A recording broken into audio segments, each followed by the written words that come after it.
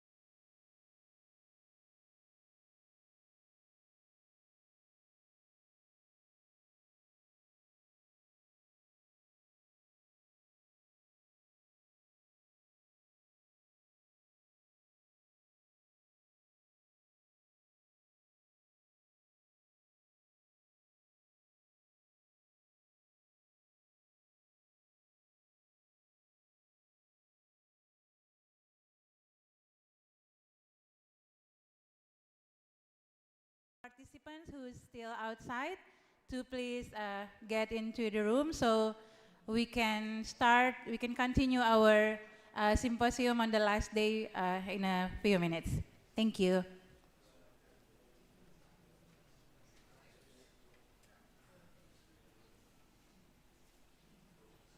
Yeah.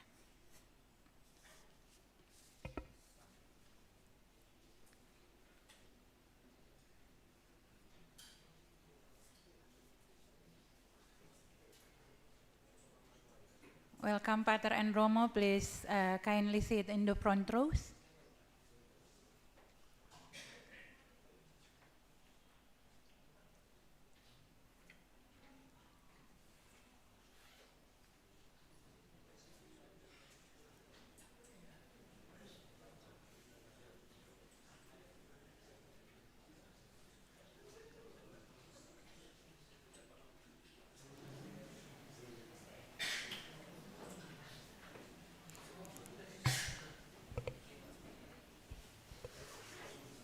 All right, so good morning. Yeah, it's morning now. Okay, distinguished keynote speakers, Ibu Dr. Benjamina Flor and Dr. Enqi Weng, who's joining us from Australia by the Zoom, and distinguished panelists, Professor Alexander Flor, Dr. Anthony Leduc, the faculty members of IFTK Ledalero, and the presenters, and all the participants who is here and those who are joining us online. So welcome back to the third day of the International Symposium on Religion, Media, and Culture. After the first 2 days, today we continue and bring this meaningful academic journey to its conclusion. And before we begin, let us once again ground ourselves in prayer. And I would like to invite Frater Andito to lead us in the opening prayer.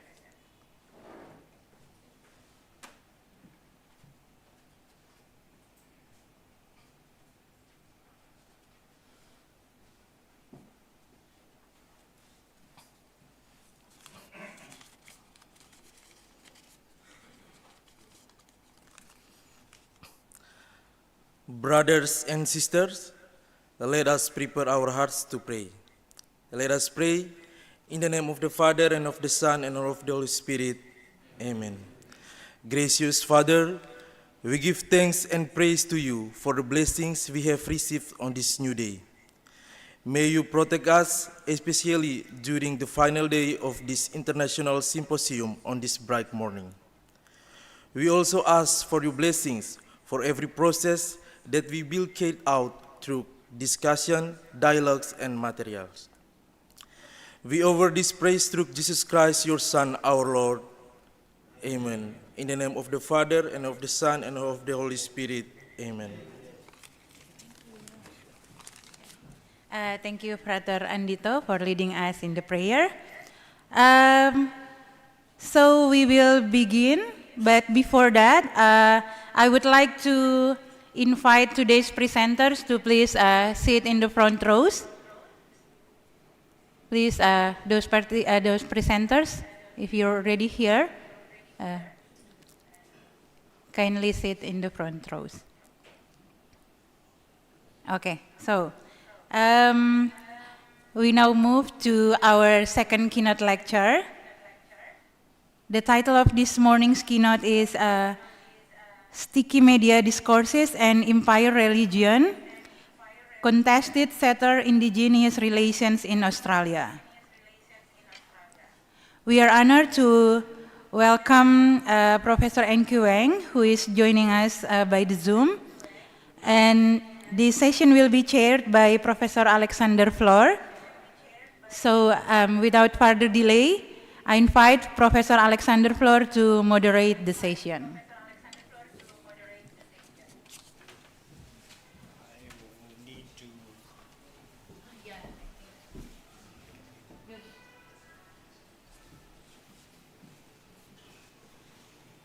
Maybe the audio, should I, sorry.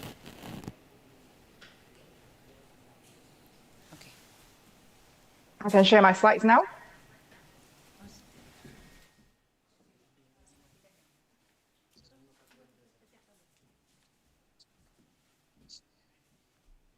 Faculty and staff of the Ledalero Institute of, let me just,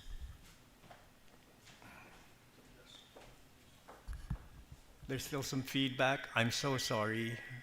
We need to switch on.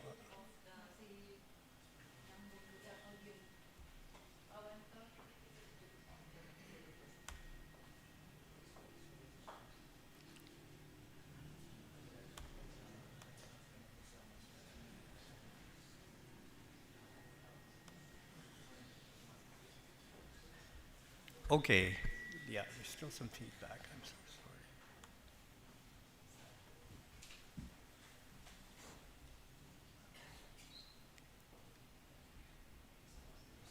sorry. Now, let's proceed. Friends, colleagues, presenters, and participants of this international symposium on religion, media, and culture in Southeast Asia. Our next keynote speaker will allow us to continue our conversation on communication and conflict, which we began in yesterday's panel discussion. She is the author of Media Perceptions and Religious Changes in Australia, published by Routledge in 2020, and co-managing editor of the Journal of Religion, Media, and Digital Culture. She served as Vice President of the Australian Association for the Study of Religion from 2023 to 2024, a media sociologist and teaching fellow of the School of Communication and Creative Arts of Deakin University in Australia. Please welcome Dr. Enqi Weng, who will speak to us or deliver her paper on sticky media discourses and empire religion. Dr. Enqi? Thank you so much, Professor Alexander, for the very warm welcome and the introduction as well. Thank you so much for having me here today. Selamat pagi to all of you. And blessed Lent for those of you who celebrate. Blessed Ramadan if there are any students there who celebrate as well. I hope my slides are organized. I don't think I'm getting this right. So just give me a minute.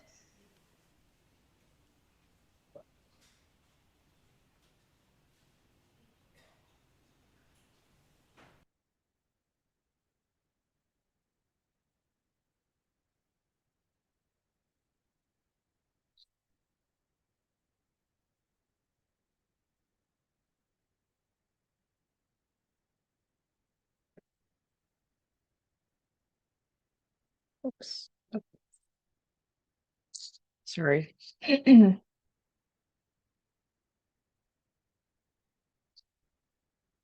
think this is what I want you to see, not my notes. Right, I will keep time. So thank you very much for having me. Look, I'm very aware that this is a symposium about religion, media, and culture in Southeast Asia. So what am I doing here talking about Australia? But I hope to allow you to see through this presentation why I am involved, and hopefully you can take something out of this presentation. I think it's important as part of this presentation is that, so this is a bit of an overview where I want to share with you my own research journey, how I got to this research, and then to the end goal of where I am current at in thinking about what does decolonial work potentially look like. I don't have answers, but I want to walk you through two main research outputs that I've produced during this time through my doctoral research, as well as my postdoctoral research, and why that has shaped my thinking. Now, I don't know what you know about Australia or what your imagination of Australia is, but I came to Australia as an international student from Singapore. And so my starting point and my interest in looking at religion in the media really came from that starting place, that dissonance in how Australian news media talk about and portray religion, but also a general kind of disinterest in study of religion in Australian higher education. There is this sense that why is religion interesting? It's not going to be important anymore. And so Recording in progress. I was really interested in taking that Asian or a kind of a non-Western set of lens or perspectives in looking at what is going on in the Western context. Now, for all of us who are scholars in this room, a lot of the literature that we read and draw on are heavily from European Western context. And so this is my way of trying to maybe flip the narrative, that we can also interrogate what is going on in Western context through Asian lens. So it was also a time when I arrived where there was quite anti-Muslim sort of sentiments in Australia at that time. And coming from Singapore, where there is a lot of religious diversity, just like in Indonesia, there is often this sense of like, we need to get along well across these differences. So part of this research interest was also about trying to understand what is this hostility in Australia. So I'm going to talk you through two main research outputs. So the first is my book on the left, that's my cat. And the second is the paper that I will largely be talking through. Now, time is of limit, and I know you have had very full days. I know what it's like being the last day speaker. So I'm not gonna go into like a lot of details, but I just want to paint you very broad pictures of what I have done in my work. And if you are interested and want to pick up to read, these are the materials that you can go for. So a bit of a background to the Australian religious context. Oftentimes, from an outside perspective, people have different narratives about Australia and its religious or cultural context. For many, it could be like, oh, it's a Western Christian nation. For others, it could be, there is a lot of migration, so there is a lot of diversity. And they're all simultaneously true. However, the predominant narrative about religion in Australia has been that it's in decline. And so it very much follows this secularization theory that is that, religion is not going to be important anymore. But we know that's not true in a lot of parts of the world, and definitely so in Indonesia. It is still central to a lot of cultures, but in the West, that is different. However, somehow the West tends to have a strong hand in shaping global narratives about religion. So in more recent times, when we look at other sort of research, if we move away from this dominant secularization thesis, it's actually a lot more complex. So migration is definitely changing the religious composition of Australia, and there are these nuances that we can kind of unpick, but I shall not do that at this point. In terms of kind of like social conservatism that is being observed, for instance, compared to so just within, because I know Momia is has a strong Catholic demographics. There was an international study of Catholic women that was being produced, and it actually showed that the young Catholic women were a lot more conservative compared to the older Catholic women, which are, you know, largely predominantly white European background. And so you can't get a sense that, you know, this migration is changing Catholicism in Australia as well. Now, I think what was really interesting for me is that what we often overlook when we look at this context of religion in Australia is that we don't actually look at Indigenous populations very much. So they tend to be overlooked, even though their worldviews are deeply spiritual, and it is, you know, the center of their beliefs. So moving on, I am going to talk you through my media subject for my doctoral research. So the Australian Broadcasting Corporation's Q&A discussion program is what I studied for my PhD. Now, I know that a lot of you have sort of like moved on to, you know, digital platforms, and there are a lot of exciting stuff that are produced in this room, I'm sure. But this is a discussion program that tried to do this multi platform sort of thing. So it was a program that ran from 2008 to 2025. So last year, the national broadcaster decided, okay, we're just going to stop the program. We need to move on to other things. But how this TV program worked at that point in time was that there is a host. They invite different sets of panelists every week to talk about a particular issue, and the issue is defined by the panelists who show up. Now, the audience in the room are able to put forth their question for discussion, and there are also tweets that appear on screen. So it tries to do these sort of like, you know, in the room discussion, on screen discussion, all at once. So for my doctoral research, I really just studied what appears on the screen, and I, you know, did a lot of, as you can see, studied quite a number of episodes, 93 episodes over a period of 2009 to 2013. As many of us who study religion know, it's a term that scholars are still debating over how to define it. So for me, because I wanted to look at what is religion, or who gets to talk about religion on this program? How does it come up on this program?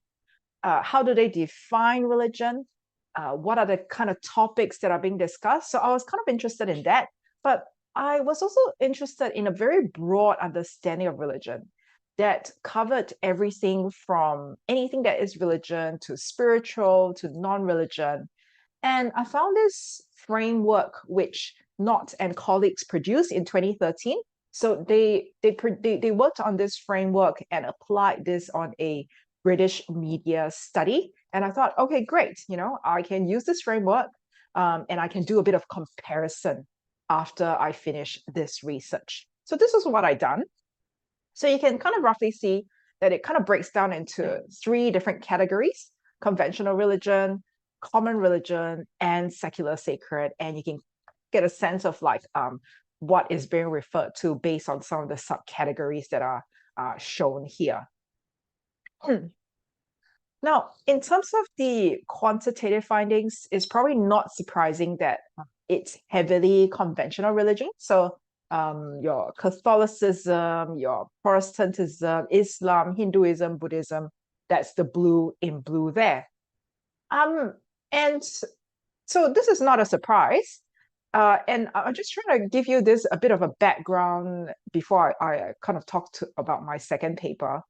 But largely, the qualitative findings were really interesting in that when religion comes up as a topic of discussion, it's primarily framed through institutionalized, gendered, and racialized perspectives. And what I actually mean is that it was largely white middle class men, so mainly Anglo men, who were kind of invited on this program to talk about religion. And other perspectives, so the women or the non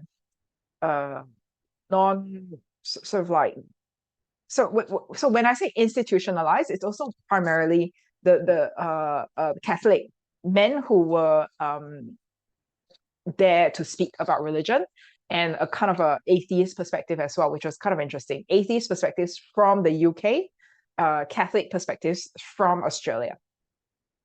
Now, so there was very little sort of like women or non-Christian or even other Christian perspectives that were on this program. There was also very kind of narrow views of Catholicism or Christianity very broadly. There wasn't any kind of differentiation between what is Catholic, what is Protestant, and there was very a kind of repetition across the episodes around particular religious concepts. So when religion comes up, they just talk about things like what is the soul and what does the soul do when we die? And that was kind of it. But there was also in Australia, the same-sex marriage debate was actually quite significant during this period as well. So we have here a very narrow perspective, very limited perspectives. There was not a lot of diversity. But also what was interesting for me was, besides what is present is what is not present. And what is not present is actually, I don't see a lot of Indigenous representation. I don't see any discussions about Indigenous beliefs.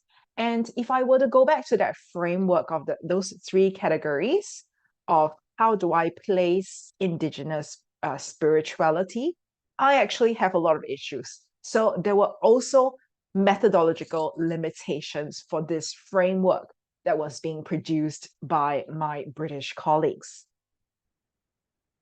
So it is at this point that I began to have this idea after my doctoral research that this idea of religion is really mainly constructed by white middle class men of particular religious affiliation. And so what was actually interesting was that when I compared my findings to what the British media study found, there was actually quite similar. And so this idea that there is this cultural or colonial legacy that remains in Australia that continues to persist, that got me really interested. And, if we think about Australia and where we are, Australia is far closer to Indonesia, it is situated close to Asia, and it's so far away from Europe, so why is there that colonial legacy that continues to persist?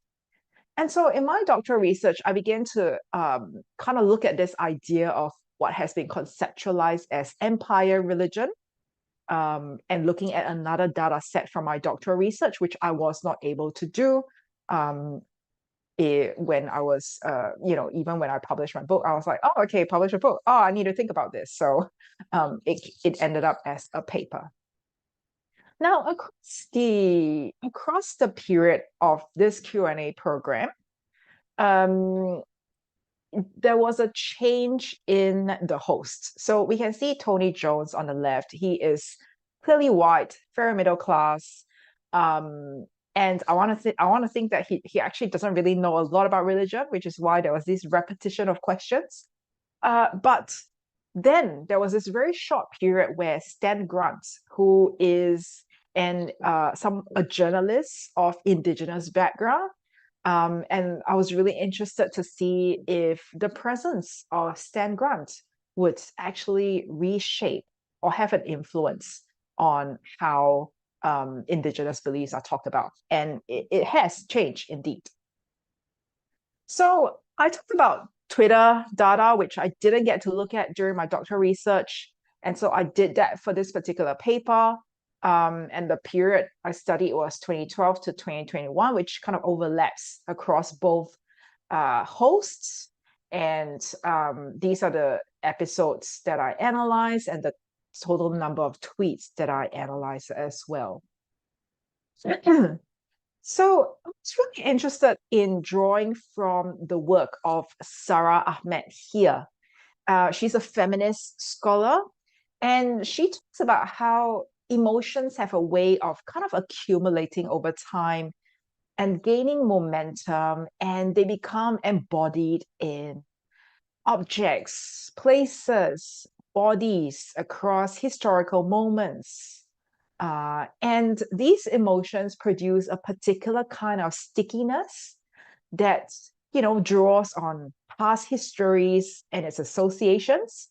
And they may be concealed at particular times, but they may erupt in particular times as well. So I wanted to apply this idea of what she talks about stickiness on media, right? As forms of objects and platforms that we study. And given that Q&A brings together these different platforms, it can also generate very strong emotions when particular topics are being discussed. So emotional politics can be influenced by trigger themes. There are particular triggers, in discussions that bring on and evoke very strong emotions, and these triggers often tend to draw on, ideas or symbols that carry very significant or strong national or societal significance. They can be really intensive during these heated discussions, and they can kind of like bring together that sort of discussions around particular times. So for those of you who do like, network kind of social media analysis, you might begin to see that visually, right? That coalescence of these heated discussions, and they may sort of dissipate over time as well. So I was kind of interested in that idea of stickiness. But I was also interested in this idea of empire religion, which to me is an idea that the idea of religion itself is heavily Eurocentric. It is a category that has been produced by European thinking, and I think it's important to kind of call that out and not leave it to invisibility. So I'm also thinking about this in line with other scholars who have been thinking about, a lot of decolonial work in other disciplines, for instance, but also including in studies of religion. So I think that there's much more thought in this space right now. And so I was kind of interested in applying that theoretical lens on this particular paper. So to frame the paper, I was interested in what does this sticky discourses look like when it comes to talking about religion, and to what extent is empire religion present in these discourses. So I probably, had a sense that I was going to find what I was going to find. And I could have like, put together more data, some examples, but I'll leave you to look that up in the paper if this is what you're interested in. But so generally and broadly, I do find this presence of empire religion, this idea that it's very much drawn on institutional understandings of religion. It can be quite authoritative. It can be quite moralistic. It is most often dependent on some form of moral behavior. And this is just contextual, right? This is sort of like in Australia, there's still a lot of discussions around same-sex marriage, for instance, and gender and sexuality issues are still kind of intertwined with religion. And that's when the presence of empire religion is quite prominent as well. Now, bearing in mind that actually during this period that I studied, there was actually indigenous representation, maybe because of there's representation through the host and it translates through the discussion. But this is also where we begin to see discourses around this entanglement of Christianity or religion. Sometimes the terms are used interchangeably, as well as colonization. So we are beginning to see indigenous representation. We're beginning to see these discourses made visible about the problems of the past, the histories of the past, and that has definitely come up primarily through the presence of a particular indigenous Christian pastor, Ray Minnicon. He was very vocal about the impact of colonization on his community, and even him himself as a Christian. He says that there is this problem. So indigenous representation really opens up the way for topics that are previously silenced. And so that's how we can begin to see these discourses around colonization and religion. And the final point on sticky media discourses is that even though a topic of discussion is not about religion and was not intended to be about religion, it became about religion. So the example that I have is there was a question that was asked about climate change. Climate change is a big issue in Australia. So there was a question about Australian politics and the lack of effort or silence about climate change and how it impacts on various communities. Now, sticky discourses have this way of finding these fuels, right? There's a lot of emotions on these type of topics, and even though there were not much relevance to climate change, people begin to talk about how it impacts indigenous communities, how climate issues destroy indigenous history and heritage through colonialism, and then how the church has a part to play in it. And there's a lot of hypocrisy around the church's role in that, as well as the need for the church to confront this dark part of its history. So in other words, a question that was posed about environmental issues and climate change was a trigger that is historically informed about this colonial disposition of indigenous land, how the church is complicit in that, and how that also led to issues of climate challenges that we face in Australia today. So, you seem to be moving quickly, so I am moving to some concluding thoughts. And so I guess very broadly, if you, and hopefully I have shown this through my doctoral research, through my postdoctoral research, is that what we see in terms of how religion is portrayed on Q&A, this program, it actually doesn't really reflect the large diversity of Australian religion. Given that we are very multicultural, multi-faith today, indigenous populations, for instance, come from over 250 languages, so we are very diverse. But what we can see from this research is that this media religion was dominantly shaped by Christianity, but a particular Anglo-Celtic interpretation as well. This version of a Western Christianity was mainly defined and constructed by white middle-class men of significant public influence, and for the time that I studied, from Catholic or atheist perspectives.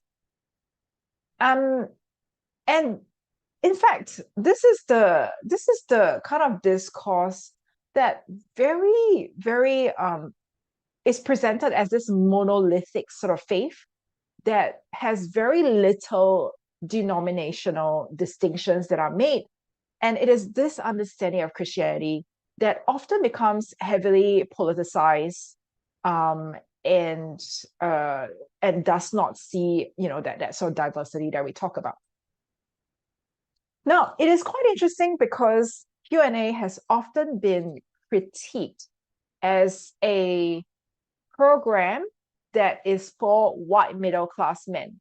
So, in fact, I think when we think about Marshall McLuhan's message, his phrase of the medium is the message, and I think it's still kind of true and relevant here, and that is that the media affordances of that platform or that we are studying, it takes on that particular shape of what kind of discourse we're going to find as well. So in some sense, the medium is, for my research at least, very much caters to white middle-class men. And so the religion discourses that are presented also speaks to that.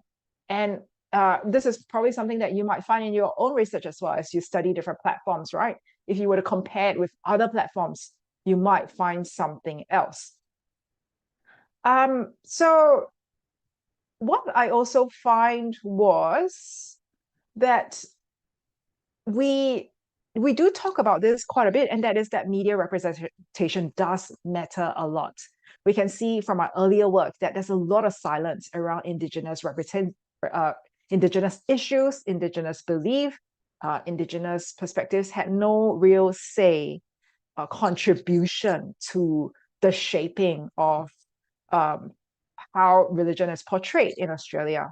But that is increasingly not the case, as you can see in my the paper that I presented, where because there is representation, we're seeing more voices, more representation, but also previously silenced topic actually being discussed.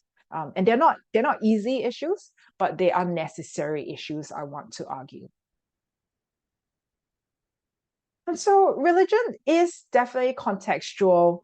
And so I think this is where, for me, is a bit about next steps here. I'm currently working on a book chapter for a handbook in thinking about decolonizing, indigenizing studies of religion.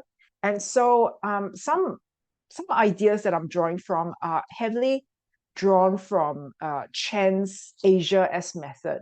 So in Chen's Asia as method, he talked about kind of this dual orientation that we kind of need to grapple with in thinking away from kind of Western frameworks of anything, but in what I'm interested in here, it is about religion, right?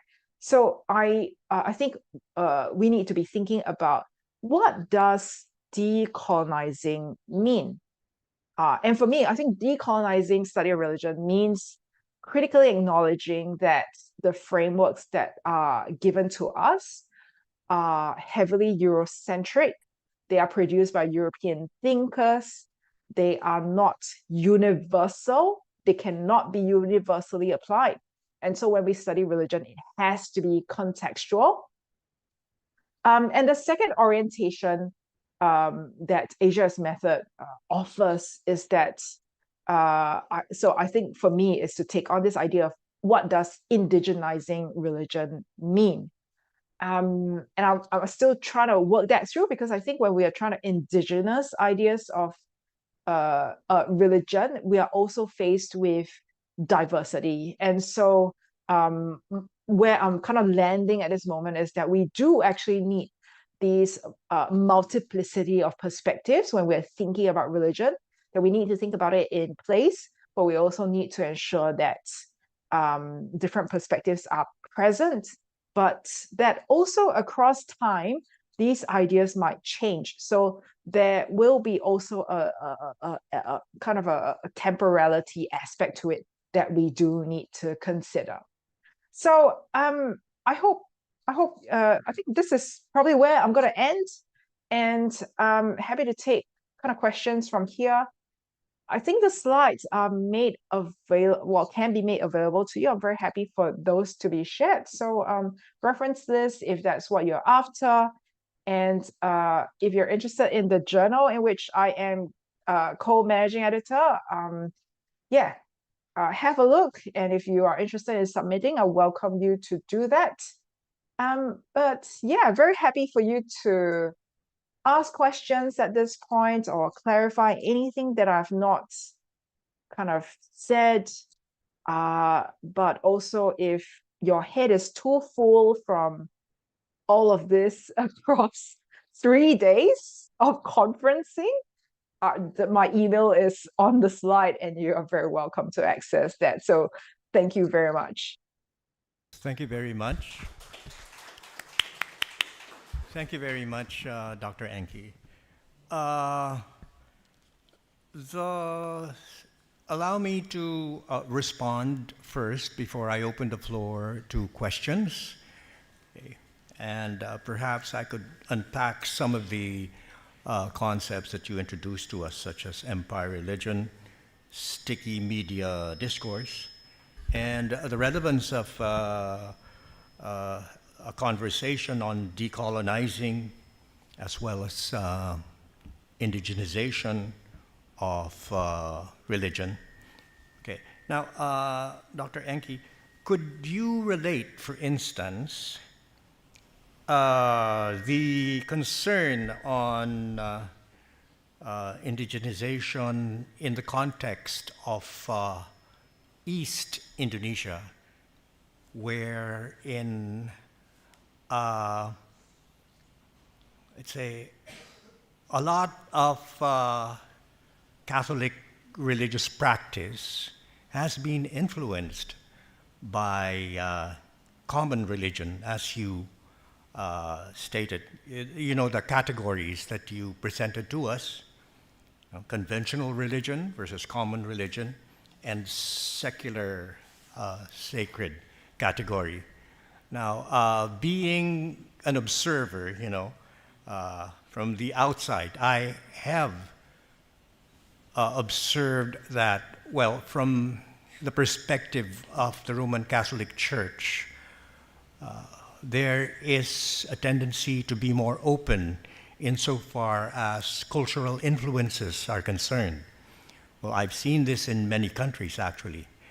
And Flores and Eastern Indonesia is no exception.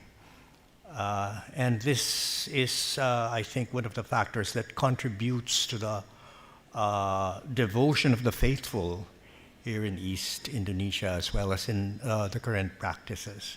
Okay.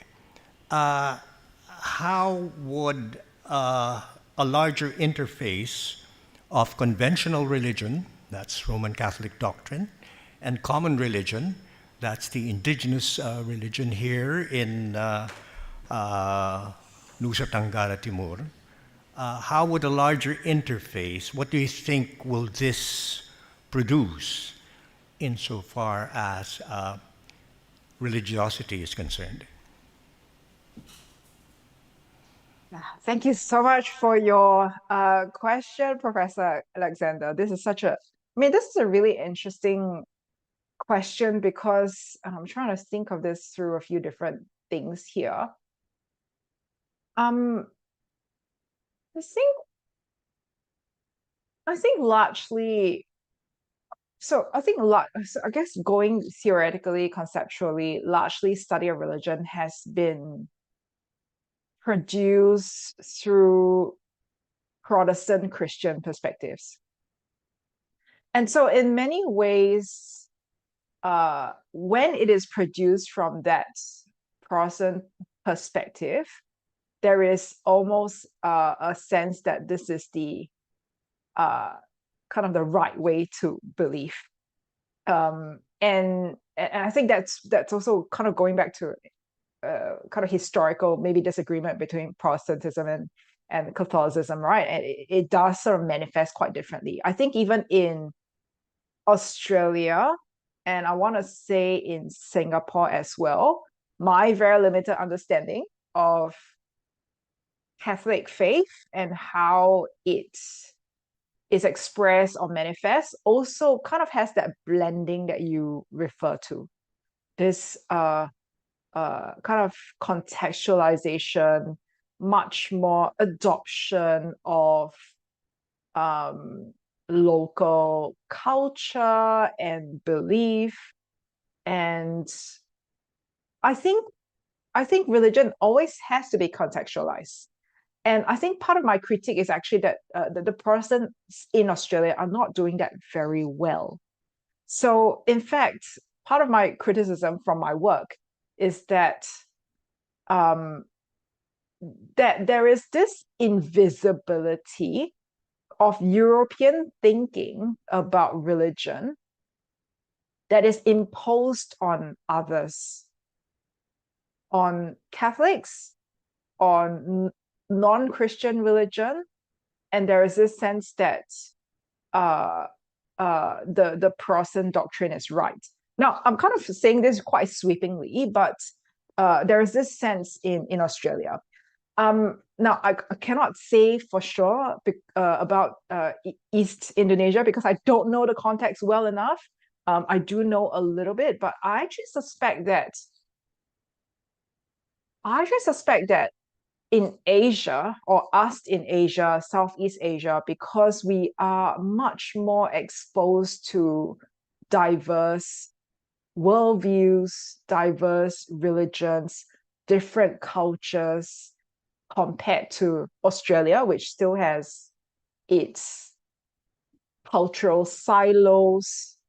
There is still very strong racism, for instance, very strong resistance to particular religions. That in Asia, Southeast Asia, we're actually a lot more advanced in thinking about decolonization. So we actually, in Australia, I feel like we have much to learn from Asia, which is why I'm drawing from Asia's method here for my next work. Yeah, thank you very much for affirming our belief in this approach of the Roman Catholic Church. Okay. This enculturation. Okay, now we open the floor for questions from our participants. I see the hand of Father Patrice. Could you, yes, please approach the microphone now. Okay. Thank you for the time being given to me. Good morning, Professor and all attendants here, and also online attendants. I am Father Patricius from the Philosophy Department of the Catholic University of Kupang, Timor, Indonesia. This is a great topic. It touches me as an indigenous Timorese people, which have been split into two worldview, even go further into two countries. For example, me and Father Anton Kamnahas, we have the same root as Atuni Meto in Timor, indigenous with our common religion, but we have to be split into two different worldview by the colonialism. We are in the Western Timor, have to go with Dutch colonialism, and Father Anton Kamnahas in the eastern part have to go with the Portugal colonialism. So we as indigenous people look at this as a wound which have to be healed. Now we are in the Catholic University, the philosophy department have MOU with the Institut of Dili, Timor-Leste, and we have some research on the border of Indonesia and Timor-Leste, and we found in the people of Atuni Meto, which has been split into eastern part and western part by the religion. These two big religions in Timor, Catholicism and Protestantism.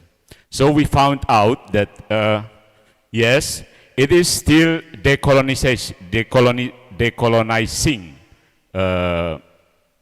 by the people of Timor, but I observe that the colonization go the other way around. We, the people of, we as a Catholic people, Atonimeto Catholic people, think that Catholicism is compatible with our common religion. But, and then we find out that the Christianity introduced by the Dutch colonialism is, they teach us that our common religion is incompatible with the Christianism. So, I found out that western part of Timor try to eliminate all these ancestors' tradition. And then they just stick on their, you know what, is 5 solas, and then Protestantism. And then, when this decolonization, I found out that people of Western people still, they just realize that they have to find out their roots, ancestor roots, and they go back into the common religion with some modification to go with this Protestantism, Christianity. And an interesting findings in the border of Timor-Leste, Indonesia, which we found that people in Timor-Leste with Catholicism, they go to secularism. We found out that the divorce of the Catholic marriage in Sakato, East Timor, is higher than the divorce in Wini, East Timor. The same Atoin Meto, but the same trying to solve the problem. The people in Wini go to their ancestor and their custom tradition, and the Catholicism, they go to the church to solve their marriage problem. But the people in East Timor, in Sakato, they just go to the secular government, and then the divorce is going high. So this is the problem. The decolonization there is, but we are in the Western people go to the core of our common religion, but the Eastern, with Catholicism as the majority, go to the secular world to decolonize this empire religion. So, what do you think, my friends here? Thank you very much. Thank you, Father Patrice, for that very insightful question, which I am sure will solicit a very good response from Dr. Enqi. Dr. Enqi? Thank you so much, Father Patrice. There's a lot of stuff in there that I hope I caught everything that you said. But I actually just want to raise 2 points here to what you have shared, and thank you very much for sharing all of that. And actually, just going back to the framework, because Professor Alexander also talked about the common religion, right?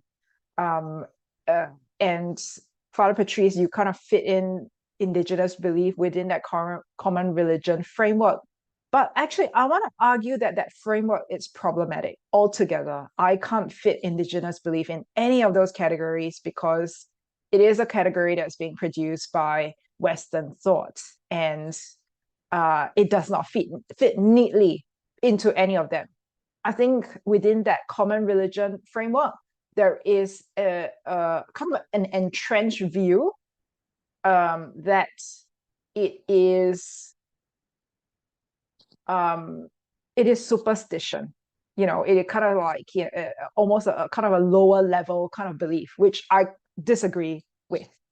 And so I find that the framework itself is problematic because it is produced by Western thought. And so I guess down to the point that was kind of mentioned as well in terms of that Protestant view again, right? Of there is this better or lesser belief, which is better, and somehow Protestantism perpetrates that because if we think about the study of religion itself, how the idea of the category of religion that we study today is being produced actually comes from that binary way of thinking, that it is a product of colonization. It is a way to separate people. You are this, we are that. You are not as, enlightened. We are the enlightened one, and we need to share this enlightened view with the unenlightened people. So, I guess when I'm thinking about decolonizing, we kind of need to also go back to the roots of how the categories that we use are itself problematic.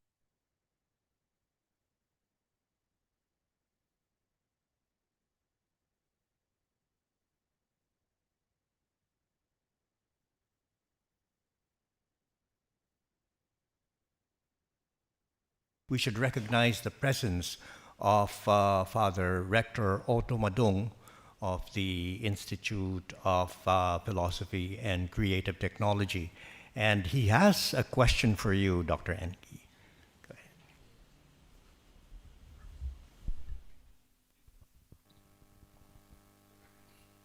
ahead. Thank you very much, Dr. Enqi, for the clear presentation. In your presentation, you presented interesting categorical framework, and I have a question. Is there any common ground that connects the categorical framework that you presented? This question is is very important for our Indonesian context, because, for example, atheism is forbidden in Indonesia, but you, in your presentation, you regard the atheism as a sacred, a secular sacred, and you put it in the same level as religion. And I think it is important for us that you explain the common ground, because most people in Indonesia regard the atheism as something against religion, and that is why it is forbidden. Yeah, thank you. Thank you so much, Father Dr. Otomatong. Did I get your name right? Thank you so much. It's a great question, because I don't think I'm trying to say that, and I don't think that what the framework is trying to say is that there is common ground. It is actually just a way to categorize. It's a way to categorize data that comes up in any sort of research. So it's also a way for us to identify for any research, especially when it comes to textual research, how materials are coded. So if I were to see within the TV program, for instance, discussions about Catholicism or about priests or about religious rituals that will come up under conventional religion. Now the secular sacred idea, the idea of the sacred in this particular framework that was produced is actually taken in a religious but also in a non-religious way. So that's why it was kind of packaged as secular sacred. And this sort of encompasses everything from spirituality to no religion to any sort of like humanism, secularism. In short, any sort of worldview, and atheism being one of those worldviews as well. So there is no like which one is kind of better or worse in that sort of way. And so I guess what I'm trying to say is it's definitely not at the same level as religion. There is no real common ground. It's really just a way for us as researchers to categorize what we find.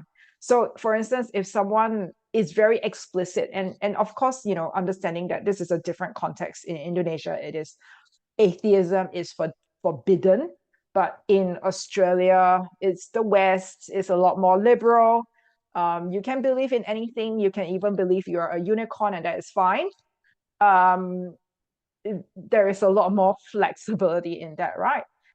And so I think there is this sort of objective distance that we take as researchers as well. That, okay, if anyone says that they have no belief in anything whatsoever, and they expressly say that they are an atheist, that will be categorized as atheism for the purpose of the research. I hope that kind of clarifies. Okay, thank you very much, Dr. Enqi. In other words, these categories are merely heuristic tools for us to analyze data. They're not really recommendations or prescriptions of how religion should be classified. So you're satisfied with the answer, Dr. Otto. Thank you very much then. May we give the opportunity for our online viewers to ask questions to Dr. Enqi. Questions, please, from our online viewers. Yes, sir, yeah. There is no, yes, Father. Morning. Yeah, Father, unfortunately, we don't have a nameplate under your screen, so please introduce yourself and proceed with your question, Father. Okay, good morning, all of you. Thank you, Dr. Enqi, for your presentation. Great, so insightful.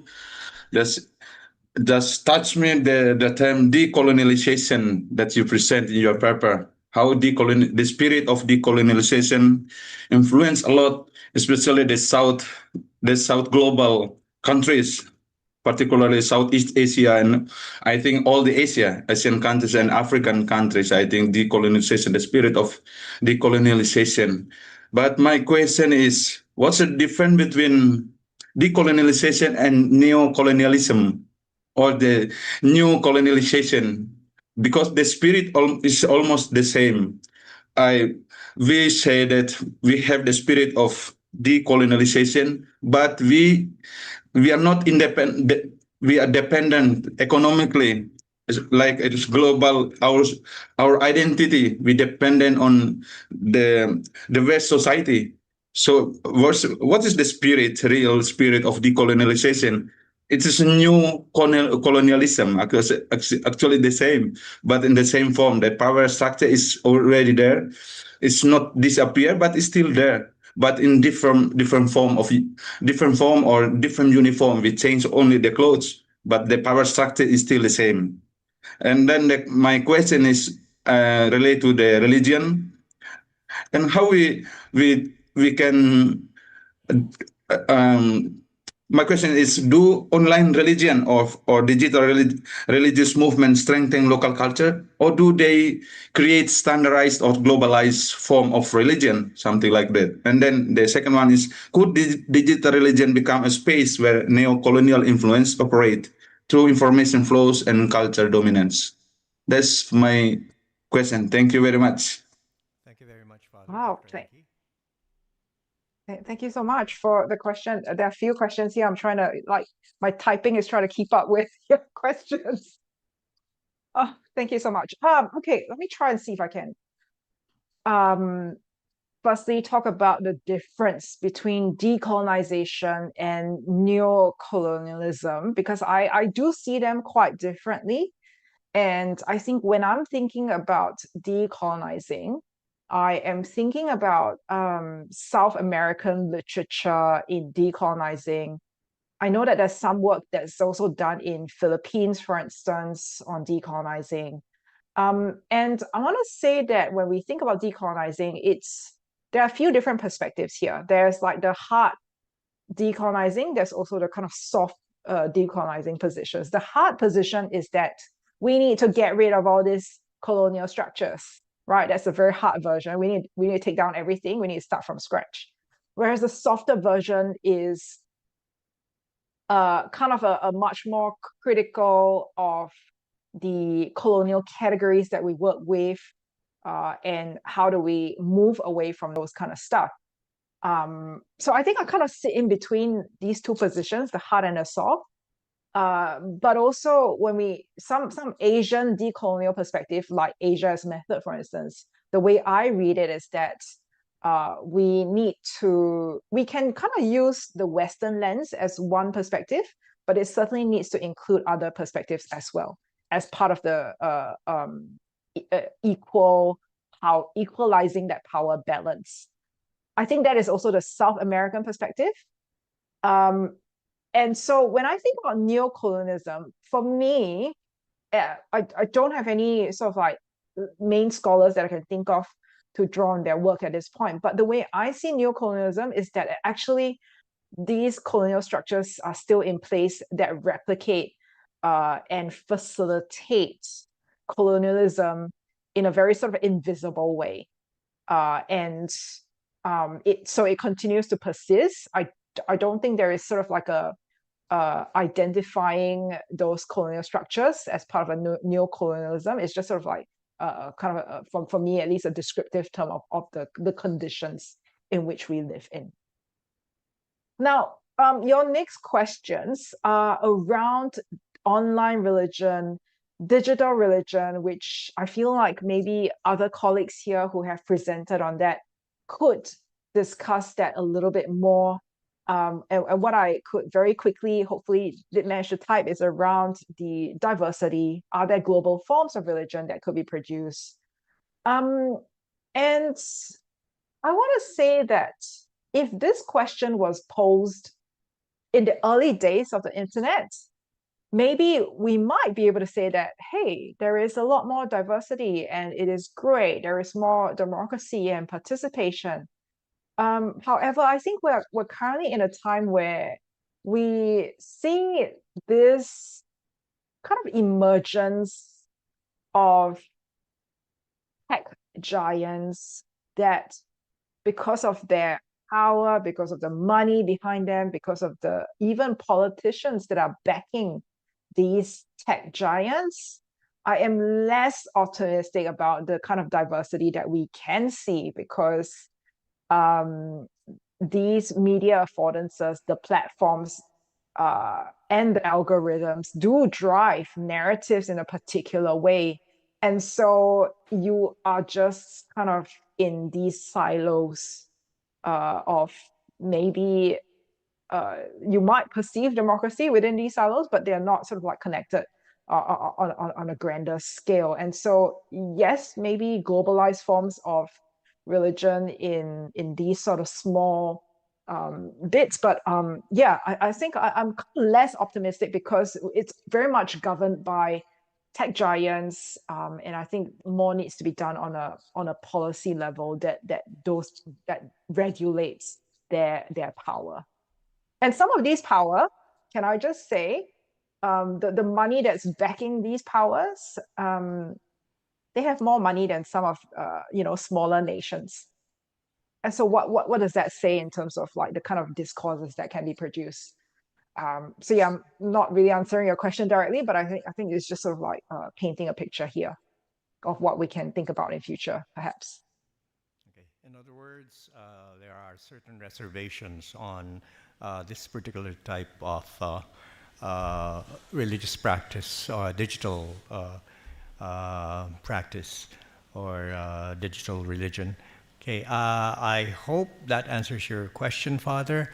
And we only have 10 minutes to go, but I'm sure that you will have no objections if we take 5 minutes away from our coffee break to entertain other questions. So we open once again questions from the floor, beginning with Father. Yes, please go ahead. Atat, yes, Father Atat. First thing is, yes, colonization was part of this formation of our religion, but perhaps do not allow ourselves to think, because if we like to blame colonization is like one of the problem. I think like we make ourselves and we allow ourselves to be the victim of this kind of colonization. But then in the evangelization, why was contextual was possible? Why inculturation was possible? Because what the Catholicism is trying to deliver to the people of Aborigine is that because Catholicism always suppose rationality, and as long as we are human, we are rational, and the Catholic teaching was bringing something beyond. That was only can be known by intuitive knowledge of the simple people, perhaps because they don't learn philosophy. Now, in our formation to become a priest, always study two very important topic: philosophy and theology. And philosophy is very, very human, but then there is something beyond rationality that is that's what the Catholicism is trying to bring to the simple people, is a faith. And now there's this decreasing of this religion. I think is because we are lazy to think, because we stop to be human to think, to use our rationality. So first thing, colonization is yes, is part, but please do not allow ourselves to be colonized by this colonialization. Also, but one thing also to remember, very important, is the ontological dimension of Catholicism, of religion, ontological dimension, which is very related to rationality. That's why Catholicism always presuppose rationality. So this is just comment. Perhaps you can comment about it, what I was saying. Thank you. Okay, so Father Atta did not have a question, but if you would like to react to his sharing or his insights. Thank you, Dr. Enqi. Thank you so much, Father Atap. I really love your passion in this, and I mean, I'm learning something from you as well, because I feel like in my journey in thinking about decolonizing, at some point I'm like it feels like a bit of a resistance here. Like, I'm trying to fight something, and so what you talk about in terms of like this positioning of victimhood seems to be very present in some of the conversations that I've had with colleagues, and the kind of communities that I talk to as well. And so I think this is where, I really draw from Asian literature, that Asia has done so much good work in this space, but why is it that, we're still dominated by Western understandings in this notion? So I totally align with you and agree with you. And it is also why when I begin this work, I only begin to think about decolonizing. And at some point I was like, no, hang on, we need to center other voices. We need to empower other voices. So we need to indigenize religion as well. I really love what you said about, that training of philosophy, of theology, and rationality, that, it's about beyond rationality. I totally agree with that. I will be definitely interested, probably not wish I'm there in person, but definitely wish to hear what you might be thinking about in terms of religion and AI. Perhaps this is something that others have already discussed, right? Like, what if we don't use our brain and we just use AI, which unfortunately a lot of my students tend to be using that these days. Do we have a question in the room that pertains to that particular issue, AI and religion? None at all. I think they've discussed it to the hilt, Dr. Enqi. Okay, so other questions? Yes, Father Lawrence, please proceed. Thank you, Dr. Enqi. It was a very clear presentation. I kind of interested in your statement there. It's when it says young Australians are more conservative than all generation of women or whatever. When you say conservative, in what way is it conservative? Like, are they open-minded enough, considering that Australian society is a multicultural society, are they open-minded enough with other religious background or ethnical backgrounds? And what kind of future lies ahead of this young generation? Is it because mostly young generation are now the son and daughters of the migrants, Asian migrants or Mexican migrants, whatever? What kind of future lies ahead? I know that back in decades back or centuries back, for example, Catholicism was introduced in Australia by the Irish generation. And then we know in the 50s and in 60s, there are Italians, Bavarians, South Germany came to Australia. But nowadays, I will say that their children or their grandchildren are like, we call it lapsed, not practicing religion anymore. What about this young generation? If we say like Asian young people are more conservative, for example, are they will be secularized in the future when they getting older, like the rest of the ladies? Yes. You get my point, Dr. Enqi? Yes. Yes. Just Okay, as, thank you. I've got just as a backgrounder, Dr. Enqi, Father Lawrence has spent a long time in Melbourne studying there. Okay.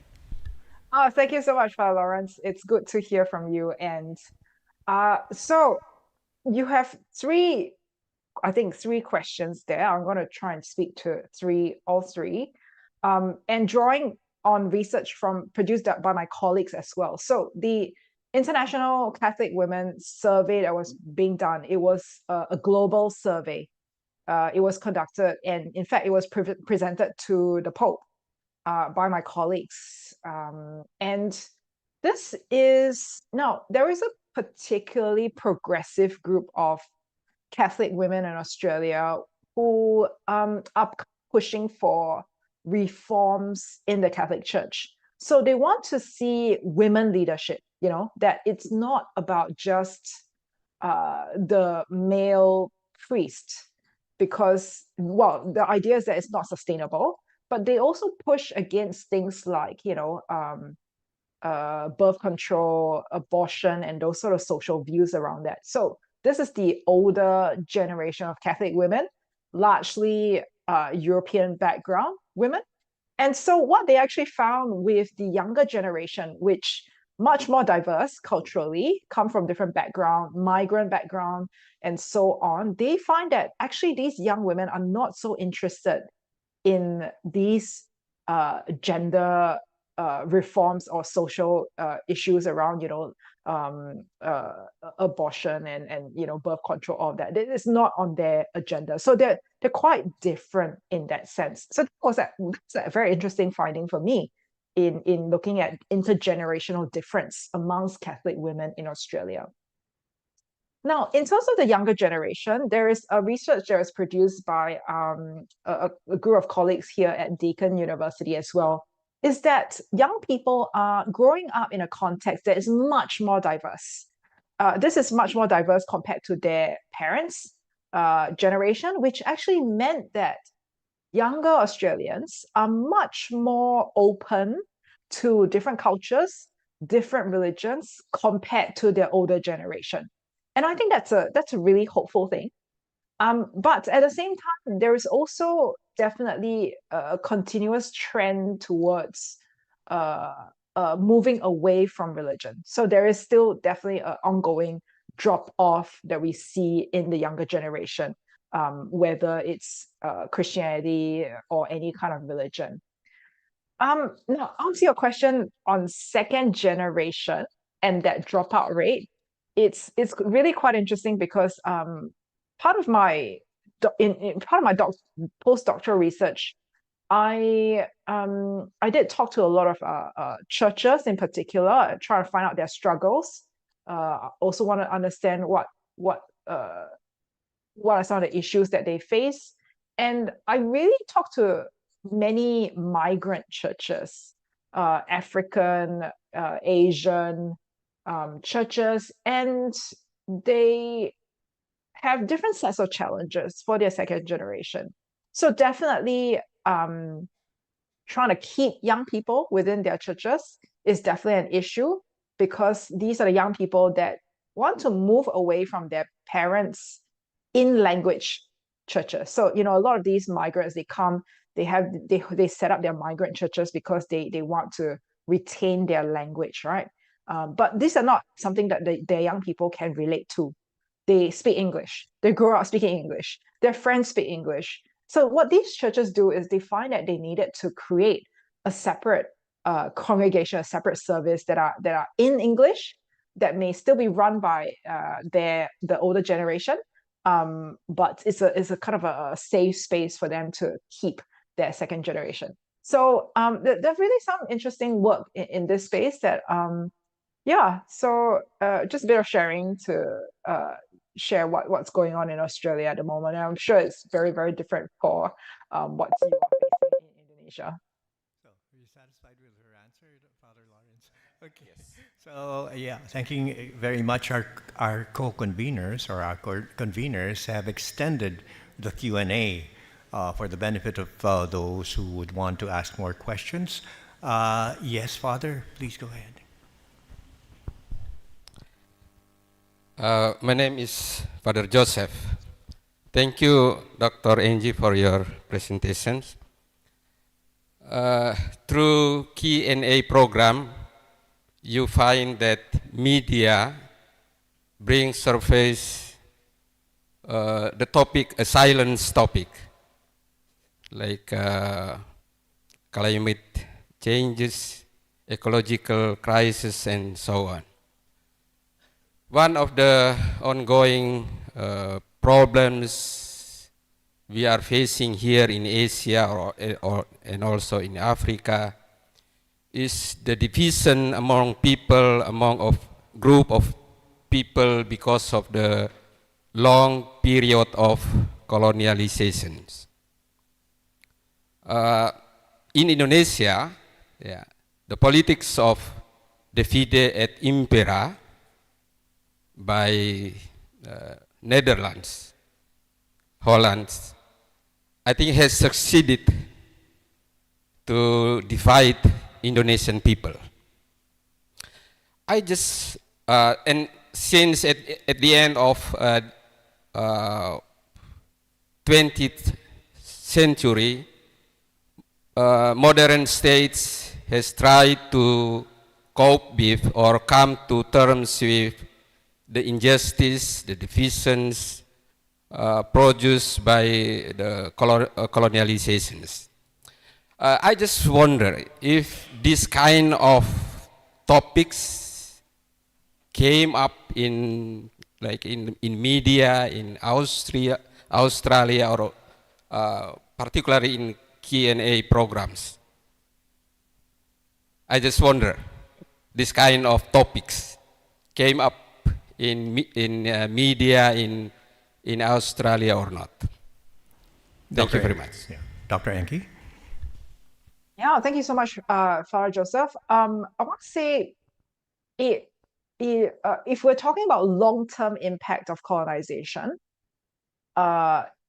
yes, in parts. So if you go to my paper that is produced, there will be some data that shows that. And that is because that is precisely what the Indigenous people of Australia continue to face. So in Australia, and for a long time, we still see that the structures that are in place, that are defined by Europeans when they arrive in Australia, they still continue to systemically marginalize Indigenous people. One key area in which we can see this marginalization is that actually when we look at health outcomes for Indigenous population and non-Indigenous population, Indigenous population actually fare worse off consistently. And so I think that in itself gives you an image of the kind of structures in place and kind of just using health as an example to show that, yes, there is this long-term impacts that are faced by Indigenous population. Now, during the time of my earlier work, I didn't see much that's being discussed about Indigenous people or their belief or how important that is. But because I was looking at religion, right? I wasn't looking at and there is no real sense that because for Indigenous people, their beliefs are so interconnected to all these different parts of their life, right? Whereas the Western view is that, oh no, religion is this separate category. Okay.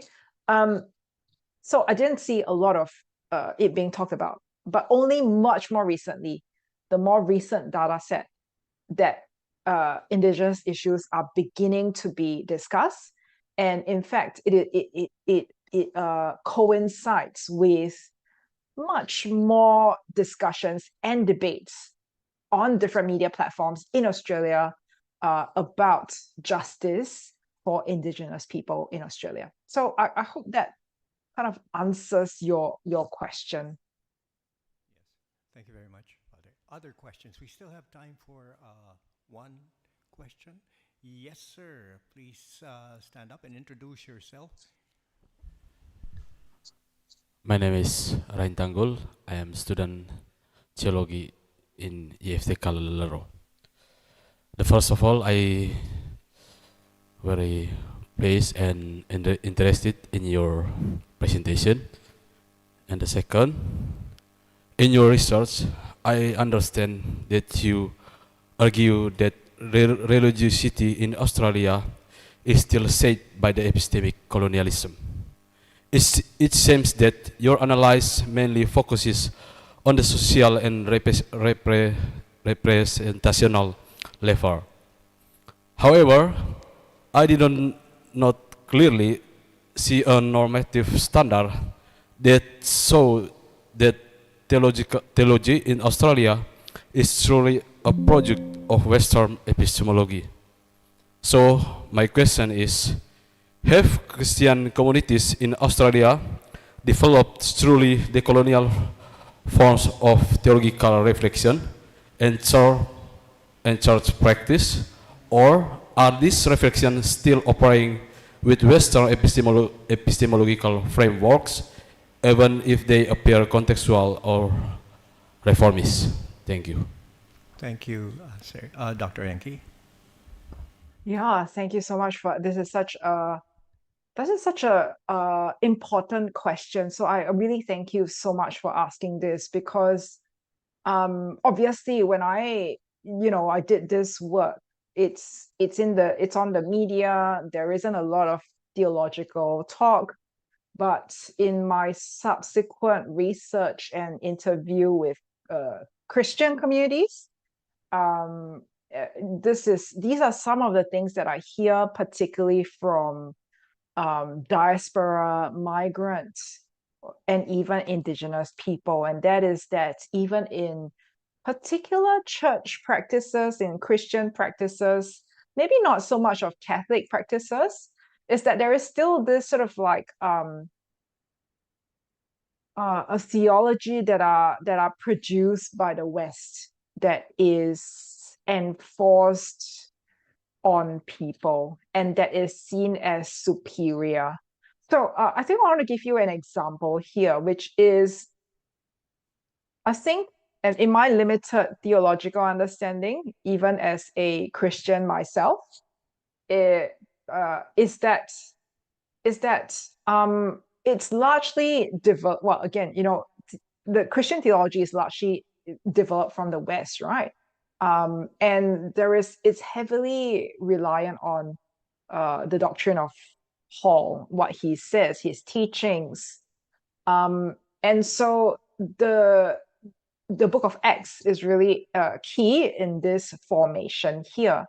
Whereas if we look at other cultures, they have different emphasis theologically.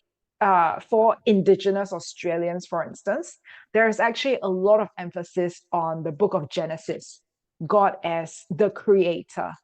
the one who makes life human and how everything is interconnected. So the emphasis becomes that interconnectedness of us as people, but also them as stewards of this earth. The responsibility, that ecological responsibility of ensuring that we are sustainable. And so, but if we look at doctrine just primarily through the lens of Paul, for instance, maybe then it's really around the right way of thinking, the right way of believing, and that actually has that shaping of how we see those theology translated into practices, and they can be quite different in terms of how they manifest. So I want to say, in short, in response to that, yes, it does come up in my other research, and I do see, say, particular indigenous scholars really pushing against this Western Christianity, Western Christian theology. And there are some works that have been produced in Australia on that as well. So I want to say we're sort of like, this is a very live conversation, and people are still thinking through, what does that look like when we introduce different cultural perspectives into theology? Are we actually detracting? Are we including? And there are a lot of questions around, like, what is truth, right, at the end of the day. So I have no strong answers, but I think I'm also asking those questions that you are. My dear colleagues, for the past hour and a half, we have conducted a very engaging discussion on empire religion and media. My personal takeaway for this session is that the West would have a thing or two to learn from the global South, particularly the church here in Flores. Okay, so let us thank our keynote speaker, Dr. Enqi Weng, for all the knowledge that she has shared with us this morning, and she deserves another round of applause. Thank you so much, Dr. Weng. Are there going to be any? Oh yes, please stand by for the awarding of certificate.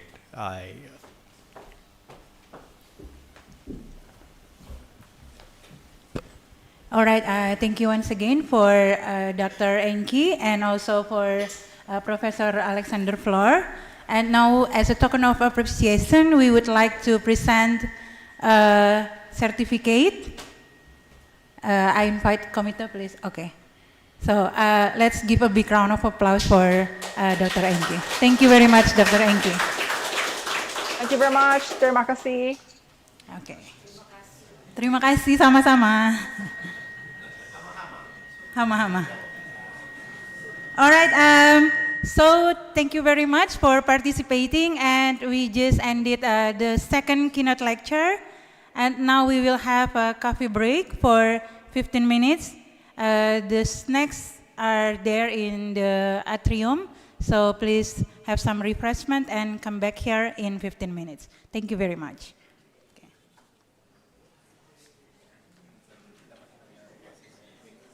Okay. Kayaknya orang sudah tahu deh.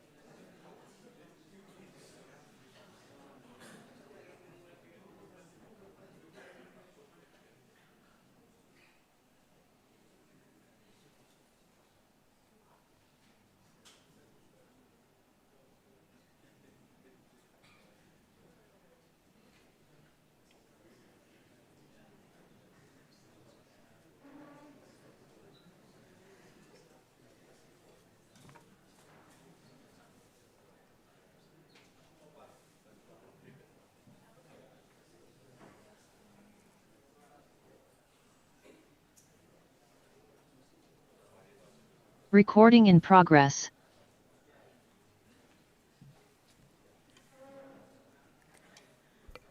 All right, so welcome back, ladies and gentlemen. We now continue with our paper presentations. This morning's paper explore ecological awareness, Catholic education, and democratic religious frameworks in Southeast Asia.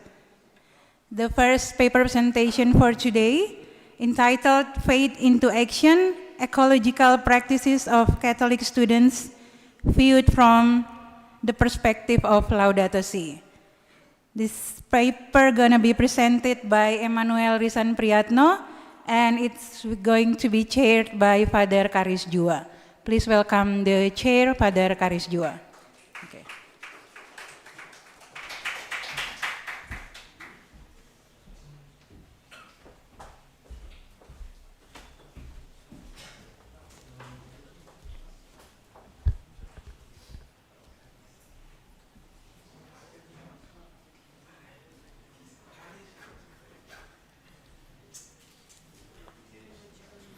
Okay, thank you very much. Good morning, ladies and gentlemen, friends and colleagues, invited guests, lecturers, and students. I am Karis. I have been appointed as your chair. Welcome back into this international symposium, Religious Media and Culture in Southeast Asia. Now we are going to conduct a presentation on Faith into Action, Ecological Practices of Catholic Students Viewed from the Perspective of Laudato Si, study case of St. John Paul II Catholic Senior High School in Maumere.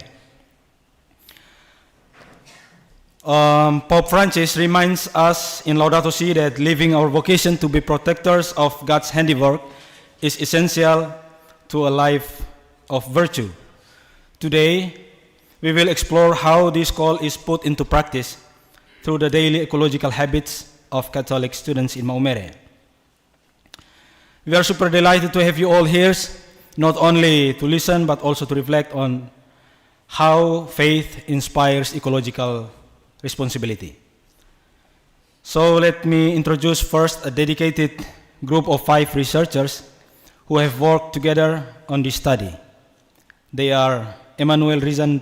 Pryatno, Daniel Mario Pedro Lazar, Febrian Mulyadi Angsemin, Methodius Tedun Lamuda, and Octavianus Abun. In this presentation, they will be represented by a young researcher, Emanuel R. Pryatno. So I invite Emanuel to come to the stage. Let us give applause to Emanuel. Yeah.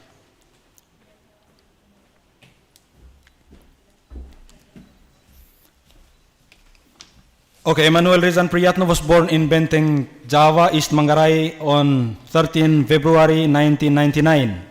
He is a postgraduate student at Ledalero Institute of Philosophy and Kreatif Teknologi. His research interests include social studies, politics, philosophy, and theology.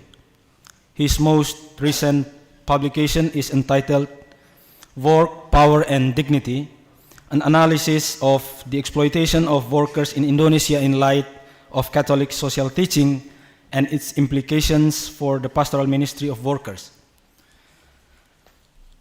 Okay, before we start, let me outline a few guidelines. First, this presentation will run for 40 minutes. So 25 minutes for the paper presentation and 15 minutes for the Q&A session. The second, please hold your question until the Q&A session at the end so the speaker can present without interruption. And the third, during the Q&A, kindly raise your hand and I will recognize you before you speak. And the last, let's keep our question respectful, concise, and focused on the topic. So without further ado, I invite the presenter to take the stage and share your findings. The floor is yours.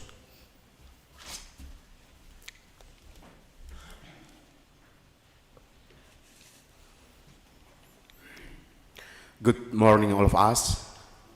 Once again, good morning, all of us. Good morning. The Honorable Rector and our lectors of IFTK Ledalero, the Honorable our keynote speakers, all the panelist discussion, and all the students and all the members of audience. First of all, I would like to thank you for this honorable opportunity. And in this time, I would like to present our topic entitled Faith into Action, Ecological Practice of Catholic Student Free from the Perspective of Laudato Si. A contemporary world faces massive ecological problems. So the Catholic Church, inspired by Pope Francis' encyclical Laudato Si, calls all people to socio-ecological responsibility and to become advocatus creationis.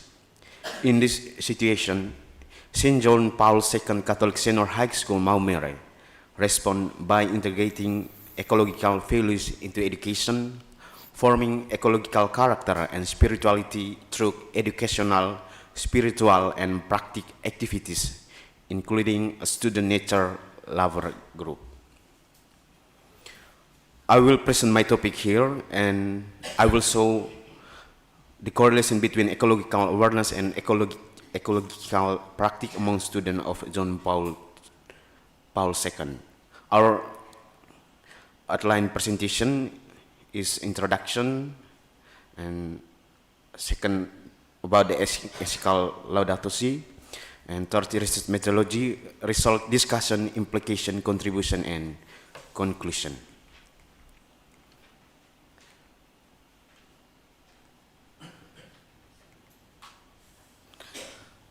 The first about Laudato Si. The encyclical Laudato Si is one of the official documents written by Pope Francis, and his main motivation in releasing this document is his concern over the growing environmental degradation and its so far reaching social impact, especially on the poorest and most vulnerable group around the world. In his view, this crisis should not be seen as merely technical or economic problems, but rather as a sign of moral and spiritual crisis. In addition, the encyclical is called for Catholic Church to take an active role in addressing global challenges related to the environment. The encyclical Laudato Si has some keys. First, integral ecology. Integral ecology is a holistic approach that places the relationship between humans and the environment as an inseparable world. The second, environmental degradation and social injustice. Pope Francis argues that social injustice and environmental degradation is dialectically linked. Over exploitation of natural resources by economically and politically powerful groups often ignores the long-term impact on the environment. Practices such as illegal logging and so on, river pollution by industrial waste and unsustainable land conversion tend to exacerbate ecological damage while reinforce social inequality. As a result, poor communities who depend on natural resources for their life are increasingly marginalized and deprived of livelihood. Third, ecological conversion and spirituality. Pope Francis also talks about ecological conversion, and for him, ecological conversion is a call for humanity to undertake. The concept does not simply refer to technical environmental conservation measure, but including an inner transformation rooted in deep sense of faith and spirituality. Fourth, global solidarity and dialogue. In the face of enormous challenge of the climate change and environmental degradation of a global nature, solidarity and dialogue among nation, culture, and religion is a urgent need. This solidarity does not mean feelings or empathy or sympathy, but a real commitment to work together to protect and care for the earth. The next, research methodology. We use qualitative research using case study and field research. Data collection technique used were literature study and questionnaire. Respondents in this study were students of John Paul II Senior High School, Maumere. Questionnaire data was taken from 30 students of grade 11. The students who became respondents were representative students from all extracurricular environmental group at Catholic John Paul Catholic Senior High School, Maumere. The students were chosen as a respondent in this research because the students of the environmentalist extracurricular group are the main object of this research. And the next research. Part 1, ecological knowledge. Based on the results of a survey, we find that most, especially about the understanding of church teaching on the environment, most response were in moderate category, followed with 6 students in considerable and 3 in extensive. This shows that the majority of students have a moderate understanding of the church teaching on ecological responsibility.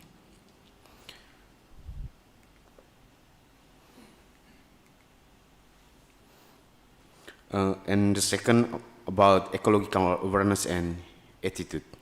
In the first question regarding environmental stewardship as part of Christian, the majority of students, 16 people, state considerable and 5 extensive.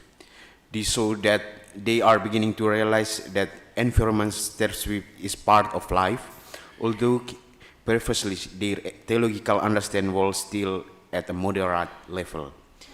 And the second question about environmental consideration in daily choice, 12 students answered considerable and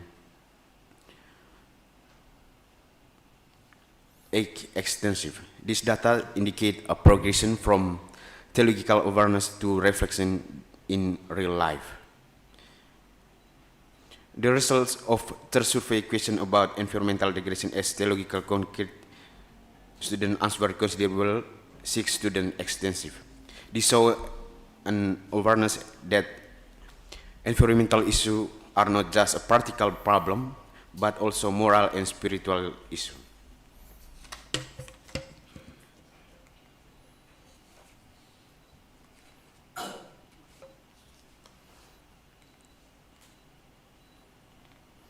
Next, about ecological practice and behavior. For environmental friendly behavior in daily life, 10 students are in the moderate category and considerable, showing initial but not yet consistent ecological habits. And regarding effort to avoid single-use plastic, they show this situation by regarding effort to avoid single-use plastic, and this indicate intention and effort, but practice are still developing.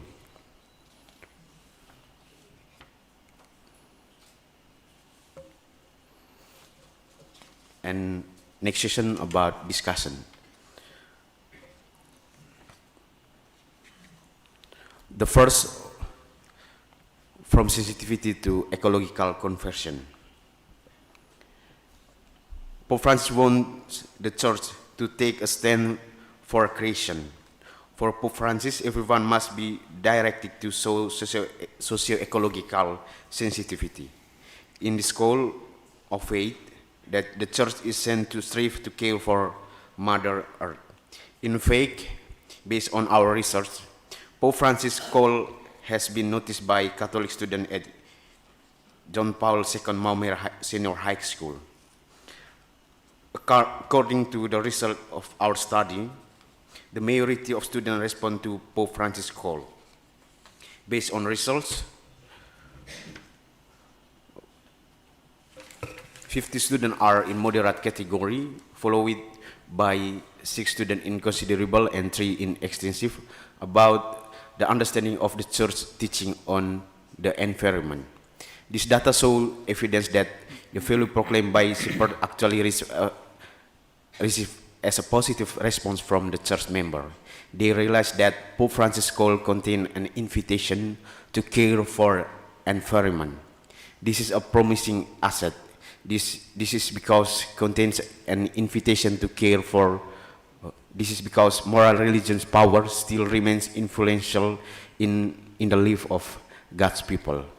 The students' response and awareness of Pope Francis' call is not without reason. In fact, such as response and awareness is supported by movement of evangelization.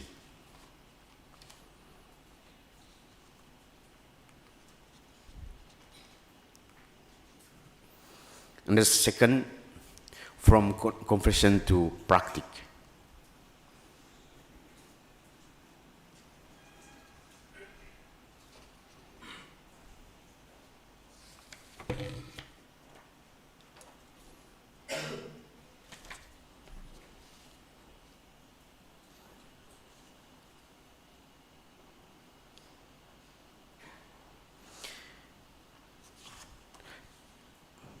Ecological conversion enables students to transcend and, I'm sorry.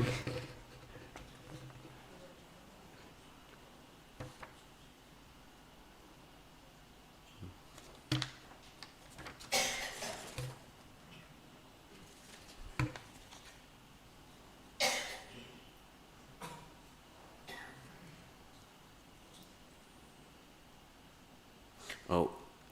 From sensitivity to ecological practice. In our survey conducted by research, the majority of students reveal that the proclaim delivered by pastoral official has influenced the view and action of Catholic students. And this data show that 70 students were in moderate category, followed by 60 students in considerable category and 5 people in extensive category. This data show that the movement of ecological promotion is actually taking place effectively. The teaching activity carried out also supported by process of conscientization for Catholic students and the effort made by priests or teachers.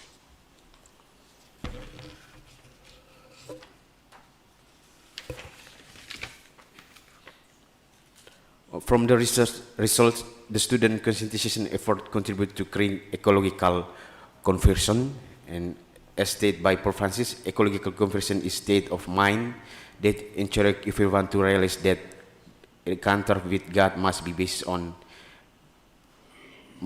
that enable them to contribute socially. The ecological conversion has several consequences. First, they transcend the anthropocentric paradigm, and the second, they become a socio-ecological person.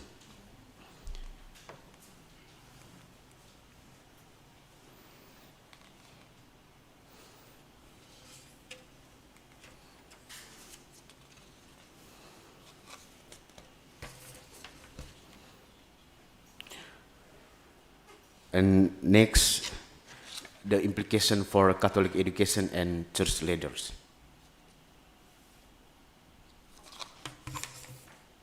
The research shows that Catholic education plays a strategic role in shaping ecological awareness and practice among the younger generation. Catholic education should integrate ecological values inspired by liturgy across the curriculum, including religious education, science, and civics.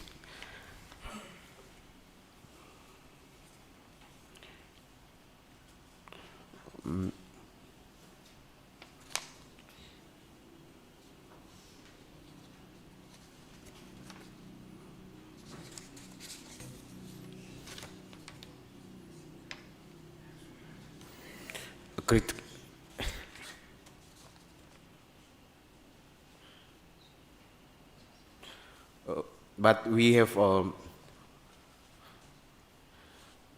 some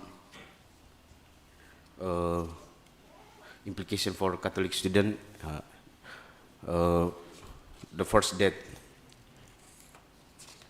the Catholic student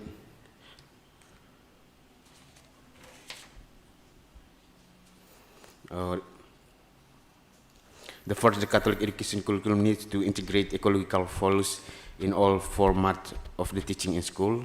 And the second, the radicalization of critical transformative pedagogy. And this critical transformative education must be accompanied by eco-spiritual formation.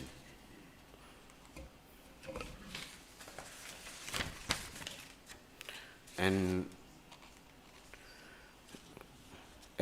for church, the church leaders are called to be role model in living out ecological spirituality. And personal example can be shown in simple lifestyle, energy saving, minimal waste, and direct involvement in socio-ecological action. And church leaders need to strengthen strong partnership and collaborative work with families and Catholic community organizers in nurturing the younger generation.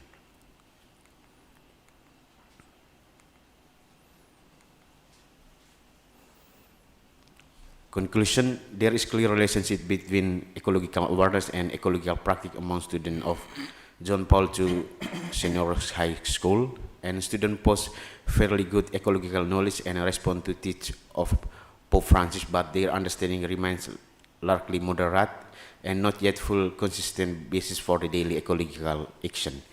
Ecological awareness is developing because many students relate concrete for the environment of their faith, yet personal appreciation of ecological responsibility and conscious personal practice remains limited.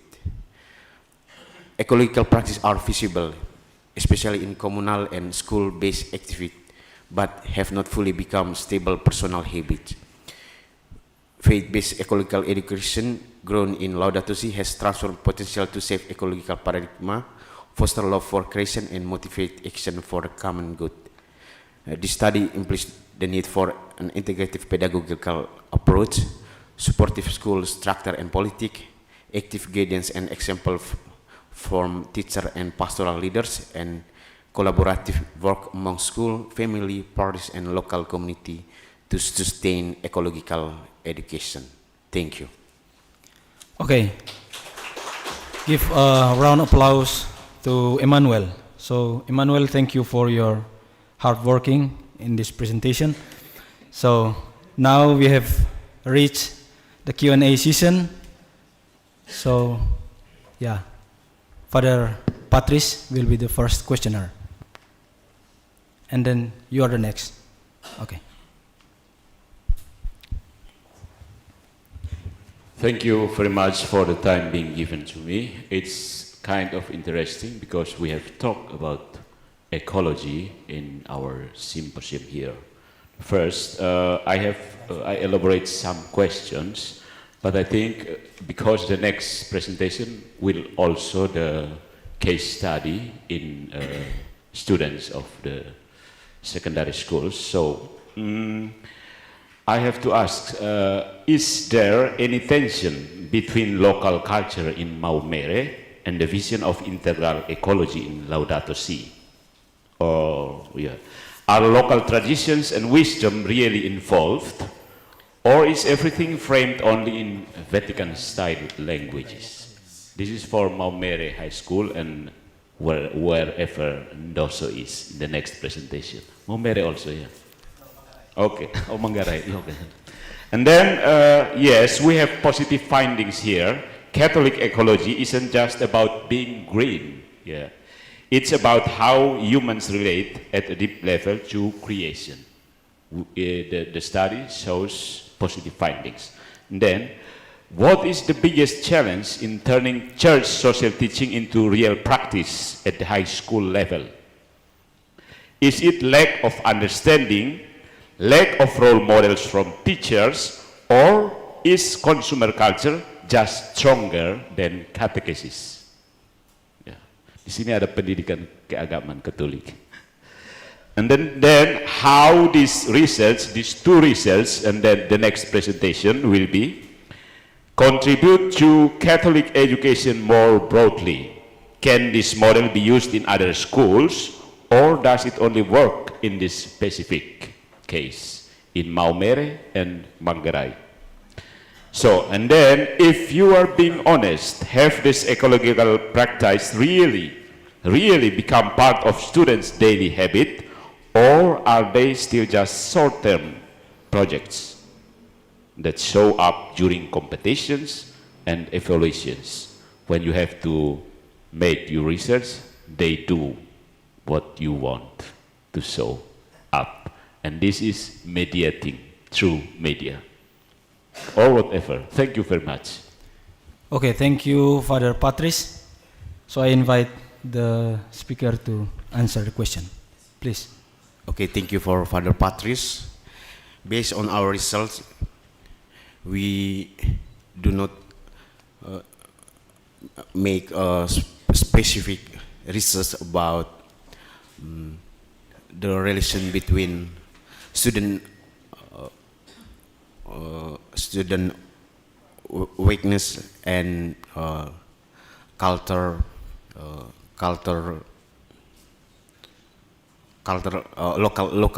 local wisdom about ecology, but our focus is the response of the student about the spirit of Laudato Si. But I think that in our local context in Maumere, the spirituality in Laudato Si is compatible with the local wisdom in Maumere and also in Manggarai. Manggarai has a local wisdom, local philosophy about ecology, and we say about gendang one lingkon peang. It means that our as a human we have correlation with the nature. I mean like that. The second. Father Patrice, please come again. The second question.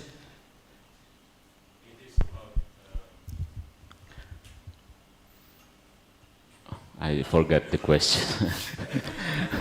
You as the moderator have to write the question. But let me find out.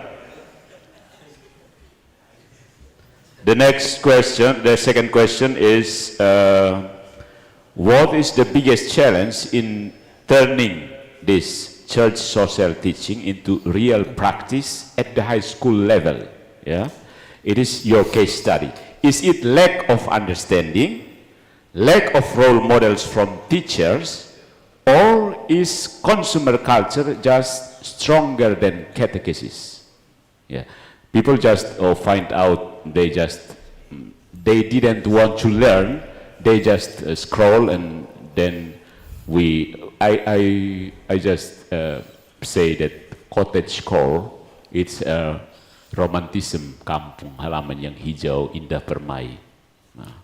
Is it or something? Thank you.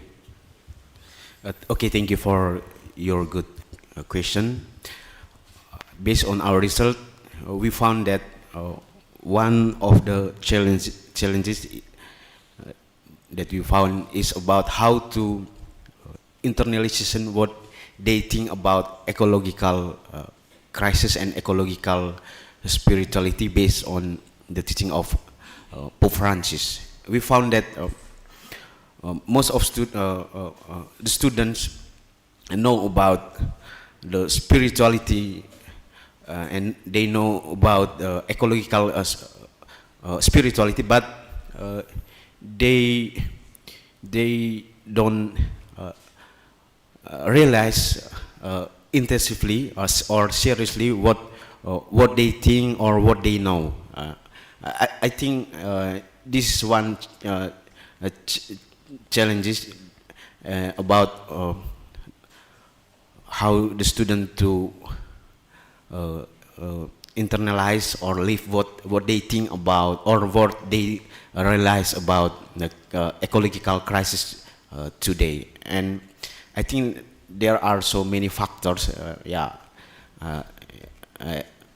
and I think we have see these problems seriously to make students live or internalize what they think or what they know about about the Laudato Si, encyclical of Laudato Si. I mean, like that. Thank you. Okay. Okay, thanks for the answer. So let's move to the next question. I see a hand raised up from the middle. Not Rizal, but the one, another one. Yeah. Congratulations to the speakers who have presented their material. My question: the author suggests the need for cooperation between schools, families, and parishes.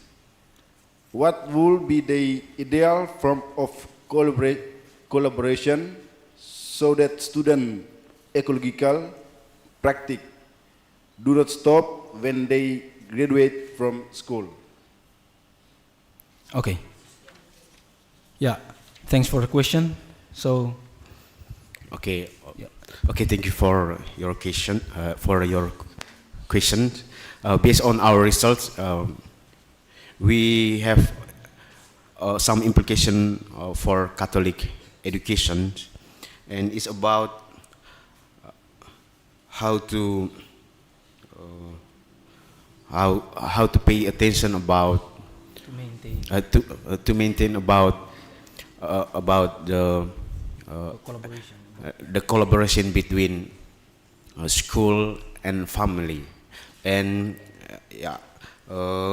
we propose about we make eco-spiritual education, and the spirituality. The point of this eco-spiritual education is not only be taught theoretically, but it should be lived through purposive religion experience such as ecological prayer, ecological retreat, ecological worship, ecological eco-rise celebration, and so on. And we do that not only in school, but in the social life or in our family. And I think that this is we need the collaboration between family and school, and we have to pay attention and make eco-spiritual education not only in a formal education but only in family. I think like that. Thank you. Okay, we still have 10 minutes. So if there any answer comes from the member of the group, please feel free to raise your hand also. So now we move to the, you can also ask question and answer in English, and both in English and in Bahasa. Okay, so now I give chance to Father Bob, please.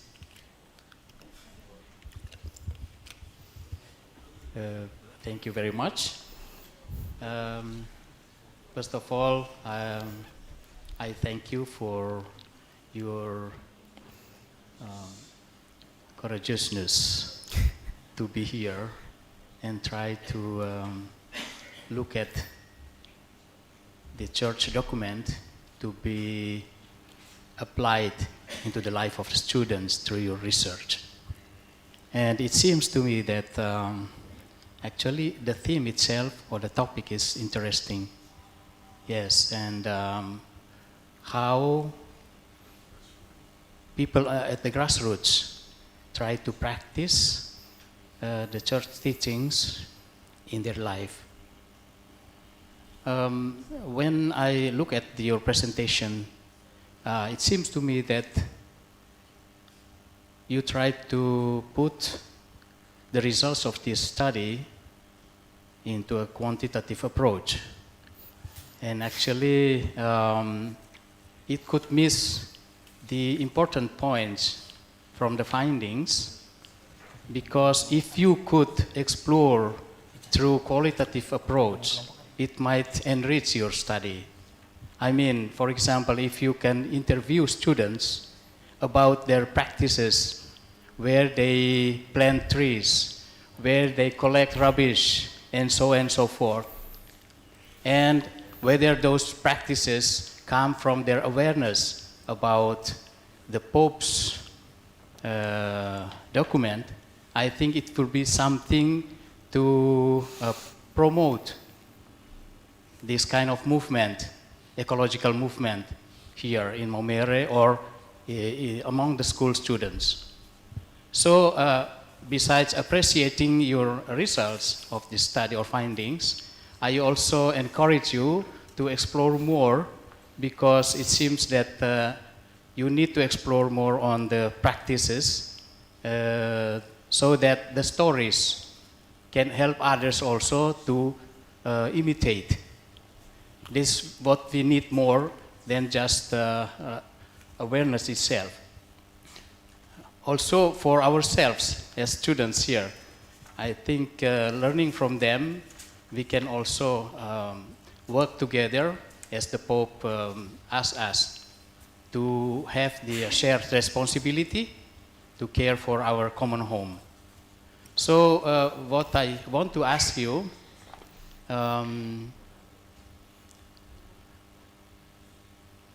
do you think there is something that you can learn from what the students there have practiced to share with other schools, to share with other students in this city or in this town? I think it is more practical as part of our disseminating the best practices among us for ecological awareness. Thank you very much. Okay, thanks, Father Robert. So please. Okay, thank you, Father Robert, for your comments, and I try to answer your question here. I think that based on our result, we find that the Catholic education has a strategic position and contribution in shaping ecological awareness, and it is so interesting for me, because when we did research in John Paul II Senior High School, we found it that the students have interesting group, especially ecological group, and they form it seriously by their teachers or their catechists, and then I think this is inspiring for other school to make a ecological group like there. And I think that when we build the ecological group, it is a good foundation to grow up the student awareness about ecological spirituality or ecological crisis. I think like that. Thank you, Father. Okay. Any comments from the member of the group?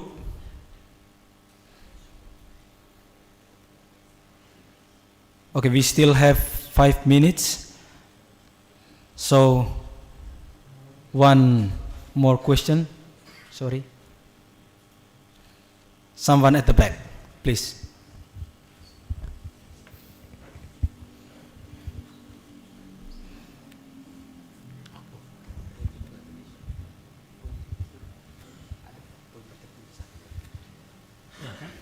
Okay, thanks for the chance that's given to me.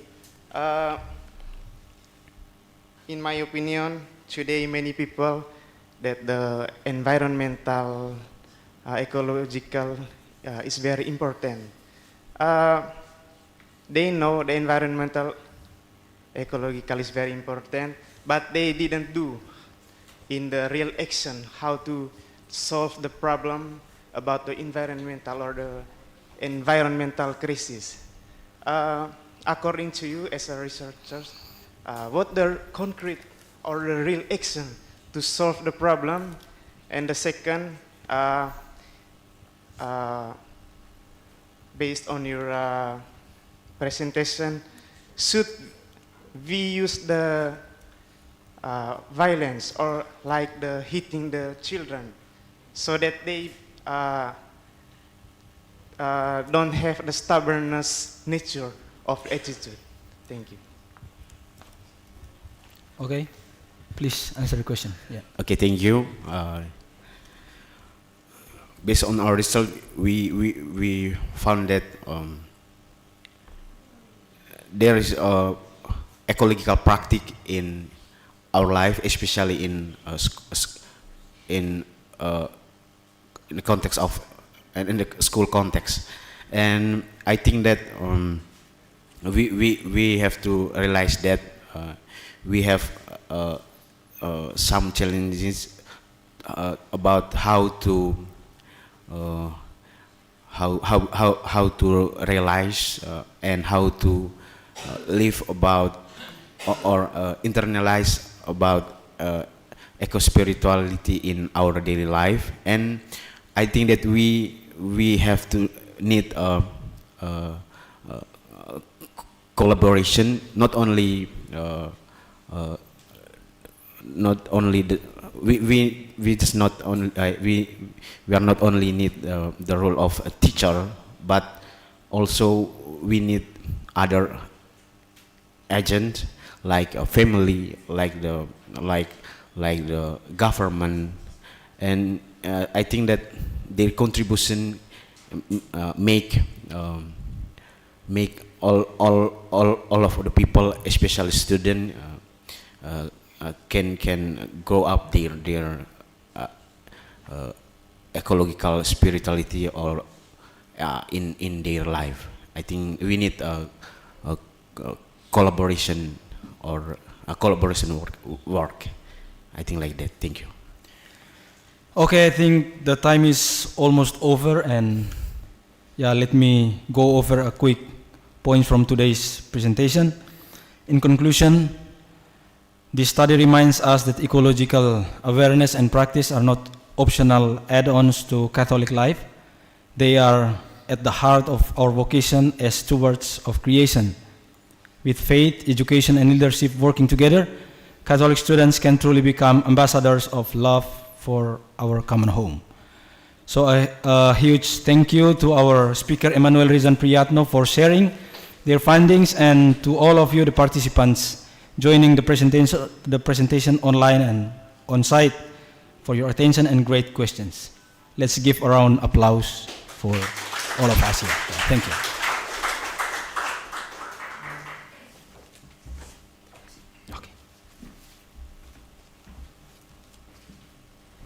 Thank you, Emanuel R and Pryatno and the groups, and also for Father Karis for chairing the presentation. We move to the next paper presentation entitled Fostering Ecological Consciousness in Catholic Youth, a case study of environmental awareness and practice in SMA Negeri 1 Undoso. It's going to be presented by Wishal Ambrose, and it will be chaired by Father Atan Dewantara. Please welcome the chair, Father Atan Dewantara.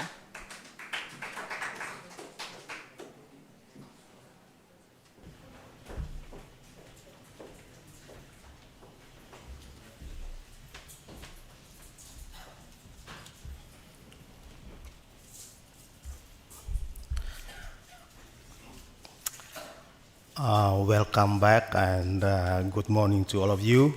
And so I just would like to call the presenter to come forward. And let me introduce you,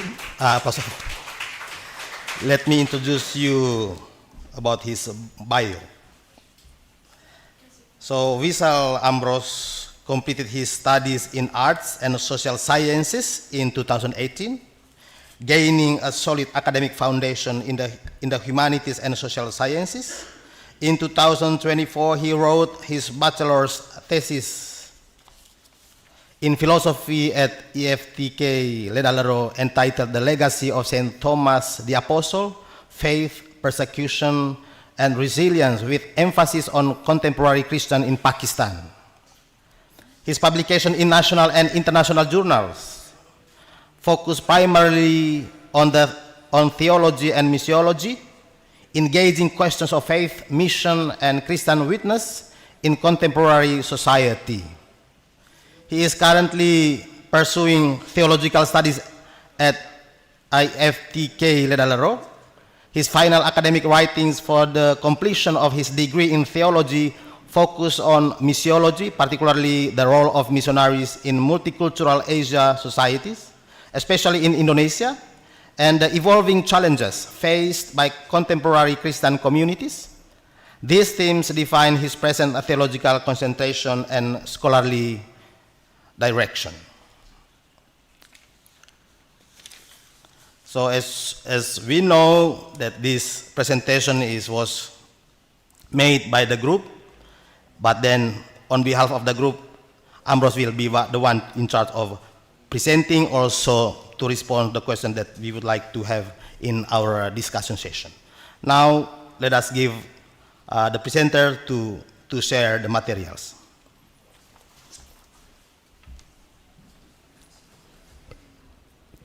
Thank you very much, Father Atan, for the very generous introduction. Respected Chair, distinguished eminence, dear colleagues and friends, good morning to all of you. Okay, before I begin my presentation, I just wanted to make a little statement or a little view or respond to the question has been asked by Father Patrice. Yes, it is true. If we listen, or if we are following from the first day, so we know that we are again and again talking about ecological issues and talking about also about Laudato Si.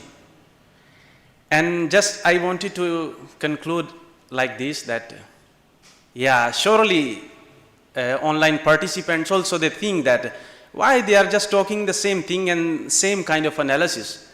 So please be with us until the end, because I will be the chair of the last paper, so I will conclude and put your questions in the box, so wait for the last session.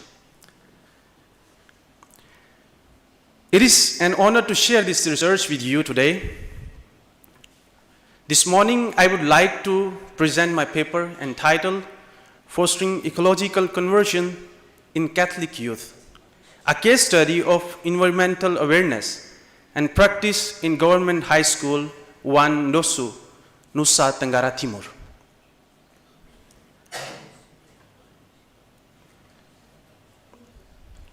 This research emerged from a pastoral and theological concern that has shared the Church over the last decade.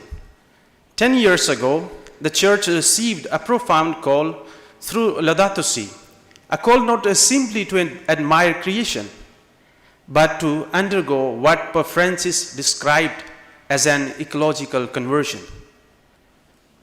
A decade later, we must ask ourselves honestly, have we formed a generation of ecological converted Catholic, or have we merely formed a generation fluent in ecological lexis?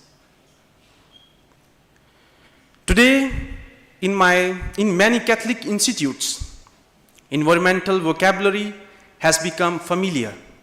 We speak about our common home, we speak about sustainability, stewardship, and responsibility toward creation. These words are present in classrooms, seminars, and church discussions. But language is not conversion. Understanding is not transformation. But the deeper question remains. Has ecological awareness become lived faith? Has it shaped daily habits, choices, and responsibilities, especially among young people? This question led us to conduct a case study among Catholic students at Government High School Wan Dosu in West Manggarai, Nusa Tenggara Timur, a region where Catholic identity is deeply rooted. Yet ecological fragility is lived reality. Through this research, I seek to examine whether ecological teaching among Catholic youth has moved from concept to commitment, from awareness to action.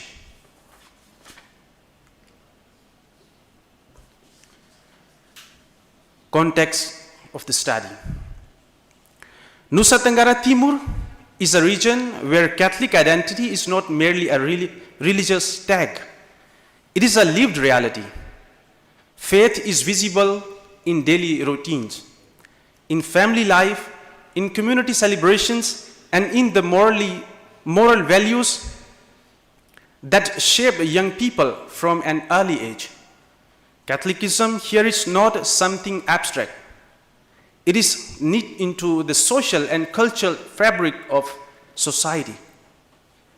At the same time, Nusa Tenggara Timur Regency carries a strong tradition of respect for nature.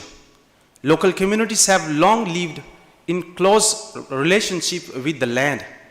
Care for the earth, gratitude for natural resources, and communal responsibility toward the environment are deeply embedded in local wisdom, customary practices. However, alongside this strong faith identity and rich cultural heritage, there is also an undisputable environmental reality which tells us another story. Issues such as waste management challenges, land degradation, and ecological vulnerability are not distant or theoretical concerns. They are part of everyday experience. They affect communities directly.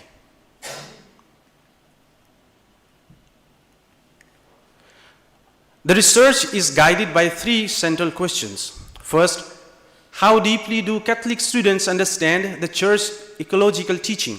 Second, do they see environmental care as part of their relationship with God? And the third, is there a gap between what they know and how they live? These questions become the frame of this study. Research methodology. Let me briefly explain the methodology of this research. The research adopted a qualitative survey designed to assure ecological awareness, attitude, and practice among Catholic high school students in Nusa Tenggara Timur. A quantitative approach was initially chosen to generate a structured and computable data, particularly in examining how church ecological teaching, especially the vision articulate in Laudato Si, shapes students' ecological consciousness and behavior. The study was firmly grounded in frame of Laudato Si, which served as the central reference for understanding ecological conversion within the Catholic tradition.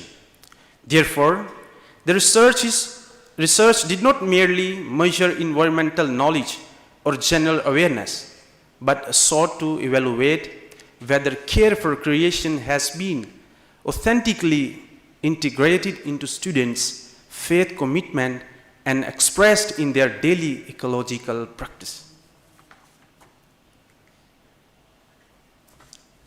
The study involved 30 students from grade 10 to 12, a government high school, Wan Dosu. As a focus study within one specific school context, The sample was initially limited to allow careful and contextual analysis while ensuring balanced representation across grade level and gender. The aim was not broad generalization, but meaningful insight within this setting. A goal-directed sampling method was used, selecting students who had received both religious and environmental instruction. Data was collected through a structured questionnaire distributed online via Google Forms. The instrument consisted of 3 sessions: ecological knowledge, ecological attitudes, and sustainable practices.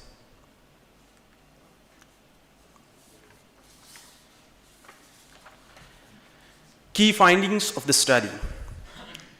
As mentioned earlier, the study was conducted within a focus school context, allowing us to observe meaningful patterns of ecological awareness without overgeneralizing beyond the setting. What gives depth to these findings is the educational and social environment in which the students are formed.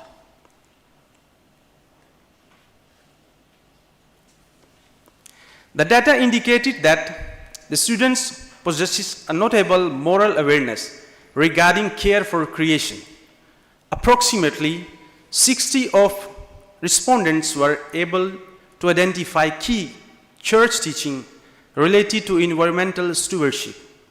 Most participants recognized the world as gift from God and acknowledged human responsibility for its care. They expressed the understanding that protecting nature is not merely a social duty, but also a moral and spiritual responsibility.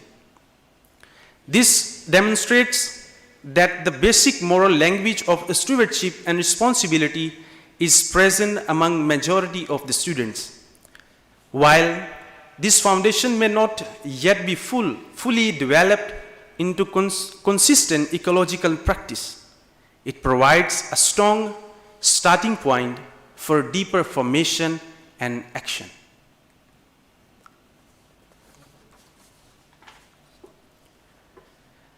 The findings also shows a growing awareness of church teaching on ecology.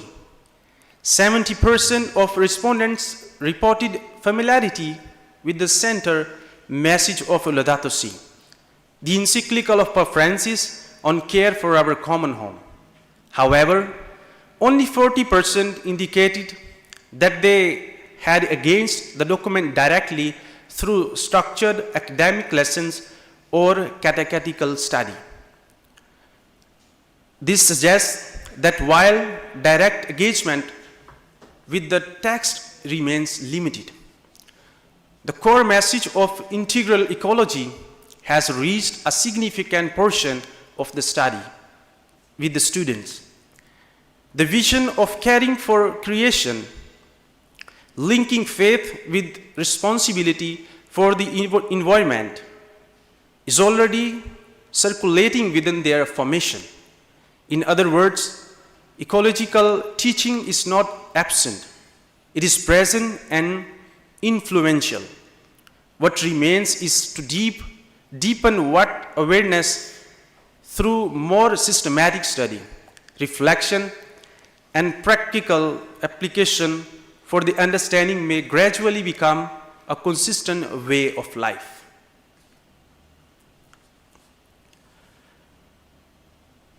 Building upon the strong moral foundation and growing awareness of church teaching, the findings suggest that integration of faith and ecological responsibility is still developing. Many students recognize environmental care as part of their Christian responsibility. However, some still perceive environmental issues mainly as scientific or political matters, rather than as the dimensions of spiritual and moral life. This does not reduce the positive results. Instead, it highlights the next stage of formation. The moral awareness is present. Familiarity with the Laudato Si is increasing, but the deeper theological meaning of ecological responsibility has not yet been fully internalized by all students. What emerged, therefore, is not weakness of foundation, but a call for deeper integration. More intentional theological and catechetical formation can help students understanding clearly that care for creation is not an external social concern, but essential expression of Christian discipleship.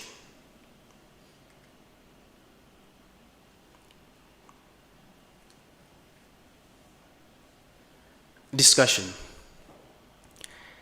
The study shows the students possesses a meaningful moral foundation regarding care for creation.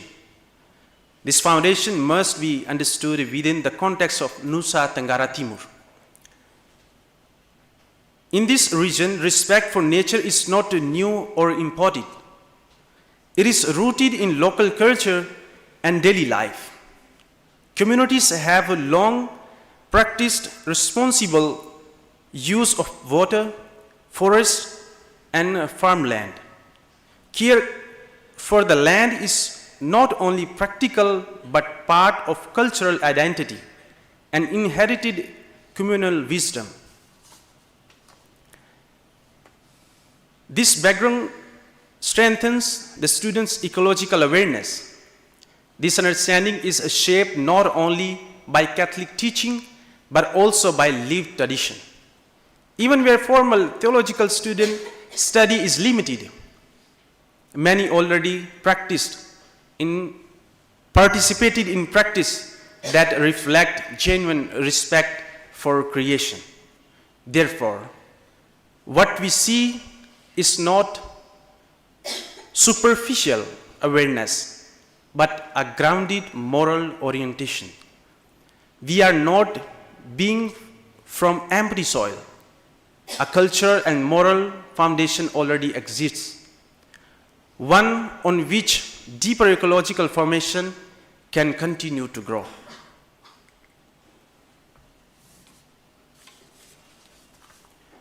The findings also indicate growing awareness of church ecological teaching among students. The vision of integral ecology is present within their school environment, catechist parish life, and community conversations. This shows that the church message is not confined to documents. It is being transmitted through lived faith and shared practice. The language of stewardship is gradually shaping how students think about their relation with creation. However, awareness does not automatically mean integrated. Students may affirm the importance of care for creation, yet translating this into consistent daily habits remains a developing process. This is a moment of opportunity when awareness is present and identity is still forming. Formation can have a lasting impact. Educators and pastoral leaders are called not only to inform, but to accompany, guiding students from agreement to habit, from conviction to sustained action. In this way, ecological responsibility becomes more than an idea. It becomes part of who they are and how they live within their community. At this point, it is important to recognize that the students at Government High School 1 Dosu are not only learning about ecology in theory, they are actively participating it within their community. Through annual ecological activities organized by St. Francis of Assisi Parish in Tentang Doso, is collaboration with the school and local community. students engage directly in caring for creation. Inspired by a spirit of Laudato Si, the church supports this formation by organizing programs, especially for youth, ensuring that ecological responsibility is not merely taught but genuinely lived and experienced in community. Every year on March, World Water Day, students take part in tree planting around local water springs. This activity is designed to protect vital water sources and to promote long-term environmental sustainability. Later in the year, on November 21, World Tree Day, students plant trees on a barren land, restoring ecosystems and demonstrating their ongoing responsibility toward the environment. Participation in these activities is not symbolic. It is practical, communal, and deeply rooted in the values of cooperation, commitment, and shared care for creation. Beyond tree planting, students also participate in local ecological economic initiatives, such as promoting palm sugar, powdered ginger, and the traditional beverage, in local we call it sopi. These programs are arranged every year by Diocese of Ruteng and carried out through St. Francis of Assisi Parish, Tentang Doso, demonstrating the Church's active care for formation of young people. By supporting these local products, students contribute not only environmental sustainability, but also to the well-being and resilience of this community in which they are living. These activities reflect the Church's holistic approach, integrating ecological responsibility with social and economic care, forming high school students who understand the stewardship is not limited to nature alone, but includes all aspects of life, but that faith must be expressed through meaningful action. A particularly example occurred last Christmas on December 24, when, because the 3 minutes are left, so I just come to the conclusion.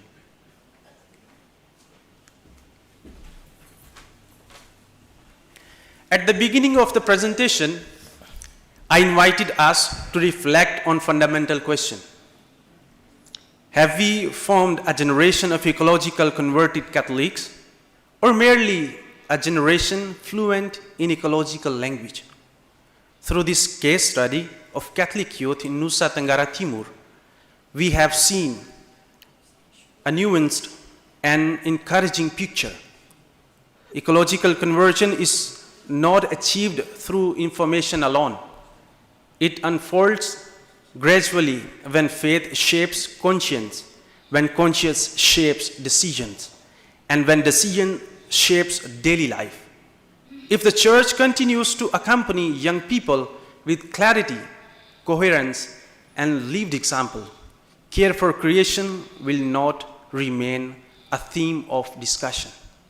It will become a visible expression of discipleship.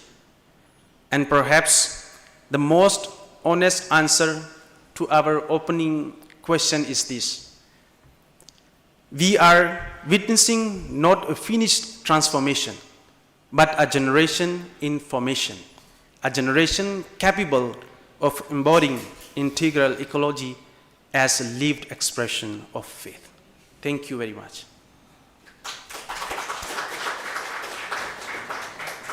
Down here? Okay. Before we proceed, I think there are many, so I don't want to say anything. So now we open for the discussion session, and please, one person, one question, because I don't take responsibility to note, and please, the presenters will take responsibility. This is on your burden. It's your burden, not mine. So, Padre Patrice, please. Thank you very much for the time being given to me. A well done presentation. Yes, you go up to reach the level in your key point of presentation here, participation. Yeah. In the students, finding that students really participate. In Aquinas' term, they are really participatio entis. And here comes the problem. I will ask us, all of us here, we have talked more about ecological awareness. And then, yes, it exists ecological martyrdom. Yeah. In some parts of the world, people are threatened or killed for defending land, forests, rivers. They lose jobs, they are intimidated, they are silenced. They suffer because they protect creation.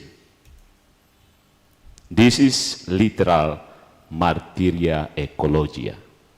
So, this will connect us to the next presentation, human right. What's your comment? And let's discuss. Thank you.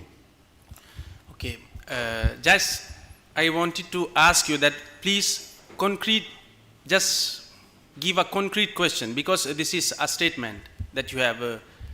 Martyria ecologi, it is exist. Flores here. Yeah. Apa tambang itu? Apa itu istilahnya? Saya tidak terlalu mengerti, tapi saya dengar. Ya. Mining, yes. Geothermal. And then we speak about ecological awareness. We have to recognize ecological martyrdom. Thank you. This is rahasia umum. Common. Apa rahasia bisa jadi umum? Secret. Yeah. Common secret. Yeah. Public secret. Oh. Yeah. Okay. Thank you. Okay. So, as so far, what I understand through your statement, I find this, in somehow in the world, we are still fighting for this, not in a general way, just like as a conversation, but in reality, not in actuality, not in virtuality, but in actuality. So that we must have to admit that, that's true. We are still struggling in many ways. And particularly if we talk about that you have already mentioned that geothermal, somehow it is a major problem also had been discussed before in Flores. So, but we must have to recognize also the response of the church, what it was. Without fearing, without anything, without thinking about the consequences, they stood for that, because they care for the creation, they understood the real meaning of the creation, and more than that, the meaning of Laudato Si is based on very important point that for me it is very, very inspiring, that human dignity. If we see the documents of Pope Francis, he always mentioned this, human dignity. And that I feel that the church here in NTT or in Nusa Tenggara Timur has responded. So this is the part of the church that has already been done. So this is, thank you. Related, maybe I comment a little bit. Related to this, I take like the attitude of Bishop Budi, because when he was asked, we are so tired because we continue to speak. He said, no problem. Although they don't care, we continue to speak. but one day they will realize. So, okay.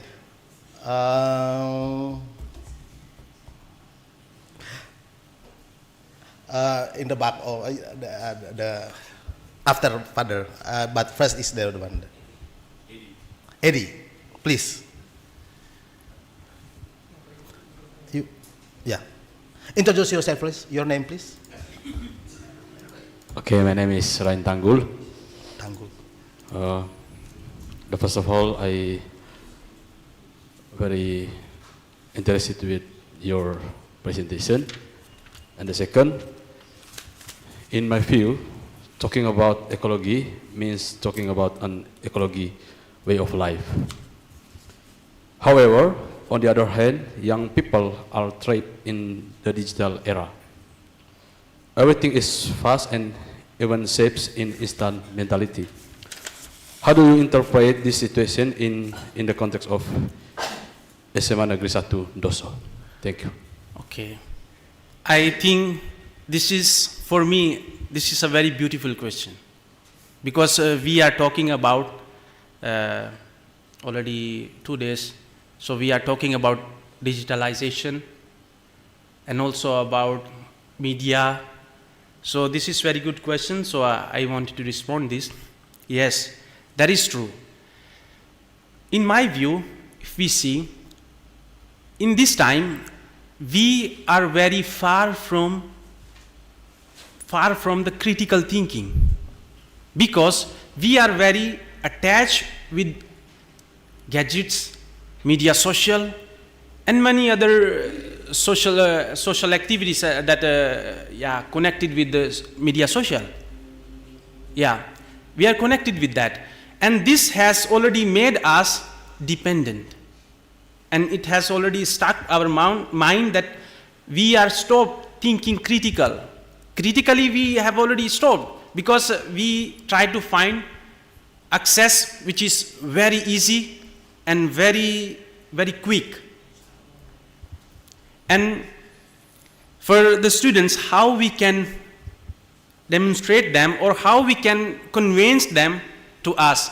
And this is very, very simple and very straightforward question. Answer is this, that there is a phrase which says that iron sharpens iron.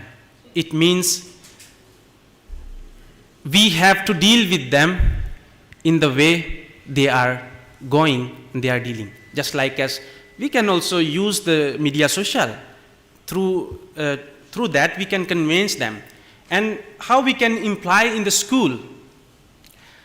The implication of this in the school, we have already discussed about the practice, no? They are already doing. And how we can imply, this is, I have already said that we must have to go in to be like them, to convince them. Like the phrase I have already said, that iron sharpens iron. Thank you. Thank you. Father, please. I think 7 more minutes. 6 more minutes. Thank you for your presentation. Very good.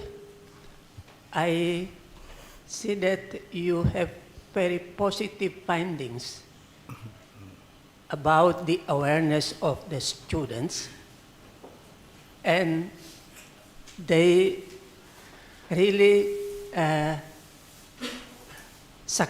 success to put into practice the ideas of Laudato Si. And I would like to ask you whether you find prayers and liturgical celebration done periodically in the school. Even the school is not Catholic. Yes. And whether the Saint Francis Assisi as the patron of the church, parish church, has impact in this awareness. Maybe you know situation there better than me. Okay. Thank you. Thank you. I think this question is just only based on clarity. So I just only make it clear that how I tackle with that and how I have seen this or how I found this connected with the church and school. So in Tentang, this is a school, the high school there, and because the parish is run by the Franciscan, so I had been once there, and I have seen also practically their activities, how they are dealing to promote ecological awareness in practice. And why I mention this here, because many programs has been arranged by the parish, not for the parishioners only, but specifically for the students. They are studying in the government high school. So how the church is playing the role to work, to approach, to go to the people, go to the students, go to the youth. As Pope Francis has said, we must have to go to the youth. Don't ask them to come. So this is actually the practice of the sayings of Pope Francis that they are doing through the parish activities. That's all. Thank you. Since we have 3 more minutes, if it is allowed to one more question or no more? I think it's time is over, and what we can take away from this is that I think we need to learn from the book of written by Bishop Budi Kleden, Teologi Keterlibatan. I think the involvement of the educators and also the parish priests with the people really motivate the people really to live out this, not just only to have theory, but to really put it into practice. I think that's the only thing that we learn from many things, but I think one important thing is that the involvement theology of involvement theology, as suggested by Bishop Budi Kleden. I think thank you very much for the presenter, also the group, and the time's over, and thank you very much.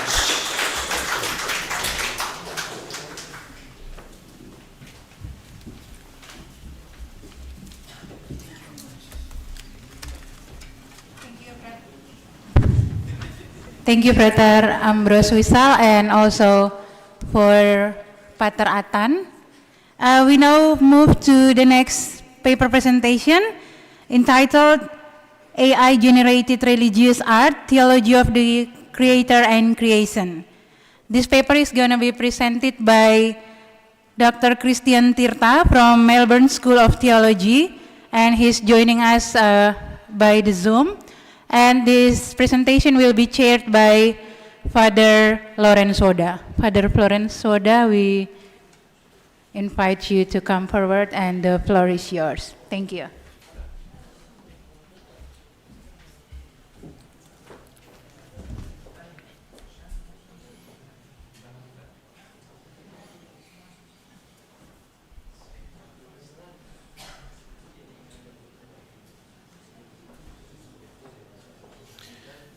Good morning or good noon, everyone.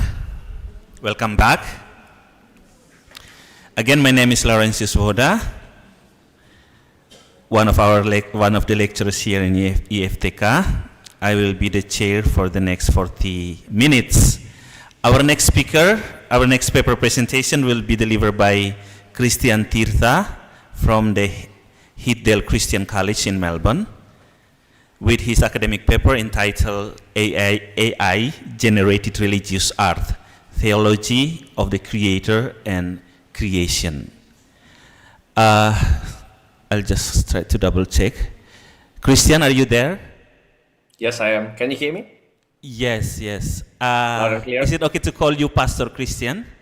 Pastor Christian is fine, thank you. Okay, thank you very much. A brief introduction of our next speaker. Christian Tirta grew up in Bandung and has spent most of his adult life in Melbourne. He began his career in interactive media and animation, working across Australia, Indonesia, and Singapore. Since all sensing a call to ministry, he completed his theological studies at the Presbyterian Theological College in Melbourne and was ordained with the Presbyterian Church of Victoria.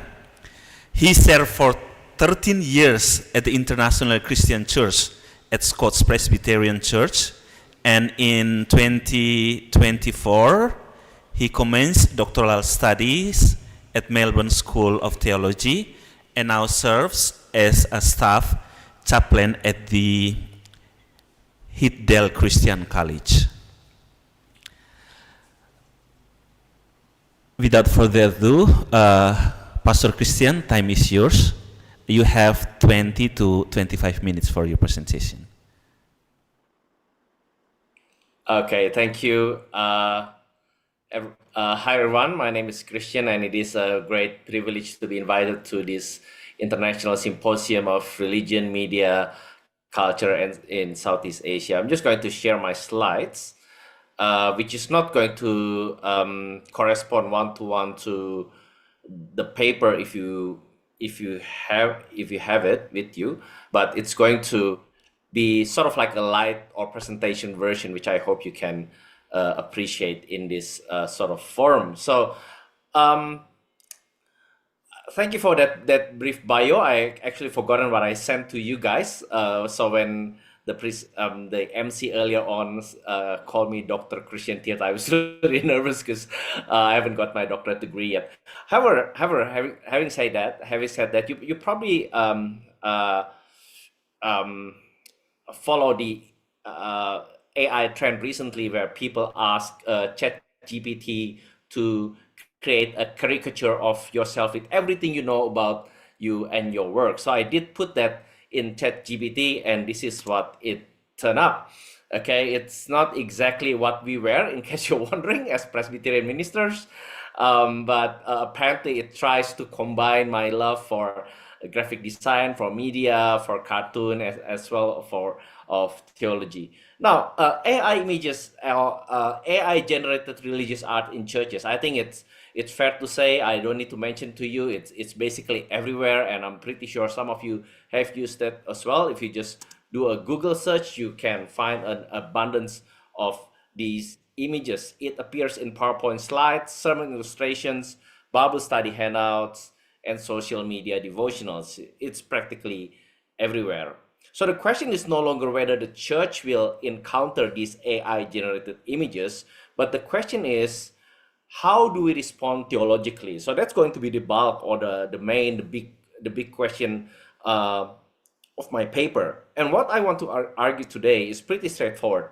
It's basically this: while God alone created out of nothing, that is ex nihilo, and humans as image bearers participate in the divine creativity, AI-generated religious art challenges the church to discern how beauty, authorship, and formation function in worship and mission.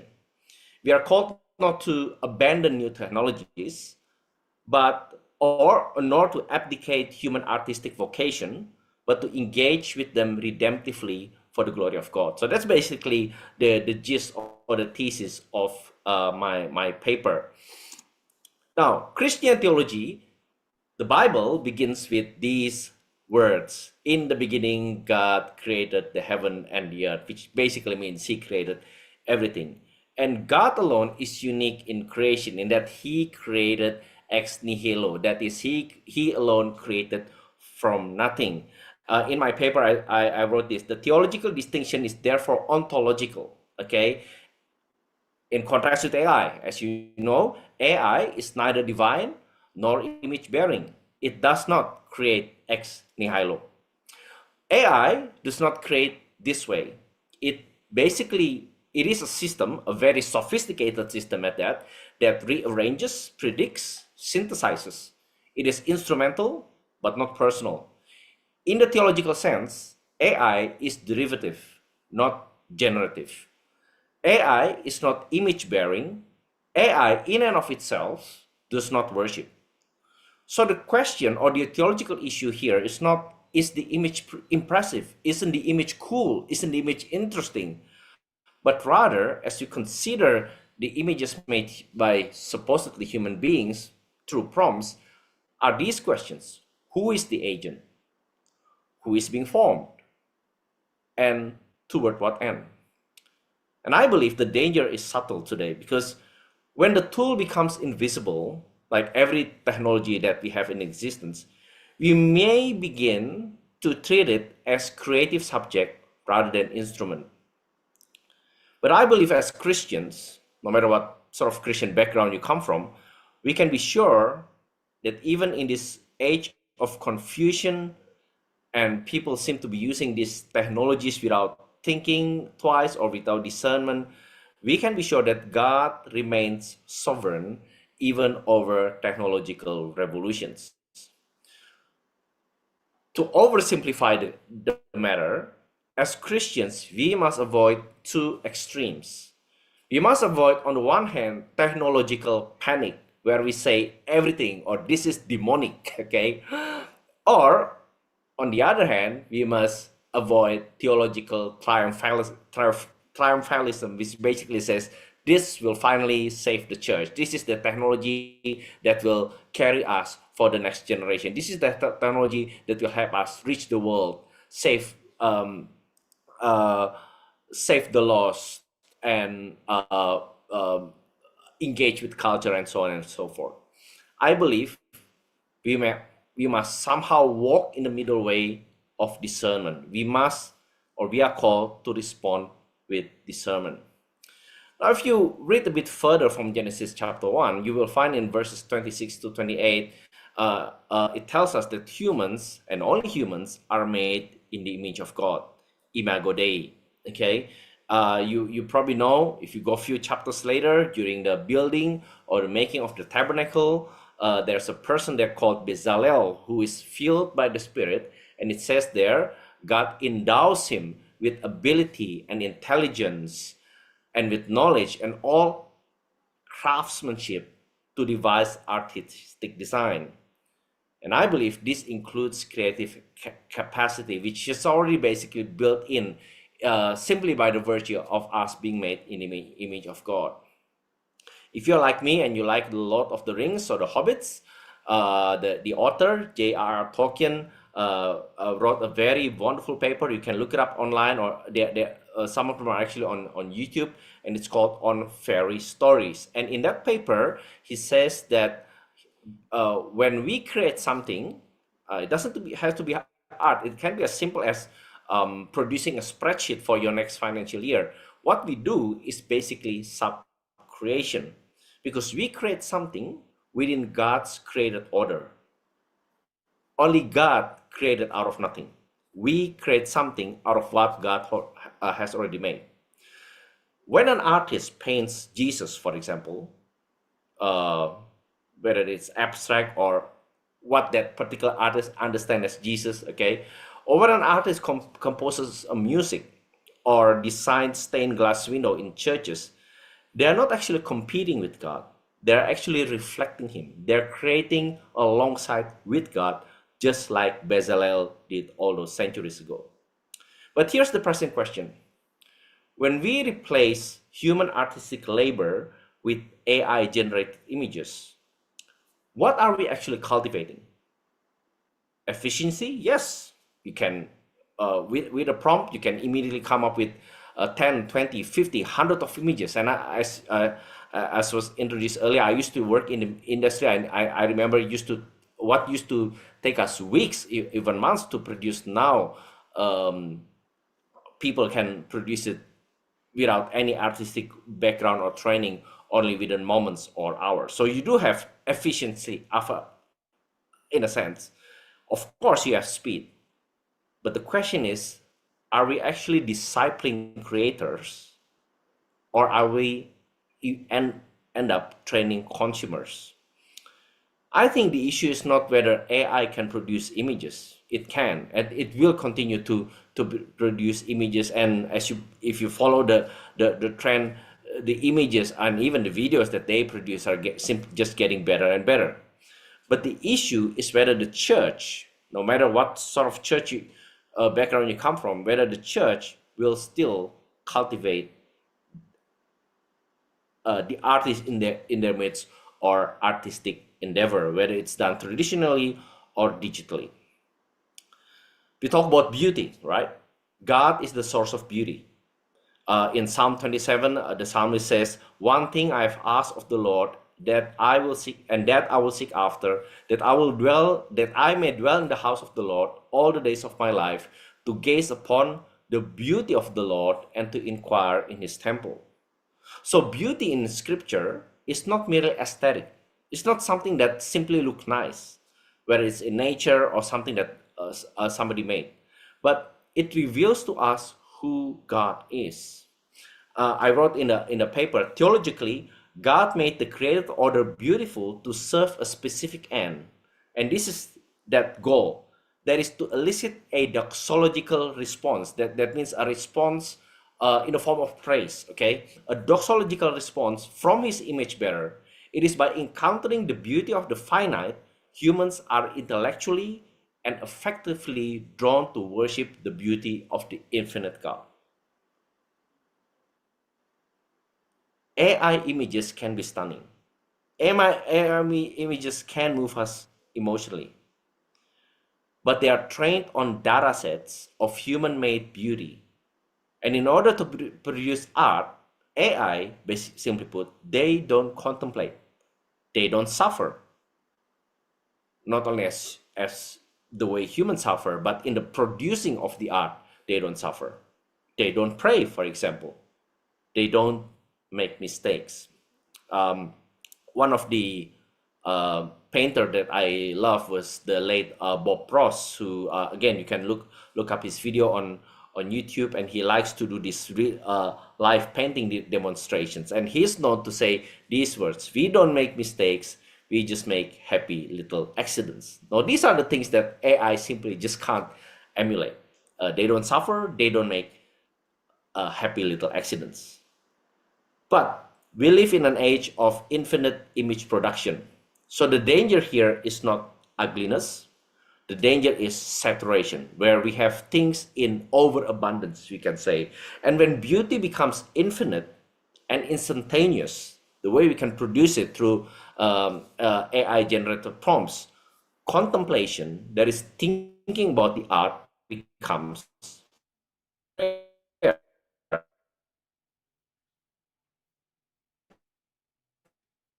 What's at stake, therefore, is not merely artistic preference, but season or the time of thinking and producing and creating art is, for lack of a better word, bypassed through AI generated images.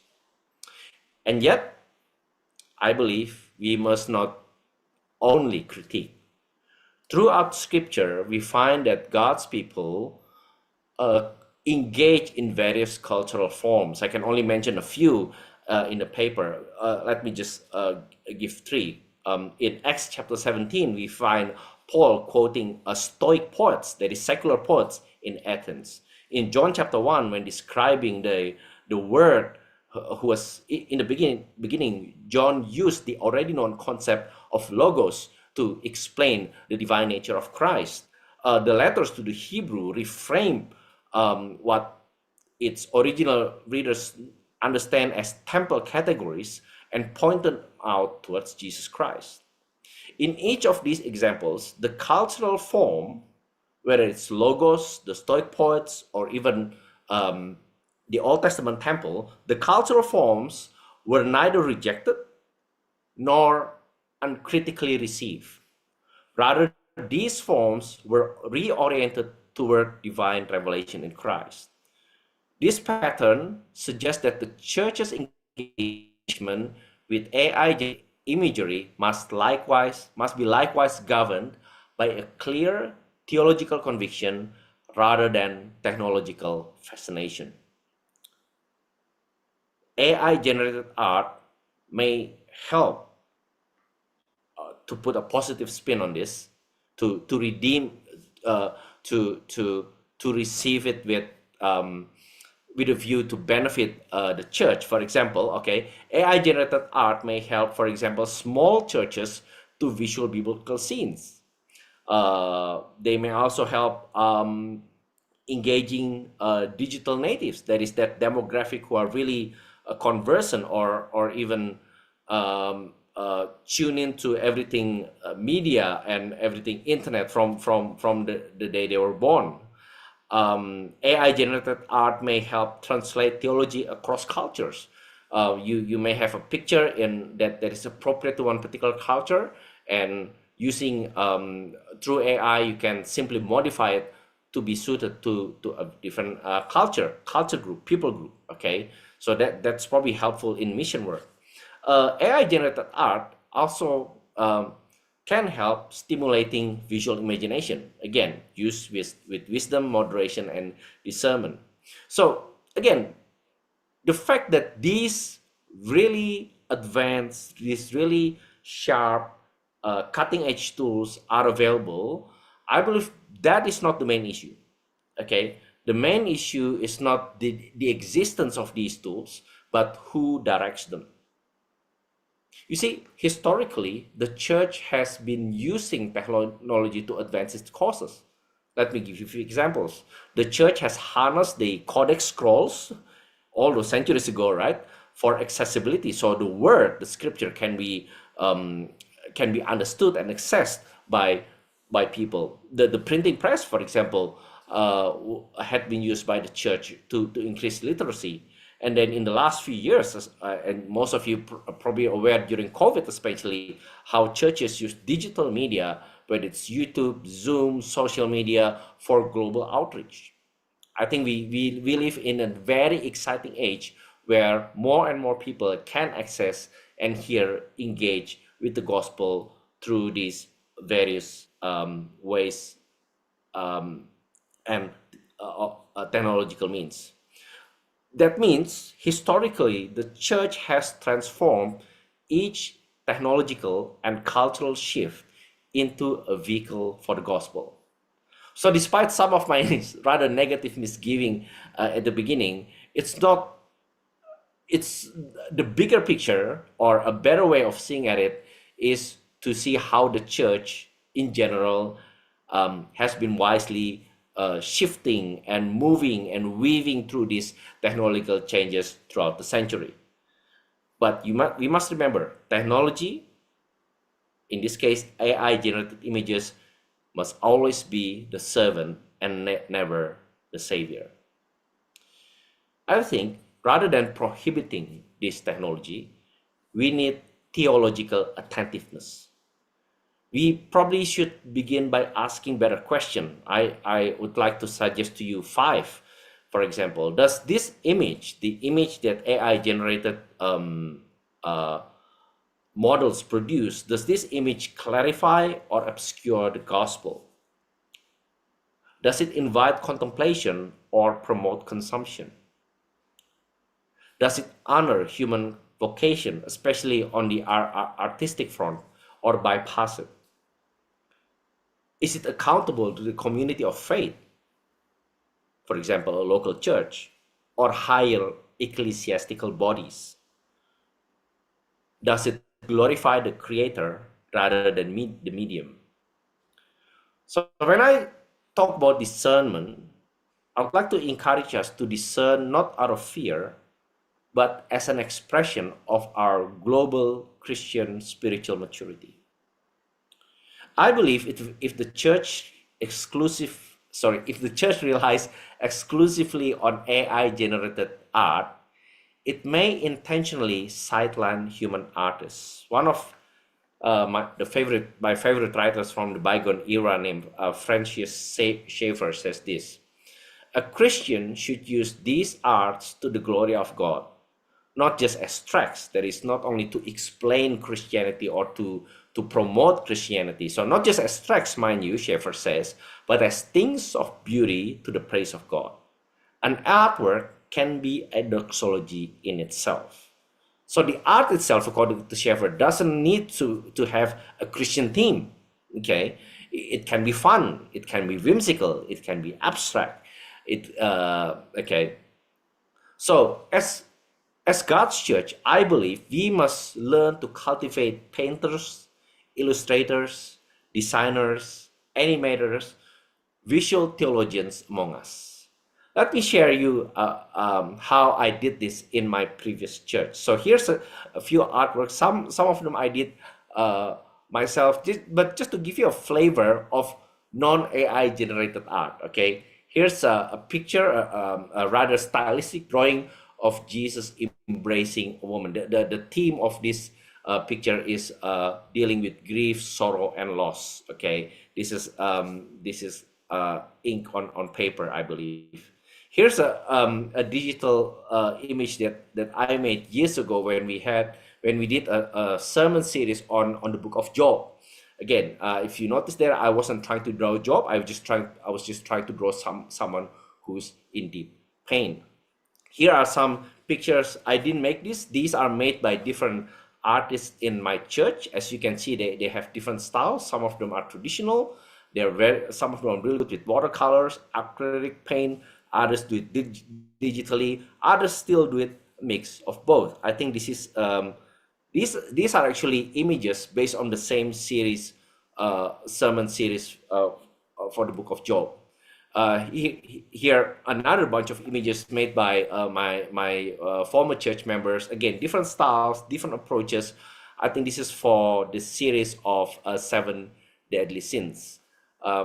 Here's a digital painting I did some years ago. If you know the face, that's J.R.R. Tolkien. I just took it out of a photo, just trying to do something a bit more realistic. And here's something a bit whimsical. Okay, it's probably got nothing to do with the Bible. It's just some of the stuff that I love. You know, animals, fantasy, dark versus evil, Zelda, and so on. But the idea is this. The idea is to encourage your people not to reject technology, but to steward it wisely. I think I write something in the paper, something along this line. A church that automates its art may eventually automate its imagination. And I don't think we want to get there, okay? The question really becomes, are we discipling consumers of images or creators, artists who offer their work as worship? Now I'm going to conclude by quoting from from Paul in his letter to the Colossians, where he says, Christ is the image of the invisible God. Eventually, all creativity finds its telos, finds its goal in Jesus. Whether through brush, stylus, or algorithmic assistance, that is AI help, the ultimate questions remain. Who is being glorified? Who is being formed or who is being shaped? And who, in the end, is truly creating? The church must engage with emerging technologies without surrendering its commitment to cultivating human creators made in the image of God to reflect the perfect image, Jesus Christ. Thank you very much for your time. I really appreciate it.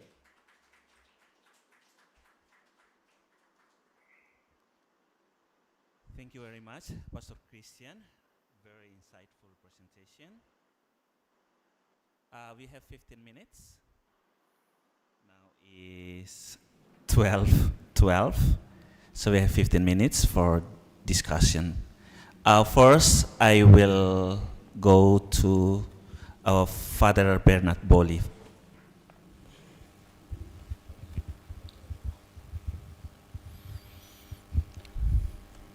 I find it very interesting topic, and I would like to ask whether it is possible to create AI, a priest who help people in inland parishes who only one time a year celebrate Eucharist, and they have AI priest who can celebrate the Eucharist, blessing the people there, because AI is the image of God.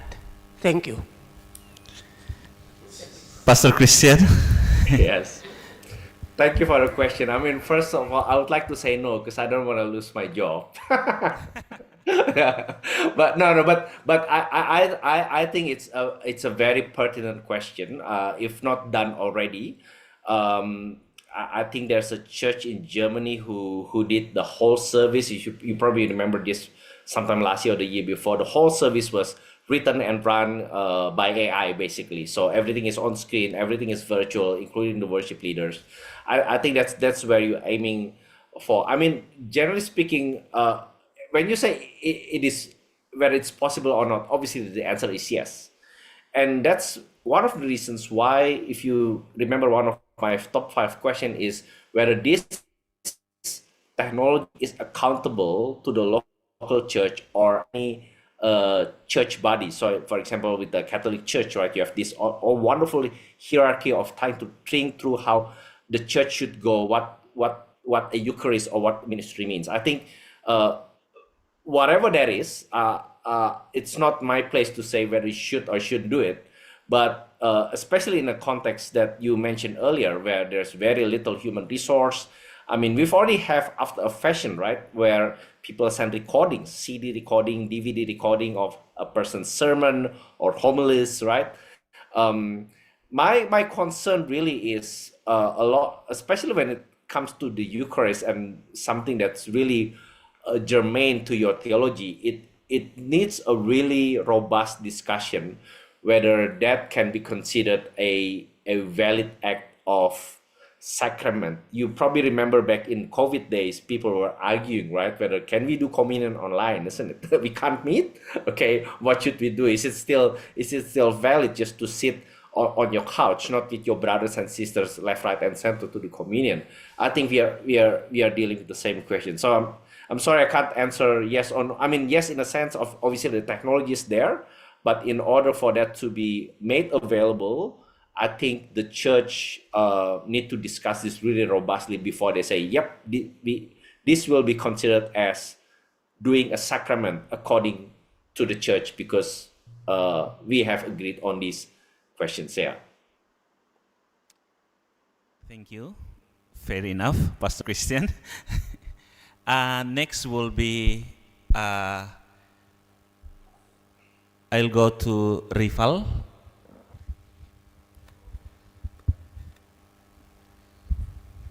Please concise and make it short. Okay, thank you very much. My name is Rival. I'm from philosophy postgraduate student. Okay, in relation with the first seminar, my question to you is how you embodied the secret aspect of iconography and religious image in AI-generated image. Because I think AI-generated image has no context of its creation. It's just generated. So doesn't have a purpose or a context. So how you think about it? Thank you. Thank you. The sacredness of AI-generated content. Pastor Christian, do you have comment on this? Yes, thank you. Very good question. If you probably, I'm not sure whether you sense it or not, but you can probably sense my trepidation when it comes to sacredness, especially knowing my background. And back in my days, obviously when I was working, we didn't have AI the way it is now, and it is different. But we did experience a leap of technology, if I put it that way. So I was at the intersection when a lot of professionals, at least in Australia, I don't know about UK or America or even Indonesia, at least in Australia, we were shifting from the days of the analog where people still, airbrush, hand paint and all that, and suddenly Photoshop came in, okay? We were still using Photoshop version 1 and all that, very early days, and suddenly what used to take someone 2 or 3 weeks to repaint the color of a car, now you can just load it up in Photoshop and give the client 20 iterations. Okay, what blue do you want?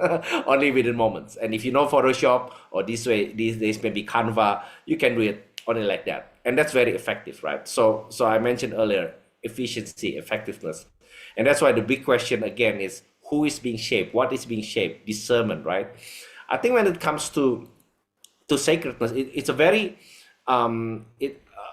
it's a very complex question, because we, on the one hand, we don't want to treat technology itself as sacred, but we want to approach the art of creating, of viewing and using these images with, as I mentioned in my paper, some degree of theological depth and understanding. So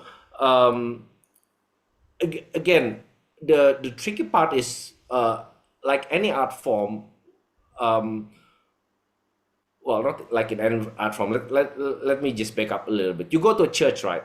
You see stained glass window. You can at least assume someone did it in the past, and you can sort of feel a bit more sacred because someone did it. It's made by hand. Someone prayed about it.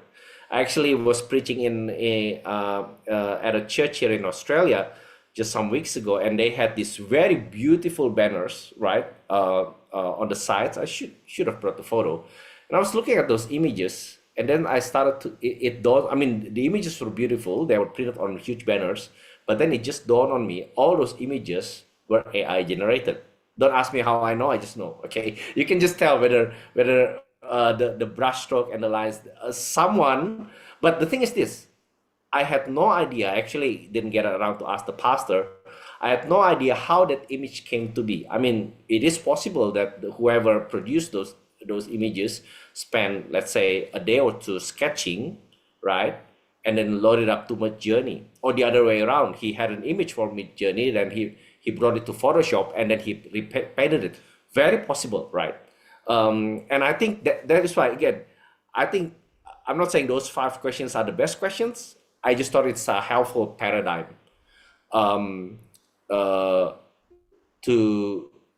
understand that whether there's a degree of process involved in the creation of these images. Yeah, so I hope I'm answering the question, but I think the idea is still, the answer lies somewhere along the line of to what extent the human agent is involved in creating this image. I'll be very concerned if the answer is, I just put something in Midjourney and it popped out in 3 minutes, and then we just print it out for Sunday. I'll be very concerned if that's the answer, okay?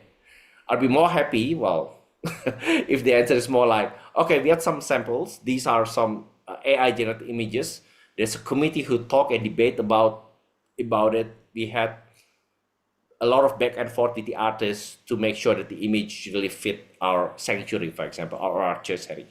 Yeah, hope that helps. Thank you, Pastor Christian.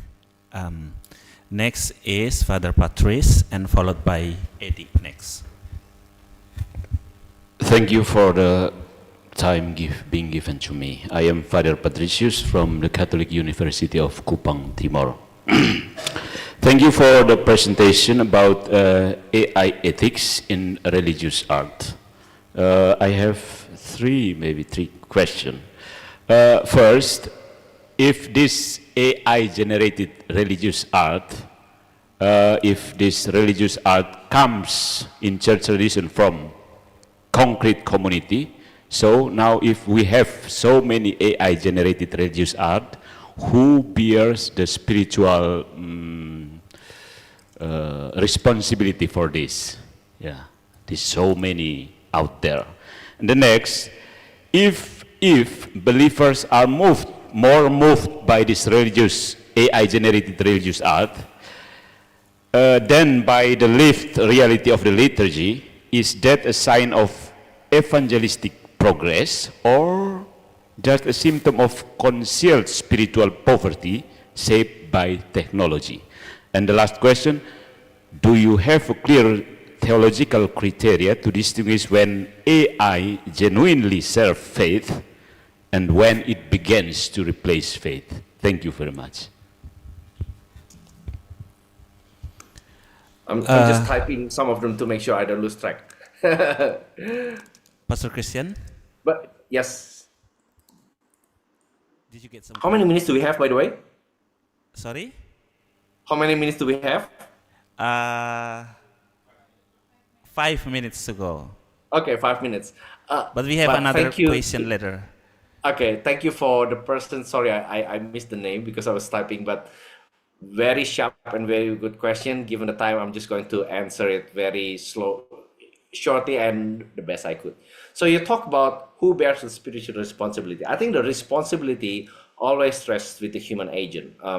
There's still, obviously, there's debate out there, AI cars, right? AI robots, who's responsible? But the human agent, the one, or either whether it's individual or company or church organization, the one who prompts or approves the prompting, selecting and publishing and using these images are still morally responsible. Because AI, just like tool, just like your wrench or your screwdriver or even like your phone, they have no moral agency. Okay, so in a sense, it's not true when you say our kids are addicted to phone. Well, there's moral agency. They are responsible, or we as parents are responsible to guide them.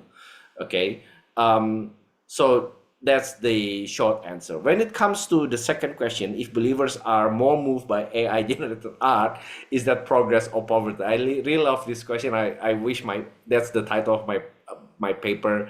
Is just punch you in the face, isn't it? And force you to give an answer. Well, I think it depends on what moves them. If the art awakens a deeper love for God, truth, and neighbor, I think for me, the medium, yes, it's a concern which we've been discussing in my paper, but there's more at play, especially as church leaders. I think if it brings transformation, then we can probably say God uses it providentially to bring progress. But again, the concern is obviously if the church or the individual begin replacing scripture, being in community together, or living in obedience and holiness in favor of these AI generated, whether it's images or pastors or liturgies, right? I think that signals spiritual poverty, okay? And we will be all the poorer because of it. And lastly, do you have a clear theological idea where AI begins to replace faith? I think AI begins to replace faith when AI shifts from being a tool or instrument that we use to a source that we trust. It's very dangerous I was having a discussion with someone, and every 5 or 10 minutes he would say, but ChatGPT said, okay. I was like, okay, there's a bit of yellow or red flag there, okay? If you look to AI for meaning, authority, moral direction, or ultimate comfort, then, I mean, these things are roles that reserved for God, isn't it? Then, if in that case, the functionality of AI, no matter how wonderful, has become an idol, and we need to be very aware of it. Okay, hope that helps. Short answer. We have one more question. One last. Is it okay? One last one. Okay. Okay, Eddie, please.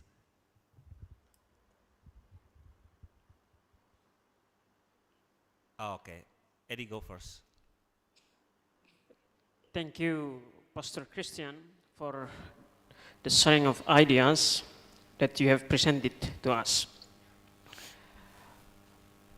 I would like to ask you, is AI generated religious art a religious art? Could we categorize AI generated art as a religious art? If there is a religious aspect in that kind of art, we can view it through the theological perspective. From your theological background, how could you define AI-generated religious art? Thank you very much. Yes, I think... Yes, go ahead. Yeah, if you want my short answer, if you ask me 2-3 years ago, I would say no, because I think it's given my background, mixed, theology and art. I would still like to see the idea that someone actually draw, whether it's on stylus or on paper, whatever mix. I still want to see that. And now, someone who's untrained, someone who's never even hold a pencil, if I put it that way, can just put a prompt and generate art. So, but my thinking has shifted somewhat, and we don't have time to go into the details, but I believe AI generated art can be considered religious art, but not because of the AI itself. Okay, and I think this is where, as Christians, we need to be more discerning, not simply to say, "Oh, AI can do everything." It can't. Okay, right? Sorry, not a. An art, okay, art form is religious when its content, intention, and its use are directed toward God, especially in the form of worship or theological reflection. So I did show you a number of images that I believe are religious art. And as you can see, they are all different. They are not all paintings that directly is about Jesus or one of the saints. Okay, it can be just something that's quite abstract. Okay. And I think, again, the spiritual responsibility lies not with the technology, no matter how advanced and fascinating. The spiritual responsibility lies with the human creator and community, not the algorithm. So we need to drill that deep in our mind that AI is a tool. And whether the art is religious depends on how us human beings, as image bearers, use it. Hope that helps. Okay, thank you, Pastor Christian. Thank you very much. I think we are now 12:30 noon time because it's time for lunch. So thank you very much, Pastor Christian. Let us give big applause to Pastor Christian. Thank you so much. Thanks, everyone. Greetings from Flores to Melbourne.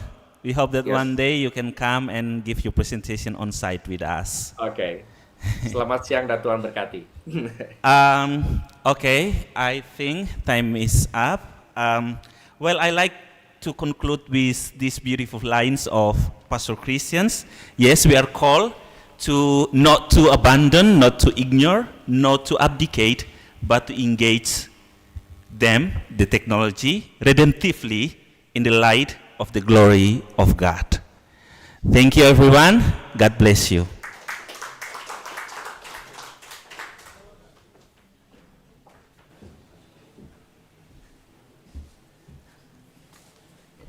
Thank you, Pastor Christian, and also Father Lawrence. And thanks for all the presenters and the chairs for this morning session. And now we're going to have lunch break at the atrium. We're going to have 1 hour for the lunch break. And then after that, please come back to this room. And I want to kindly ask for all the chairs and presenters for the previous sessions to remain in this room after the lunch break, because before the closing session, we're going to have certificate presents. Okay. Thank you very much, and enjoy your lunch.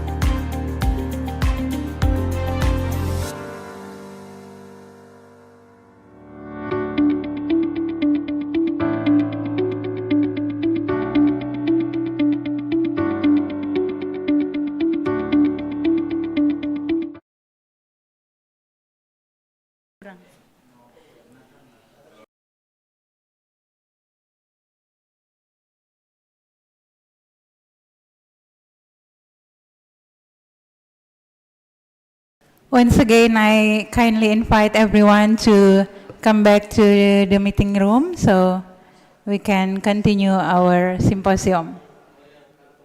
There are only 2 papers left for the presentation, and then after that, it's going to be followed by closing. So please, everyone, the faster the better.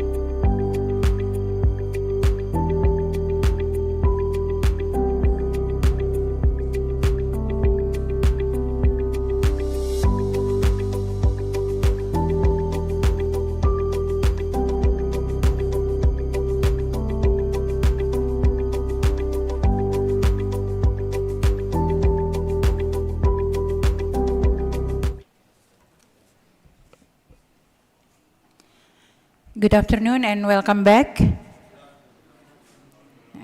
Thank you. We now proceed with the final two papers of this symposium.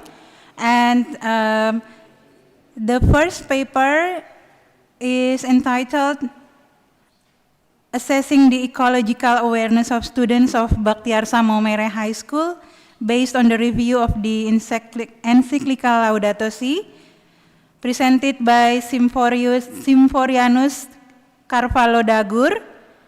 And the second paper is analysis of the level of ecological awareness of Monte Carmelo Maumere High School students. These two papers gonna be chaired by Frater Wishal Ambrose. So Frater Wishal Ambrose, maybe I kindly ask you to, after the first paper, you can stay here so we can directly continue to the next paper. Okay, please welcome Frater Wishal Ambrose.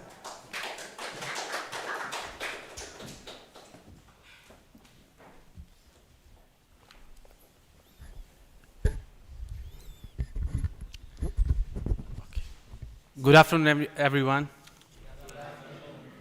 I wish that you had a good lunch. Yeah. Okay, that's good. So let us begin again our next session. Yeah, near to closing the International Symposium. Okay. Allow me now to invite our presenter for this session, Simforianus Charvalo Dagur. With a big applause, we welcome him. He holds a bachelor's degree in philosophy and is currently pursuing a master's degree in theology at IFTK Ledalero. His academic interests focus on digital culture and its theological dimensions, reflecting a serious commitment to applying faith with contemporary realities. In this session, he will present his research entitled Assessing the Ecological Awareness of Students of Bhaktiarsa Maumere High School based on review of the encyclical Laudato Si. In this study, he examines students' ecological awareness is light of the teachings articulated in Laudato Si by Pope Francis, offering us an opportunity to reflect on how theological principles are embodied in concrete educational practice. Okay, without a further delay, I respectfully invite Carlo. So please present your paper. So let us have big hand for him.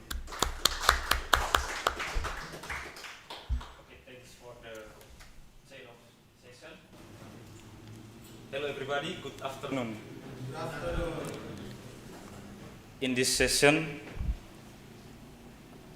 I represent my group from the Master of Catholic Theology program at IFTK Ledalero to present our research titled Assessing the Ecological Awareness of Students of Bhaktiarsa Maumere High School based on the review of the encyclical Laudato Si.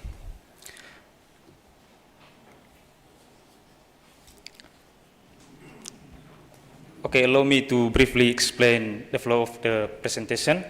We briefly explain the introduction or research context, research question, and method.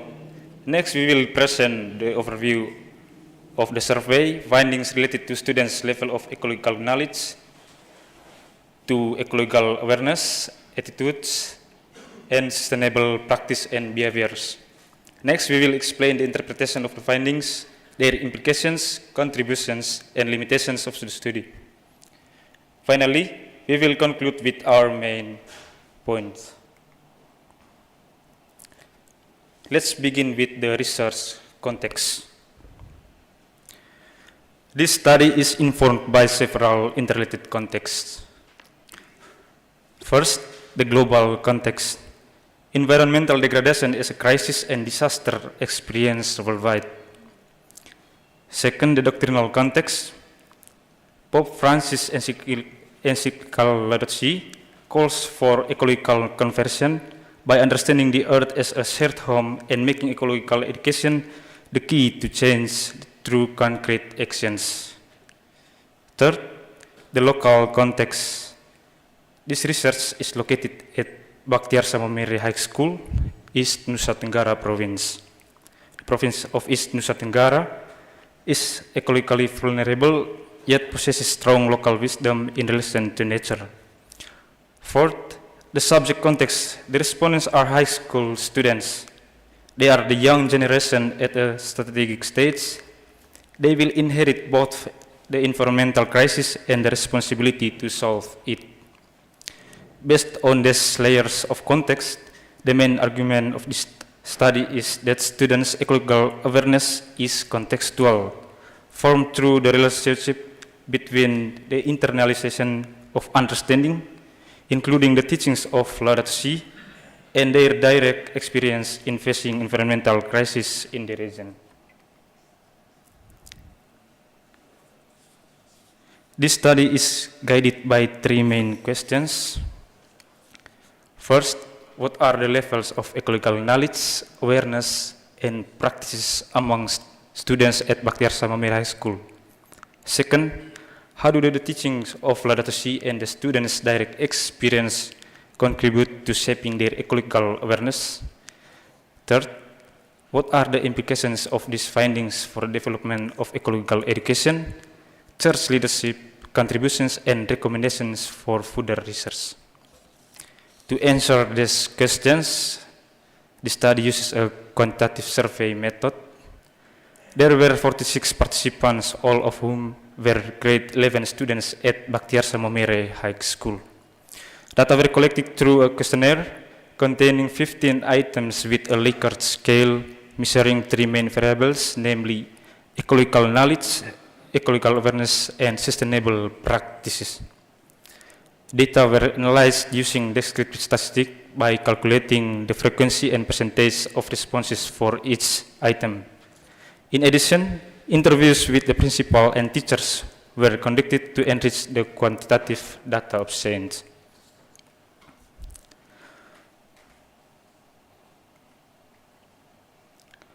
Okay, next. This study involved 46 students in grade 11 at Bhaktiar Samomere High School as respondents, all of whom were Catholic. The composition of respondents consists of 63% female and 37% male. A total of 39% of respondents lived in dormitories, while the other 61% lived with their families or relatives around Momere. Based on their region of origin, the majority of respondents came from Sika Regency, where the school is located. The other respondents came from various regions in East Nusa Tenggara, including East Flores, Ende, as well as Manggarai, with Sumba, Lembata, and with one respondent coming from Toraja, South Sulawesi. Data collection was conducted on March 24, 2025, using Google Form that was filled out online at the school. The researchers assisted the respondents in filling out the form by reading each question and providing brief explanations. The validity of the data was ensured because all respondents completed the questionnaire in full.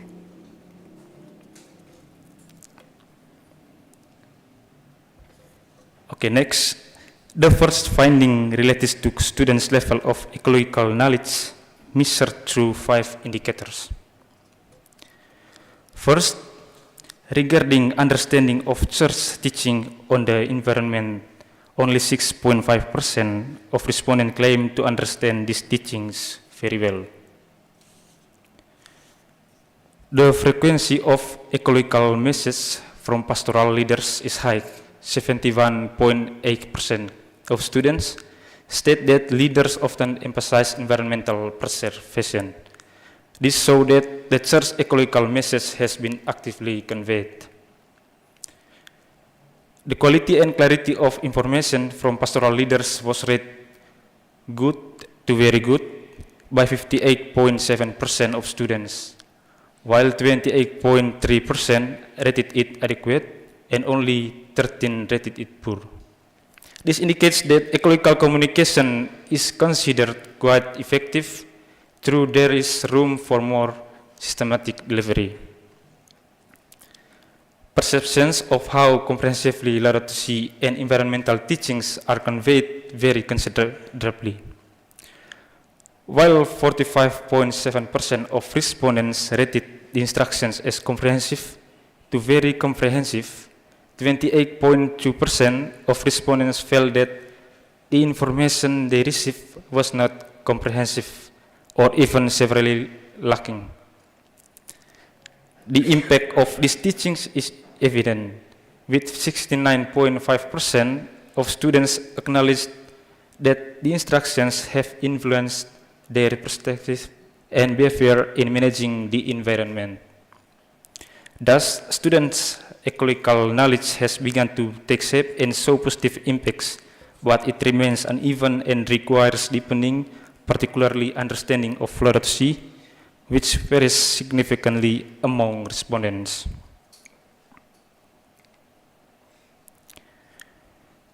The second finding reveals the students' ecological awareness and attitudes measured through 5 indicators. Regarding environmental stewardship as part of faith, 67.4% of students believe that protecting the environment is an important part of their Christian faith. This reflects a holistic understanding encompassing scientific, social, and spiritual dimensions. Concerning daily consideration of environmental impact, 54.3% of respondents state they actively consider environmental impact in daily life. 32.6% sometimes do so, and 13% are less active. Thus, ecological awareness in daily practice is quite developed, but not yet fully consistent. On the moral and theological dimension, the majority of respondents are aware that environmental damage has moral and theological dimensions in the Catholic faith, although some remain neutral or rarely see this connection. An encouraging finding is that 69.6% of students feel personal responsibility for ecological impact or future generations. This shows strong intergenerational awareness among respondents. Most students also link their environmental concern with understanding of God's creation and church teachings. This indicates that their ecological motivation stems from spiritual values and faith convictions, not merely rational or emotional awareness. Thus, students' ecological awareness is quite high and supported by strong faith understanding. However, theological deepening and practical habituation are still needed for this awareness to be consistently manifested in daily actions. Next, third finding. The third finding captures students' ecological practice and behavior patterns measured through 5 indicators. Regarding basic eco-friendly behaviors, 50% of students often or always engage in actions such as recycling and saving water.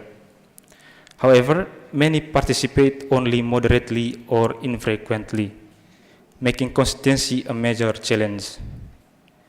Concerning single-use plastic reduction, only 30.4% of students often or always avoid using plastics. This is the weakest area of ecological practice among respondents. Eco-friendly consumption choices are developing, with 47.8% often or always choosing sustainable alternatives. However, 13% rarely or never practice this, indicating room for improvement. The drive to influence others remains relatively low. Only 41.3% actively encourage others to care for the environment. This indicates that ecological awareness is still at the individual level. Participation in environmental activities shows fairly good results, with 71.7% often or always involved in activities at school, parish, or community. This is a positive sign for collective engagement. Thus, students' ecological practices have begun to materialize, but remain uneven and require strengthening of social roles. More collective and sustainable behavioral change requires a consistent process of habituation both in the school environment and in the community.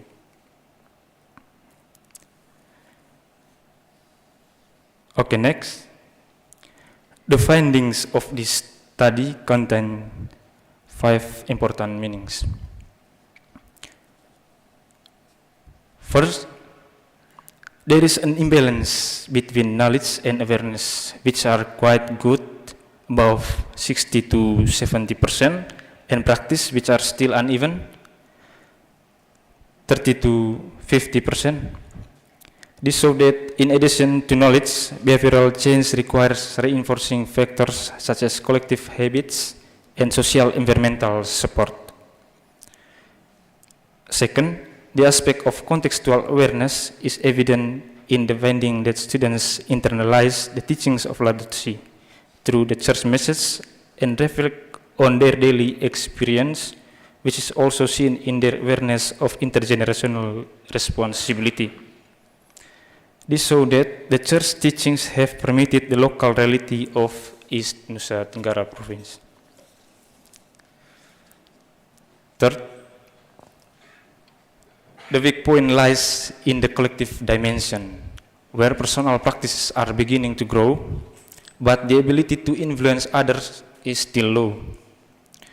This indicates that ecological awareness is still at the individual level and has not become a collective movement.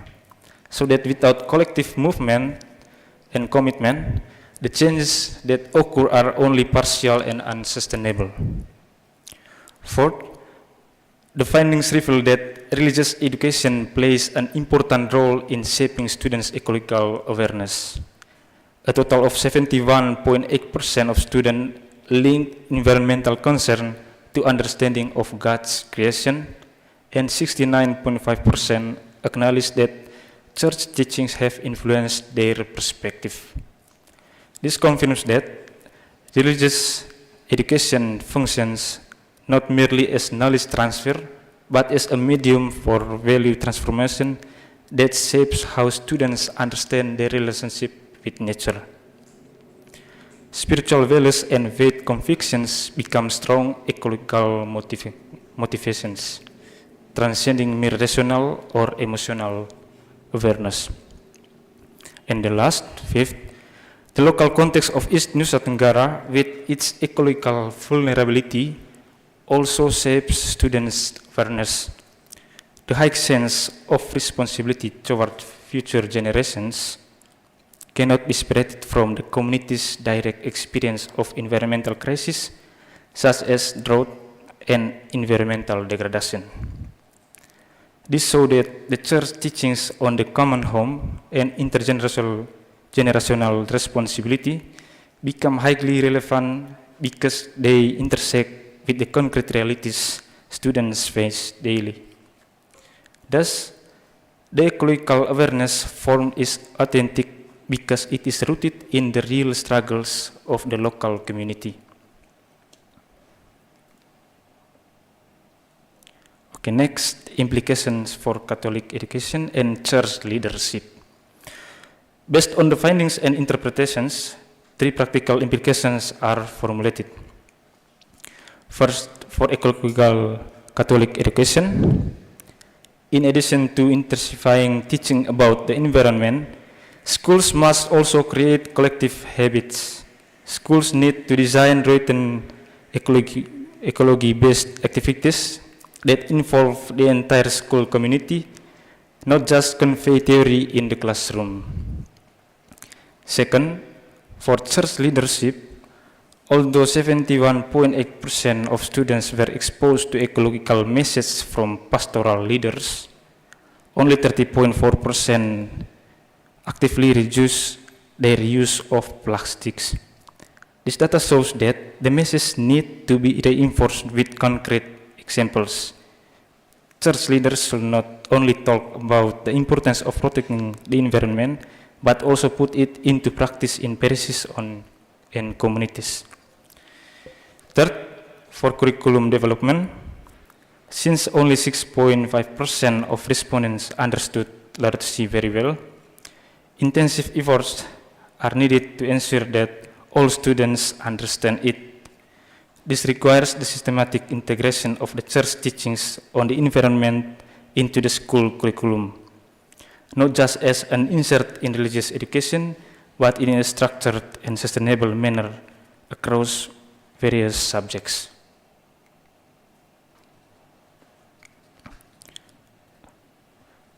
Next, contributions and limitations of this research. This research provides theoretical and practical contributions. Theoretically, this research reinforces the concept of contextual awareness by showing that the contextualization of church teachings occurs in the direct experience and cultural backgrounds of students. Furthermore, the findings highlight the transformative role of religious education in shaping ecological values and demonstrate how ecological awareness is embedded in local socio-ecological realities. These insights and these studies on the perceptions of literacy in Indonesia, particularly in East Nusa Tenggara. Practically, there are three main contributions. First, the findings on the imbalance between knowledge and practice provide input for schools to design a habit-based curriculum rather than merely transferring knowledge. Second, the low level of social influence or student activity in encouraging others to care for the environment indicates the need for programs that develop students as agents of environmental change. Third, it encourages the development of teaching materials that are more contextual and easier for students to digest. The study also has limitations. The sample was limited to 46 students in one school, so the finding cannot be generalized to a wider population. In addition, an integrative method is needed to capture the deeper meaning behind the students' answers.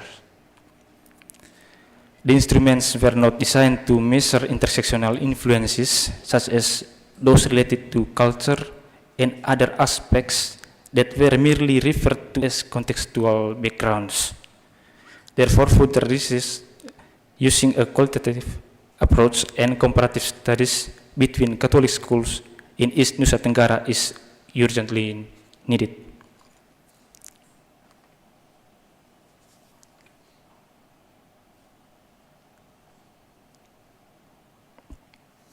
Okay, and the last conclusion, the students at Bhaktiar Samameri High School have fairly good ecological knowledge and awareness, but their in-depth understanding of the Laudato Si encyclical is still low.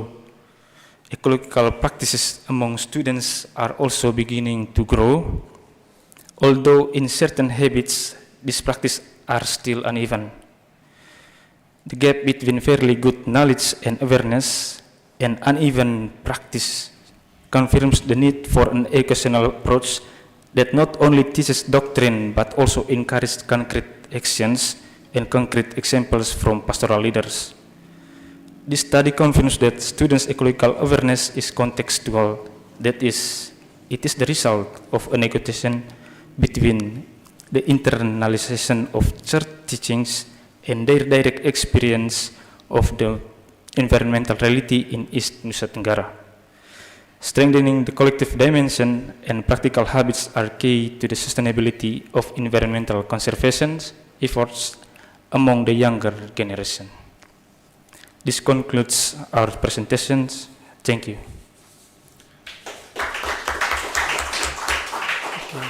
Thank you very much, Carlo, for your statistical-based research paper.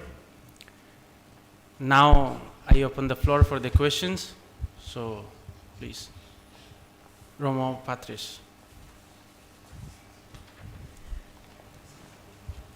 You can ask your question in English or in Indonesian language also. Yeah, Okay, both are thanks considered. for the time given to me again. It is a well-structured data and findings, but I still get lost. Saya belum menemukan di manakah hubungan the connection between this Laudato Si and this ecological awareness. Keprihatinan saya begini, jangan sampai we just only make this. Saya membahasakannya seperti ini. What is your anthropological framework here? Sesudah data seperti ini, ecological awareness ini, kita mau bawa student kita ini kemana? Mereka mau menjadi agen moral versi Laudato Si, relasi Tuhan, sesama dan lingkungan, atau well behavior ecological, orang yang sadar secara ekologis, green, sampah, sadar lingkungan, sekedar sadar lingkungan atau sadar diri sebagai manusia yang bermartabat. We have to push it further here. Ya, data sudah tersedia. Nah, pertanyaannya kemana data ini dibawa? Ini yang saya tunggu dari rekomendasi, belum muncul. Terima kasih. I think the question is clear, so you can answer. Thank you, Father. If I understand correctly, you are asking about the contributions of these findings. You make some comparison. You open.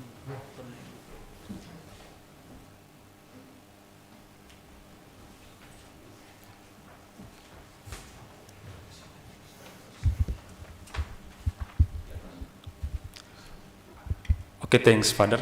You make some comparisons about some choices.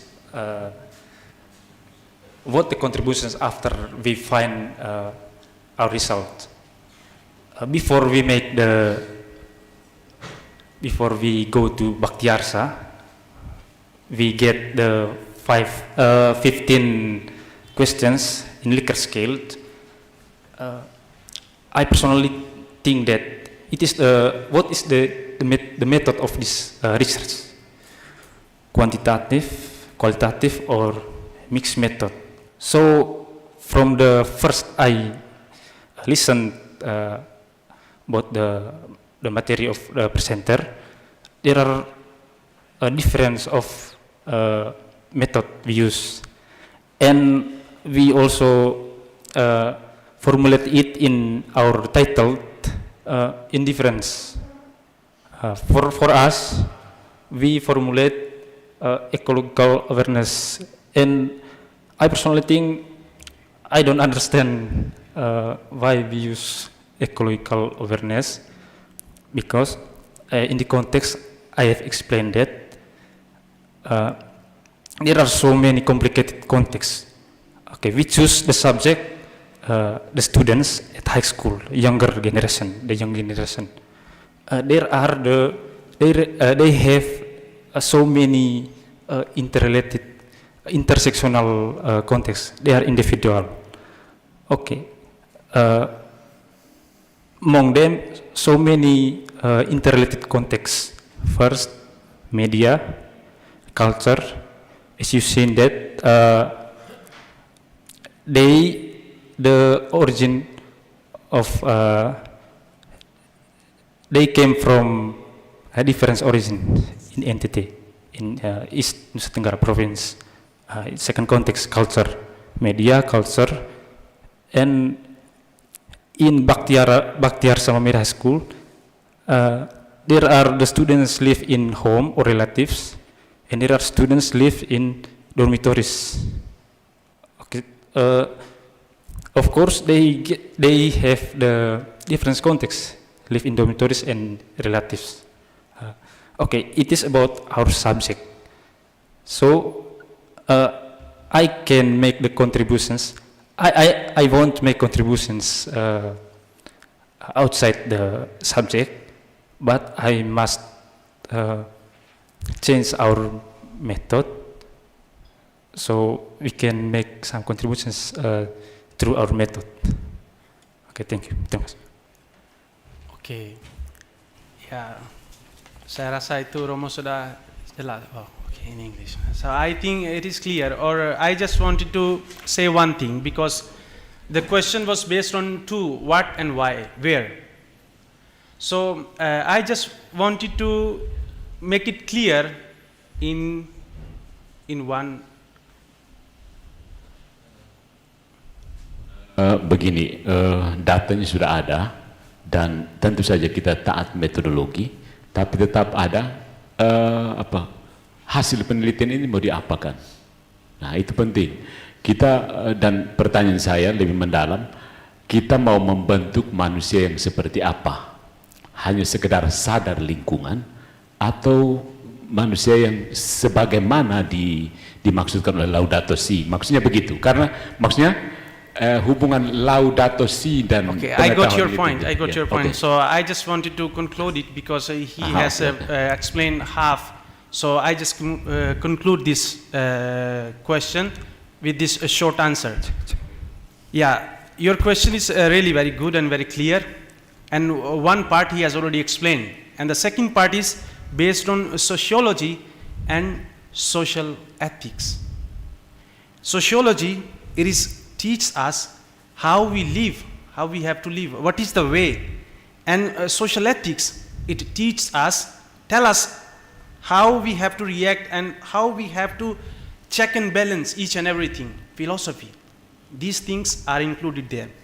And ecological connection with this is what we can imply there, that is, these things we are teaching them in practical way that can help them to develop like spiritually, socially, and also ethically. I think that's all.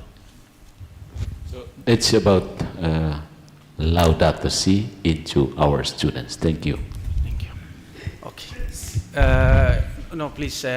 Is there anyone another question? Yes, Father Robert. Thank you very much for this very inspiring research findings. And it seems to me that this study is an attempt to develop a kind of improving the level of knowledge or the level of awareness among the students.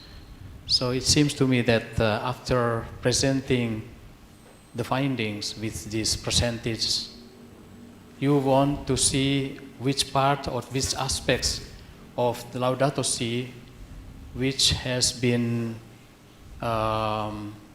known to the students and which part which is very low in the way they understand it. And for this, you have the basis to develop some kind of method to help them enhance that. That's why I think this research is just a preliminary study to have some kind of an early assessment of the knowledge and awareness in order to help the students have more awareness. That's why I want to ask you, do you plan to help the students to have more some kind of higher understanding of this, higher understanding or higher awareness on this Laudato Si? Because I think if it's just measure it, it is just raw material, yeah? But you need to think about the next step to help the students. Do you think it's possible? Yes. Yeah. Okay. Yes. Okay. Thank you, Father. we want to help the students to increase their not just the knowledge or awareness, but also the practices. Yes, in Catholic we say that in Bible, iman tanpa perbuatan adalah mati. Faith without the word. Okay.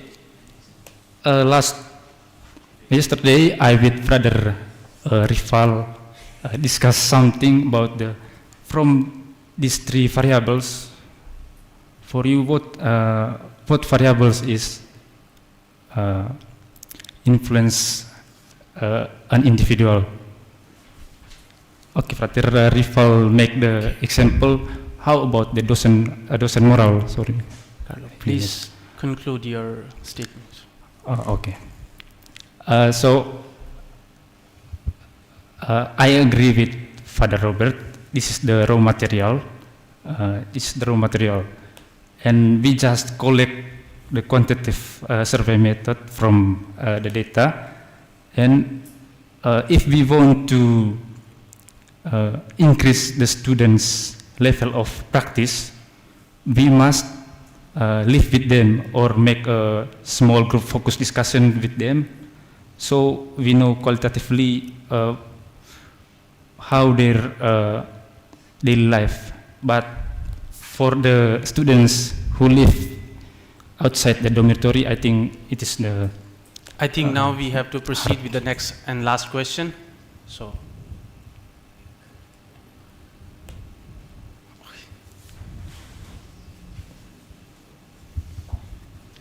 Please make your question concise, to the point. Okay, I will try.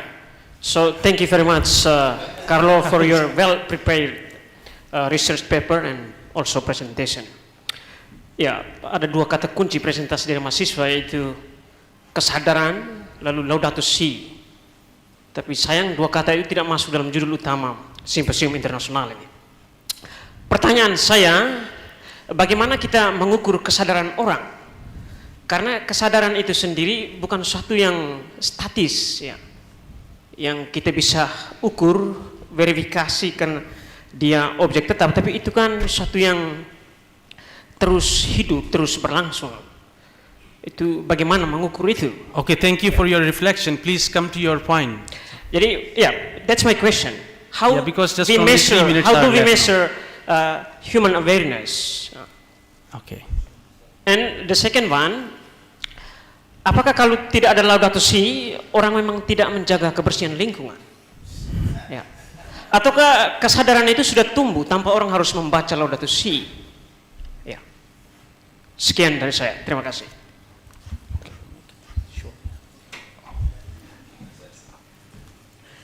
Okay, thank you. I think your question also it's my question. I have expanded from three variables. Before I get the task to research the context, I also think about the three variables: knowledge, awareness, and practice. So when you asking about how the parameter to awareness parameter, I must make the deeper research. Okay, and I must try to make the basic how to make the theory about it. Okay, and second, I think your second question.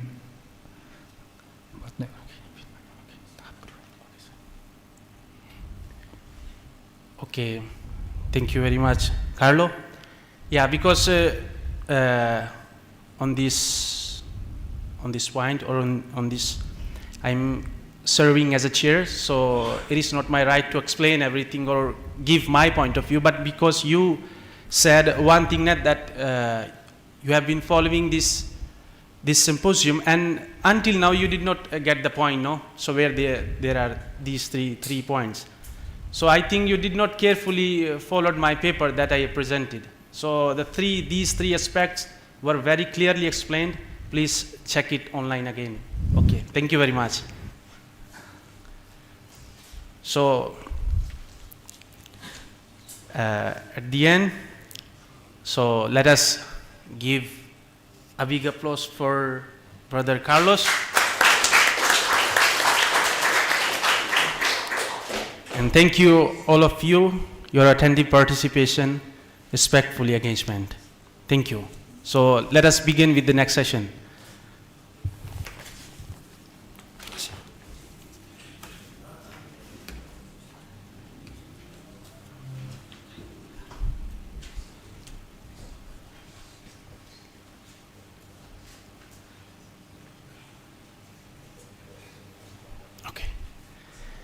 Okay, because I am the next chair and the last chair for this symposium also.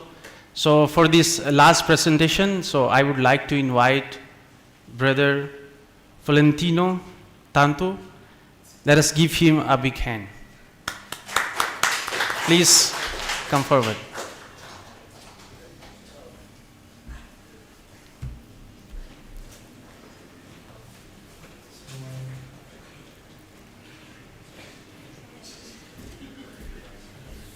We usually address him Tino, so Tino is currently a master's student in theology at Ledalero, Institute of Philosophy and Creative Technology.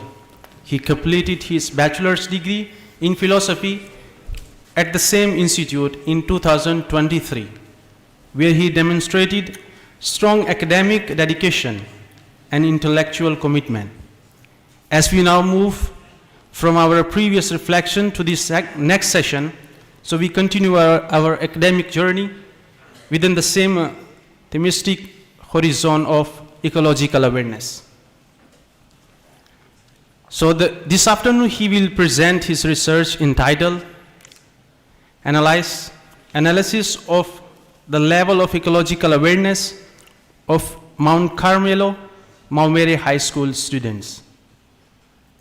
So let us invite now Brother Tino, so please present your paper. The floor is yours. So let us have weekend for him.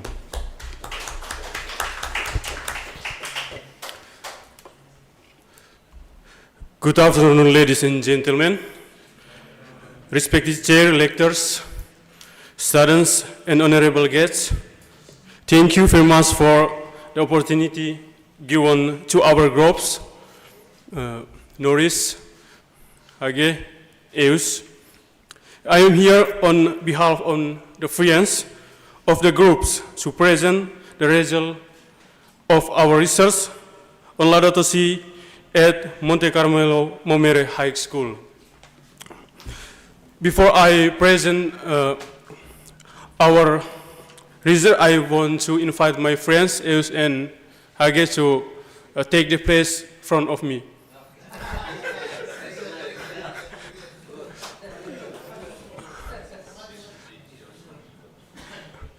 So we can answer the questions together.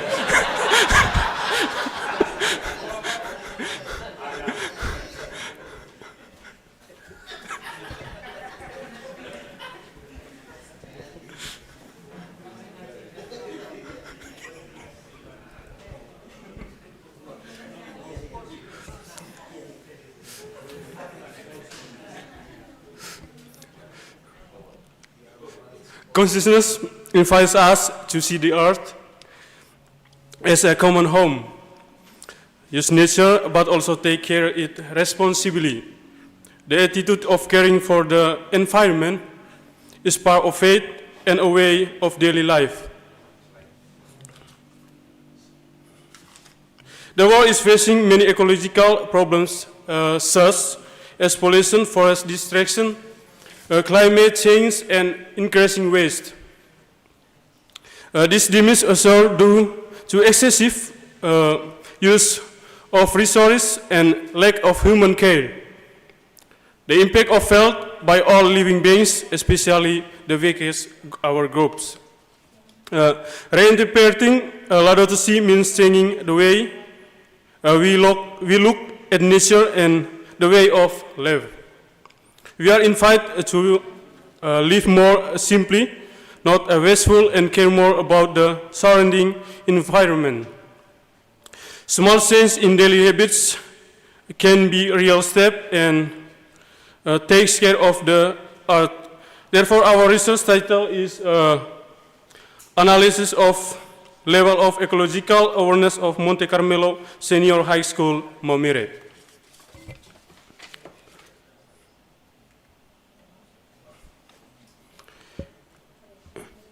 Ecological. Awareness that integrates cognitive, affective, and psychomotor shapes is a key determinant in mitigating global crises such as climate change and biodiversity degradation. The phenomenon of global warming due to greenhouse gas emission demands transformations of people behavior towards a low-carbon lifestyle and strengthen support for international policy instruments such as a Paris Agreement. In the effort to tackle deforestation, this awareness has become a catalyst for the conservation movement when the collective action of local communities such as the environment of Monte Carmelo High School students in mangrove conservation plays as a crucial role in strengthening ecosystem in a sustainable manner. The problem of pollution, especially single-use plastic waste, requires an additional approach to reconstruct exploitative public consumption and patterns. Environmental education serves not only as a means of knowledge transfer, but also as an instrument for changing individual presence toward eco-friendly products and recycling practices. In educational institutions, this level ecological literacy can be empirically evaluated to support plastic reduction, regulation in school. This effort is urgent, considering that the accumulation of plastic waste in the ocean has threatened the integrity of the food chain and the stability of marine ecosystem on a massive scale. Furthermore, ecological awareness serves as a pillar building community, resilience to natural disasters, and maintaining global health. The internalization of construct values through formal education is strategic to form a character that is in harmony with a caring captivity of nature, while technology plays a role in the dimensions of accurate information. As with the hypothesis regarding the relationship between human health and the balance of the biosphere, environmental conservation such as mangrove ecosystem is an absolute prerequisite for mitigating disaster risk and ensuring human survival in the midst of increasing complex environmental challenges.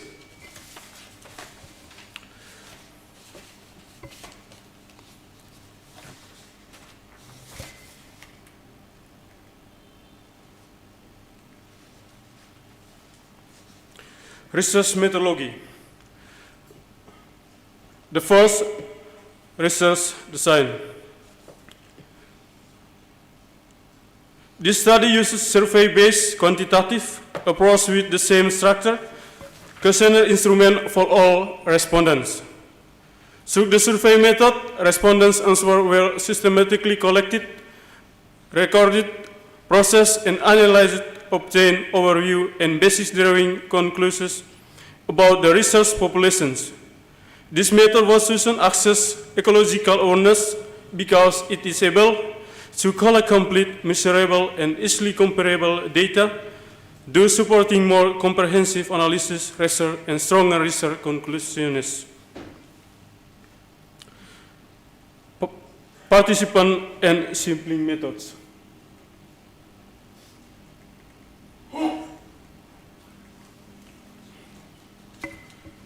The population used this study is Monte Carmelo Maumere High School students.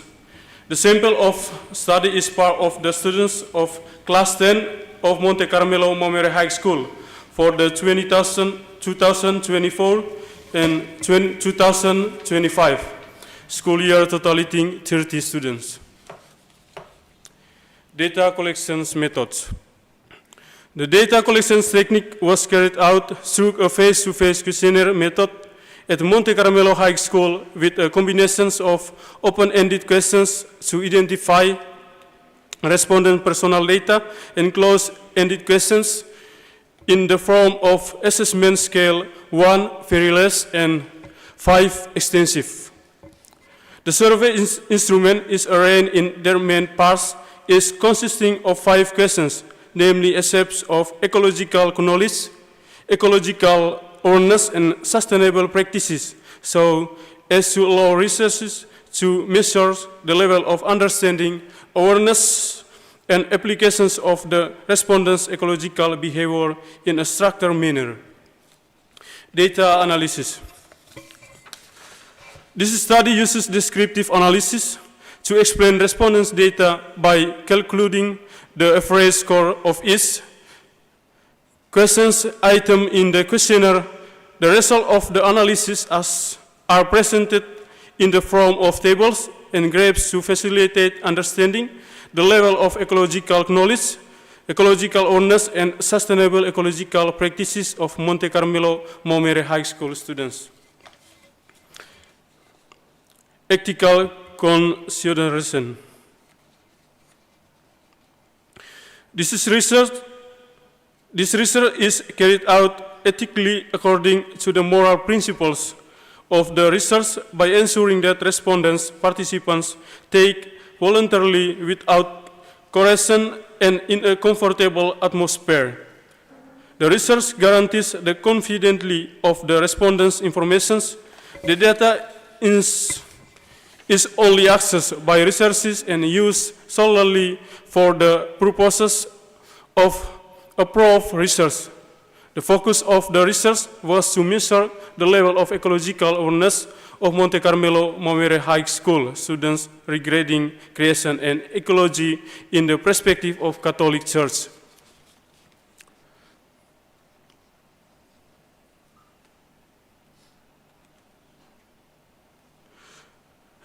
Data finding analysis. Analysis findings data. Awareness levels of Monte Carmelo High School students based on the table of its descriptions and reference to the average score summary graph per category. This analysis disseminates and level of ecological awareness of Monte Carmelo Maumere High School through 3 categories. Students' general ecological knowledge, ecological awareness and attitude, and sustainable practices appearance of behavior. The data was measured using a Likert scale of 1 very low until 5 very high, and interpretation score less than 2 low, and 2 until 3 below medium, and 3 until 4 moderate to good, and 4 good to very good. Since this document does not contain a specific average score, this analysis assumes distributions of score based on the scale of context of educations in Maumere to provide a logical and structured interpretations. A detailed analysis of each of the following categories. General knowledge of students' ecology. This category assesses students' understanding of environmental concepts, climate change, biodiversity, and the impact of human activities on ecosystem with an average score of around 3.65, which indicates a good level of knowledge, especially obtained from curriculum Catholic religious lessons. Biology, geography, social media, community activities, as well reflections on Laudato Si and reforestation actions in Momere region. Risk coastal ecosystems such as mangrove, as score below 3 indicate limited education or access environmental informations. The data also showed that the students were more familiar with local uses, the foundation of mangroves than global uses, such as carbon missions. So it was recommended to integrate local case studies into the curriculum, interactive learning methods, and strengthen the role of families and local cultures that emphasizes a harmonious relationship with nature. Ecological awareness and attitudes. This category shows the students' environmental care attitudes are moderate good, score 4.05.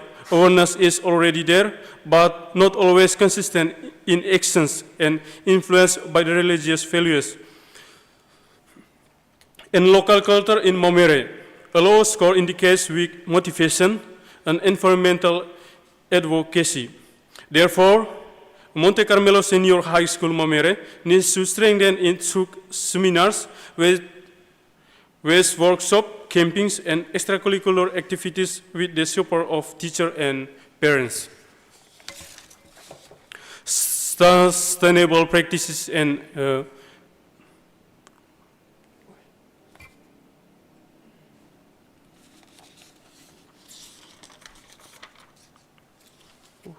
sorry,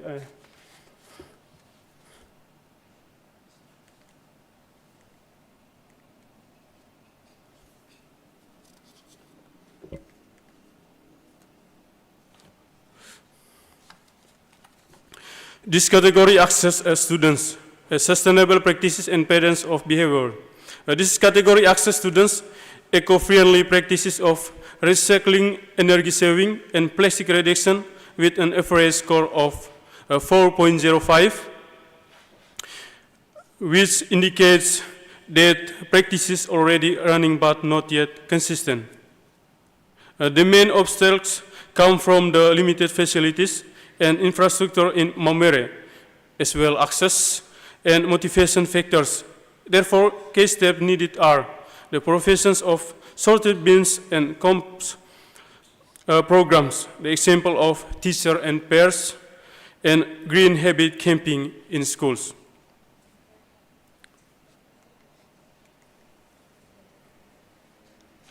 Average score summary set interpretations.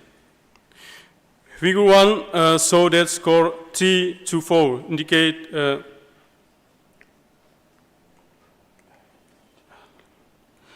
3 to 4 indicate the students' ecological. Awareness is moderate good, but difference between knowledge and behavior show at gap practice. Therefore, Monte Carmelo Senior High School in Momere needs to focus interventions on practical aspects through training and provisions of facilities and the support of community in Momere, so that a student grow as agents of environmental change. Discussion. Discussions of students' general ecological knowledge.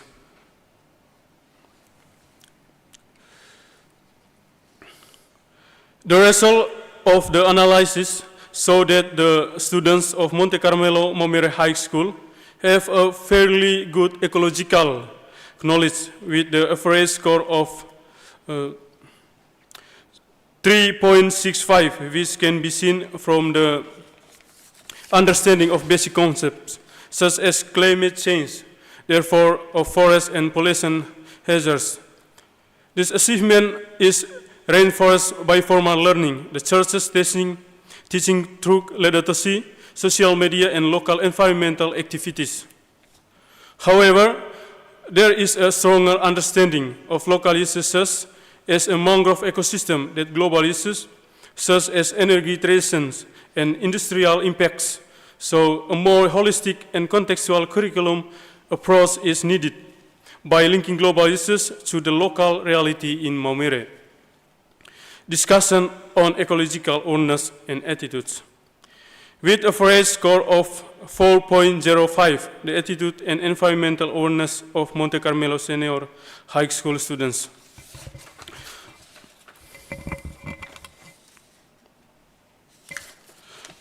Are classified as two very good, showing that ecological values have been internalized as a part of morals and faith, especially in view that caring for creation is a spiritual responsibility. This attitude is influenced by the church teachings, the role of pastoral leaders and religious learning, but it is not necessarily entirely profound because some of the answer can be influenced by social norms. Therefore, it needs to the strengthen reflective activities and critical discussion, so ecological awareness grow more authentically. Discussion on sustainable practices and patterns of behavior.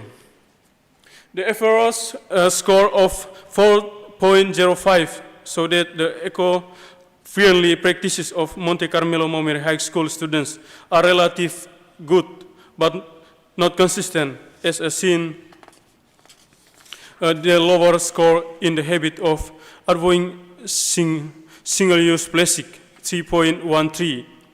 The main obstacles come from limited infrastructure, the lack of environmentally friendly alternatives in the local market, and household habits. Therefore, institutional support is needed to the provisions of recycling facilities, training and waste reduction policies, and the school environment, as well as local government support. Discussion gaps between categories. Important finding points to gap between knowledge and practice through students' ecological understanding and attitudes are already high. The implementations of sustainable behaviors has not been consistent due to structural, social, and personal barriers, phenomenon known as attitude behavior gaps in environmental education.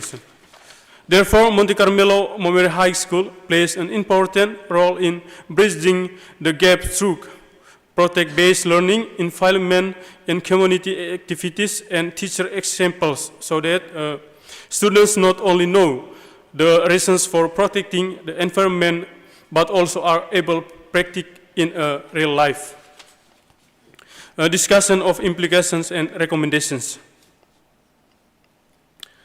The findings confirm that the development of environmental education is Catholic school, particularly in Maumere, needs to be decreated at the integrations of ecological themes in all subjects, as well as teacher training, active and reflective learning methods. In addition, it is important to build a network of cooperations between schools, church, and local government to support real ecological actions in learning environment. Conclusion. Through the real actions of the spirit of Laudato Si, we have begun to see good steps, such as the habit of throwing grapes its place, reducing place, planting theirs, and mitigating a cleanse of the school environment and around the house.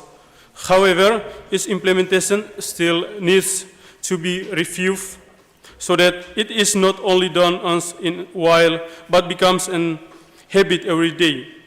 We need to ask, is this care being done consistently every day? The message, both for school children and the general public, it is the start small and simple. Don't wait for a big program. To start with yourself, your family, and your community. If done together and consistently, small actions can bring big change to the earth as a common home. Therefore, the collaborations of school, the church, family, and government is needed to strengthen the practical aspects so that ecological awareness develops into real and sustainable action. Thank you. So let us. Okay, thank you very much, Tino, for your reflective presentation. So let us proceed with the next session, answer and questions. Okay, Father Boli.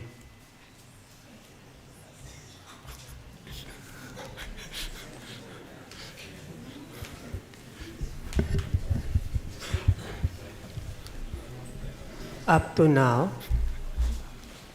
I don't get any information about the content of Laudato Si, which refers to prayers and liturgy regarding the efforts to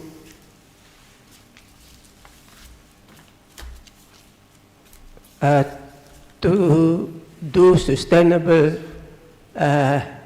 ecology, because I think up to now all the reports talk about the knowledge, the awareness, and the sustainable practice without any mention about the content of the Laudato Si regarding the prayers and liturgy. Are you sure that the Laudato Si doesn't mention this?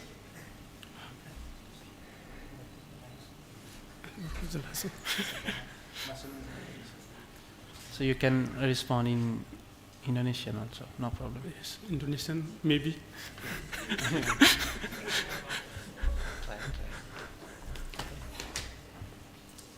So, is anyone from the group?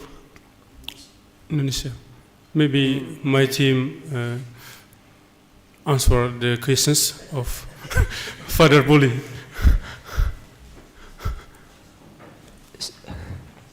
So far, I think the Laudato Si mentioned this and proposed also prayers and liturgies for the efforts.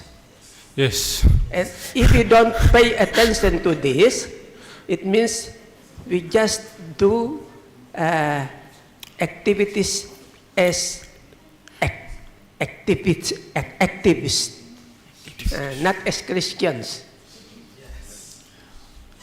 Thank you very much.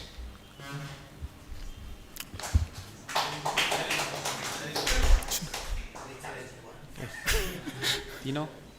So you... Yeah, in Indonesia. Maybe. Okay, while you are still thinking the answer, so we proceed with the next question. So, Norris. Okay, Romo Patris at the back. So after that, Father Kamnas. Yes, I will ask some question, but... Sorry, Father, please concise your This is question. also insights. We try to find this ecological awareness, but it's the risk of reductionism to the Laudato Si. So Father Bernard posed us the problem.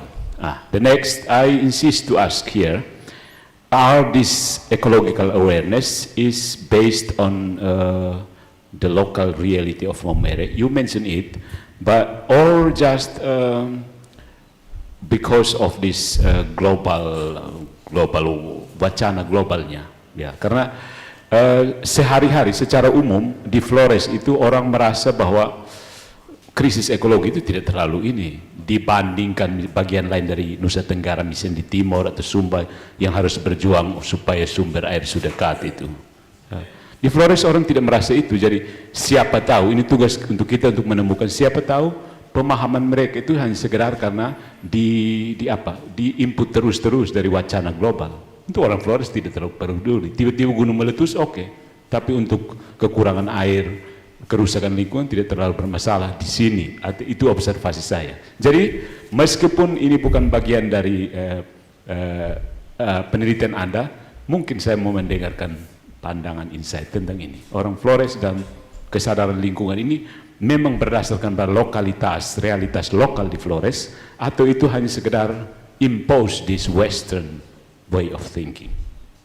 Ya, kami di Timur ya cari air susah, jadi orang harus tanam pohon betul-betul supaya air bisa ada.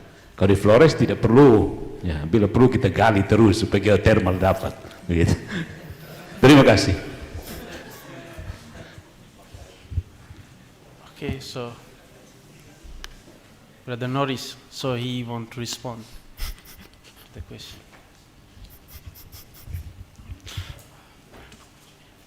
No problem. Thanks for the question. I will try to answer in bahasa. Okay, no problem. Baik, pertanyaan pertama dari Pater Boli menarik sekali. Bagaimana Pater melihat kecenderungan, bukan saja kecenderungan, tapi hampir sebagian dari tulisan kita tentang itu bergerak pada Laudato Si dan pandangan-pandangan yang ada di dalamnya. Tetapi sedikit sekali menyentil soal hubungan antara prayer and liturgi, doa dan liturgi. Penelitian kami di Semak Monte Carmelo juga kami lihat dalam korelasi antara Laudato Si itu sendiri dengan spiritualitas yang dihidupi oleh Semak Monte Carmelo. Kebetulan Semak Monte Carmelo di bawah naungan Kemenak dan juga dipercayakan kepada Ordo Karmel untuk menanganinya. Maka tentunya para siswa-siswi di sana juga menghidupi spiritualitas Karmel. Spiritualitas Karmel itu kita tahu kontemplasi. Tetapi kontemplasi itu bukan sesuatu yang abstrak yang artinya kita bukan holy saja, bukan doa-doa saja, tetapi terlibat dalam kerja juga. Kontemplasi adalah doa persaudaraan dan pelayanan. Dan dalam Karmel mengenal istilah dalam bahasa Latin, contemplationem is alistradere. Artinya kontemplasi itu bukan saja kita nikmati sebagai sebuah spiritualitas, tetapi bagaimana setelah kita menghidupinya itu kita bagikan. Dan tentunya hal itu bisa berkorelasi dengan para siswa-siswi. Kontemplasi itu dibagikan kepada siswa-siswi. Jadi mereka juga menghidupi doa. Doa, kita tahu ora et labora, bukan ora est labora. Bukan doa adalah kerja, doa adalah bekerja, tetapi doa dan bekerja. Begitu pula dengan liturgi, bagaimana seni merayakan liturgi juga kita bisa aplikasikan dalam Laudato Si atau lingkungan hidup dengan merayakan kehidupan, merayakan bumi sebagai ibu yang menumbuhkan dan melahirkan. Dengan demikian orang bisa merawat dan menjaga bumi itu. Lalu pertanyaan menarik dari Romo Patris tadi, apakah local wisdom yang kita hidupi di Flores itu bisa membantu menjawab kebutuhan lingkungan hidup, kerusakan lingkungan hidup atau dan lain sebagainya, tanpa harus kita berpijak pada Laudato Si. Apakah local wisdom juga bisa menjawabnya? Tentu bisa. Orang Maumere menyebut wujud tertingginya dengan Inania Tanah Wawa, terus orang Lamholot juga menyebutnya dengan Lerahulan Tanah Ikan. Tetapi di sini saya mau mengatakan seperti ini. Kita tentu menghidupi lingkungan hidup itu secara bijak. Contoh kecilnya dalam siklus berladang misalnya, orang mengolah tanah memulainya dengan pembakaran hutan. Itu sudah dilihat sebagai perusakan hutan. Tetapi ini bagian dari mereka merayakan local wisdomnya. setelah selesai siklus berladang, tanah yang mereka olah itu bisa saja diistirahatkan sejenak, diistirahatkan sebentar supaya dia bisa tumbuh lagi, pohon-pohon itu bisa tumbuh lagi dan kembali pada bentuk awalnya. Dan siklus itu akan berlanjut terus. Nah, singkatnya, apa yang bisa kita tawarkan dari local wisdom itu bisa untuk menjawab kebutuhan yang dijawab oleh Romo Patris. Itu saja. Pater Kamnas.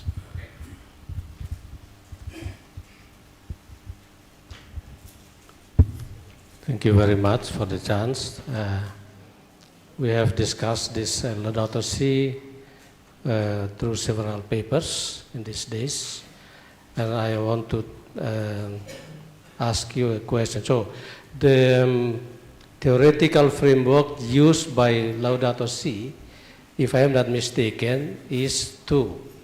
There are moral and spirituality. So Laudato Si talk about how we resolve the ecological crisis using moral and spiritual values. My question is, are these values, two values, is sufficient to solve the problem? This is my question.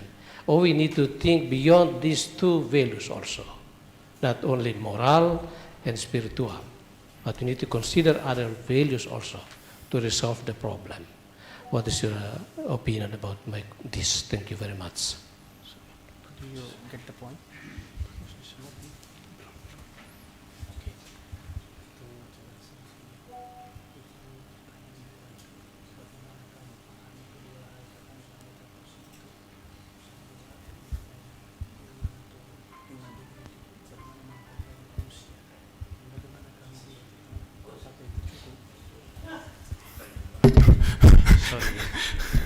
I'm so sorry, Father, because this question is very difficult for me.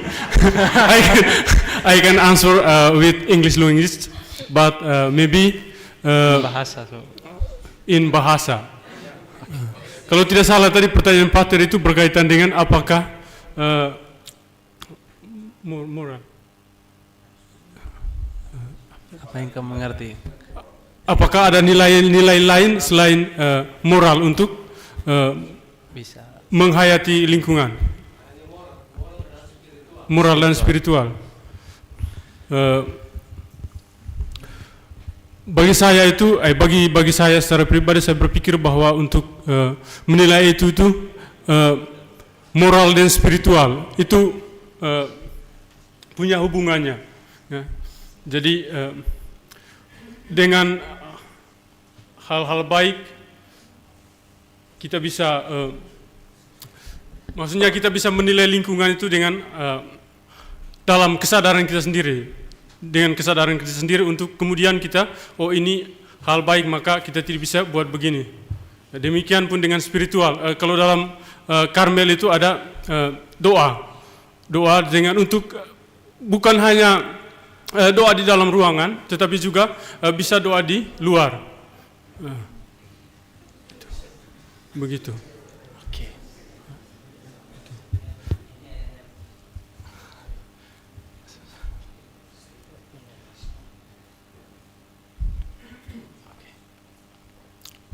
The other question, or okay, the last question. So.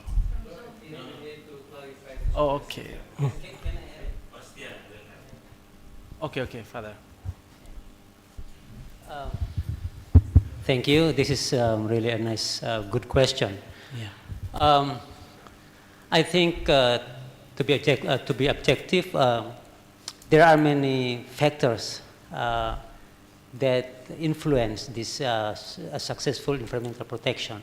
Not only spiritual, but spiritual and moral, but also like political aspect, economic aspect, many different aspects.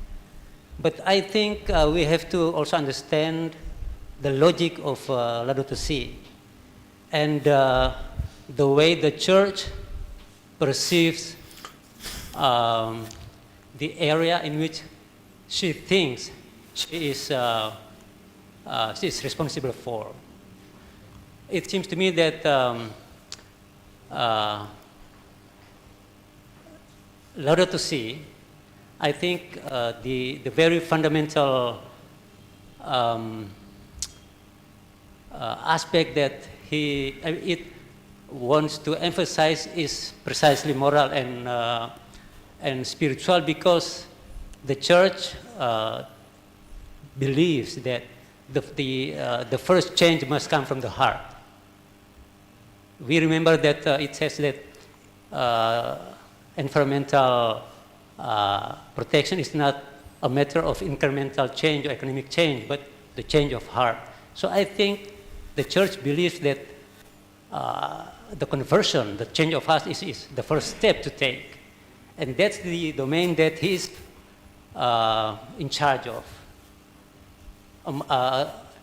In terms of like a political aspect to it and economic aspect to it, I think what the church can do is that it just inspire the Catholics in different professions, like those who work, for example, in companies, the Catholic, the owners who are Catholics. So I think the church want to change their hearts first before urging them to change like economical or political practices. So I think we have to understand, first of all, the logic of Laudato Si. So because it really believes that the change of heart is the first one we have to pay attention to. Okay. So that's. Thank you. Okay. Okay, thank you very much for the explanation. Just please concise it. Okay, because this is the last chance for us talking about Laudato Si. So I would like to contribute something also for this discussion. That's good. It means what you have said before about the main concern of Laudato Si is to change the heart of people. But for me, probably this is where this will be the last step. I mean the first step. And then the second step. We need to consider also the voice of others. Let me say from other discipline, from other perspective, talking about ecological crisis. Saya ingin bicara dalam bahasa Indonesia, saya katakan demikian. Tadi diangkat juga tentang kebijakan lokal, ya. Itu adalah salah satu suara dari lain, suara lain yang bisa kita dengarkan ketika berbicara tentang krisis ekologis, ya. Oke, moral dan spiritual penting, tapi seperti saya katakan itu langkah pertama yang bisa dibuat. Tapi itu bukan berarti langkah terakhir kan? Perlu usaha-usaha lain untuk mengatasi krisis ekologi ini, bukan hanya di kalangan Katolik, tetapi bisa juga melibatkan orang lain, ahli-ahli lain dari bidang-bidang lain yang berbicara dari perspektif mereka tentang krisis ekologis ini apa, bagaimana cara mengatasinya. Saya pernah nonton satu video kecil melihat krisis ekologi dari aspek ekonomi. Artinya begini, kalau orang sadar bahwa kalau ekologi rusak dan merugikan pendapatan ekonominya, seorang petani misalnya kalau lahan pertaniannya tidak bisa menghasilkan tidak bisa menghasilkan lebih banyak lagi, itu berarti secara ekonomi dia rugi. Artinya apa? Kalau dia sadar bahwa secara ekonomi dia dirugikan, dia punya kesadaran untuk memperbaiki kerusakan lingkungan juga akan diperbaiki. Jadi melihat kebutuhan orang lain berkaitan dengan kerusakan ekologis ini juga. Makanya saya tanya tadi, jangan hanya menekankan nilai moral dan spiritual, tapi nilai ekonomis. Mungkin nilai lain, nilai hukum, nilai kebijakan publik, dan lain sebagainya. Okay, Father. Terima kasih. Thank you very much. Yeah, for your view.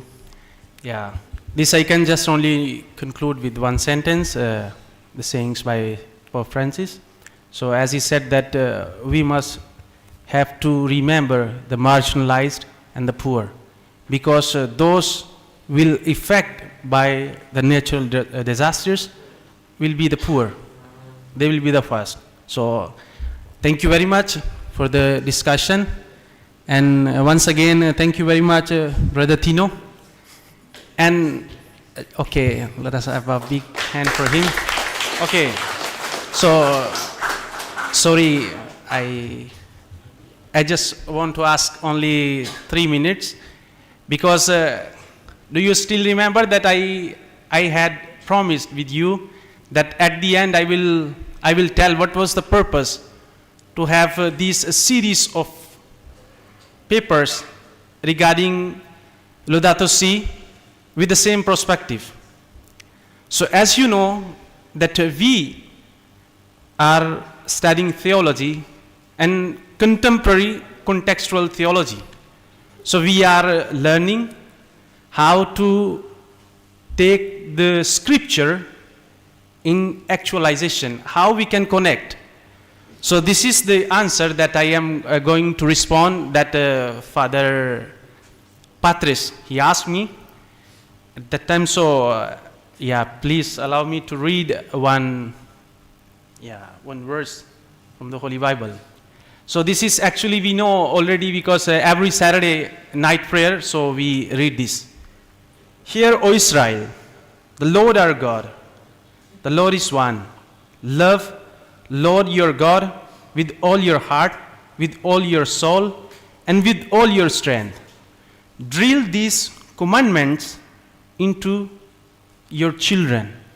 I think this is the main answer that the Holy Scriptures has already delivered.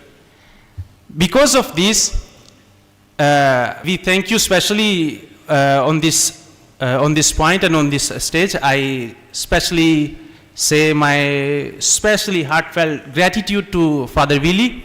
Please, Father Willie, thank you very much. Can you please stand? So so later he will say. So because he arranged this, that we must have to take these paper series in this symposium, so that we can talk about this again and again, so the people that the sayings of the Holy Scriptures is that it should be drilled in us, so that we remember what is the actual message of Laudato Si. I think that's all. Thank you very much.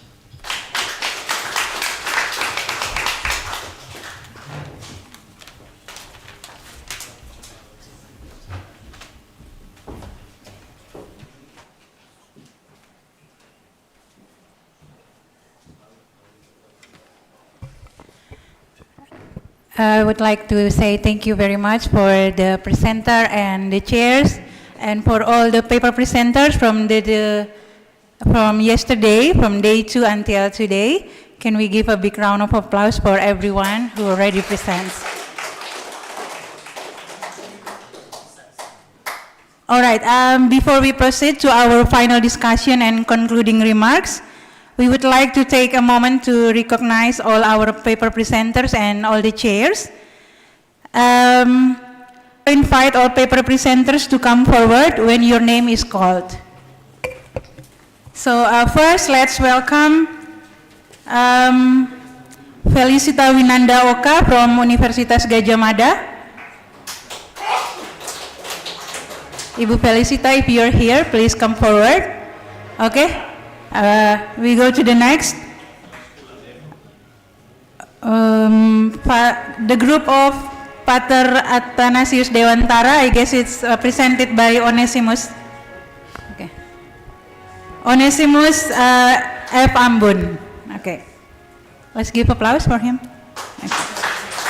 Okay. For the third, let's invite Father Patricius Neonup. Father, please come forward. And the fourth, let's welcome the group of Franciscus Charlie Kau. Okay. And maybe Father Roderick Evans is joining us online. Okay, there's the certificate for Dodrik. And next, we go to the next paper presenter, Fredericus Magung. Please come forward. And also now, please welcome Father Petrus Tan.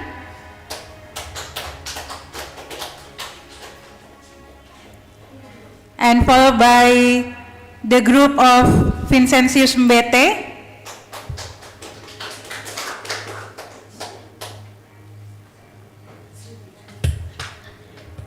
And for Father Adrianus Johannes Mai, he's joining us online. And for today's presenters, we have Emanuel Pryatno, Wishal Ambrose, and Simforianus Charvalo Dagur. Okay. I kindly ask for all the presenters to stay here so we can take a group photo. And for all the participants of this symposium, as a symbolic gesture, we will receive, the certificate will be received for one of the participants. So may I kindly invite Frater Egi Soge to come forward on behalf of the participants. Okay. Please, all the paper presenters and the participants to stay here. Okay. The paper presenters, please come forward to take a picture with Pater Rector and the symposium conveners. I kindly ask for the last paper, yeah. Yes, sudah. I already called them. Okay. Simforianus Charvalo Dagur, please come forward. Oh, sorry, Valentino Antun. Okay. Frater Valentino Antun. Sorry. Okay. Last but not least. Okay. And now please, I invite the chairs of the sessions.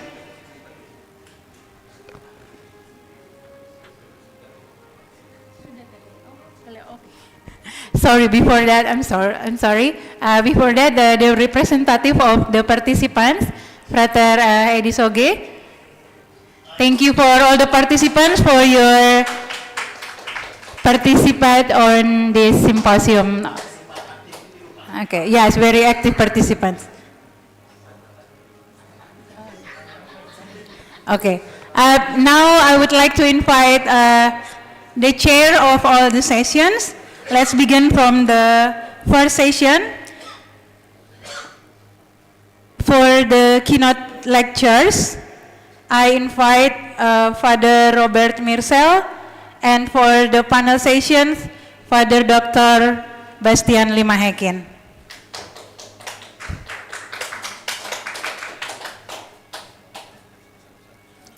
Okay. Now, Father Dr. Bastian Limahekin.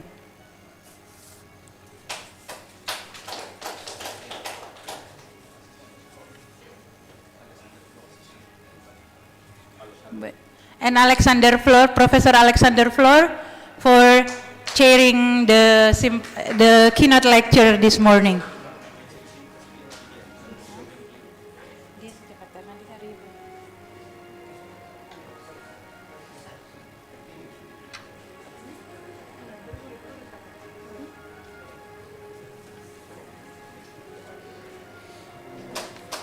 Thank you very much, Professor Alexander, for being with us these 3 days.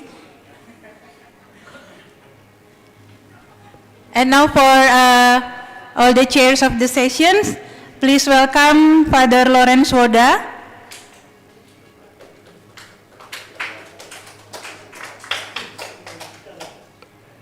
Okay, we go to the next. Frater Wishal Ambrose.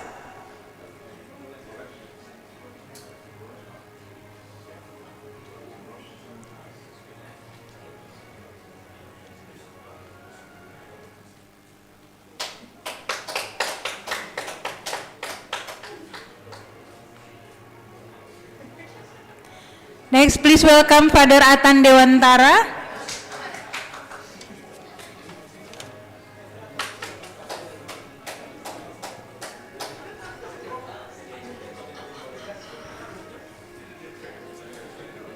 Next, Father Peter Tan, please.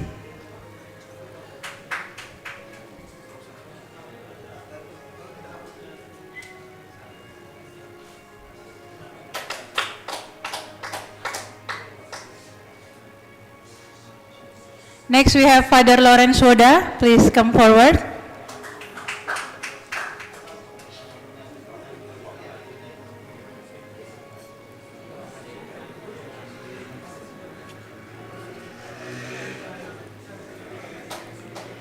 Okay, now please welcome Dr. Kani Sufianita.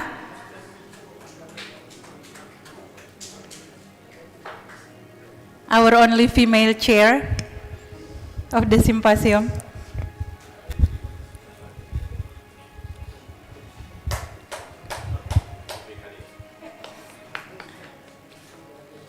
Thank you very much. Next, please welcome Father Dr. Antonio Kamnahas.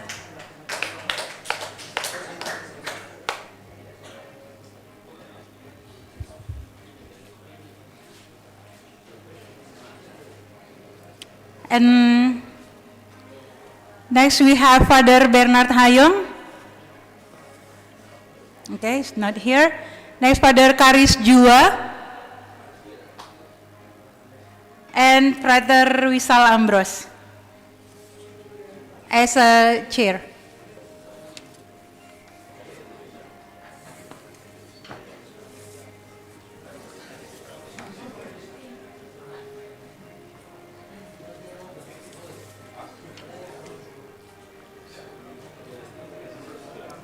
Okay, thank you, Father Rector.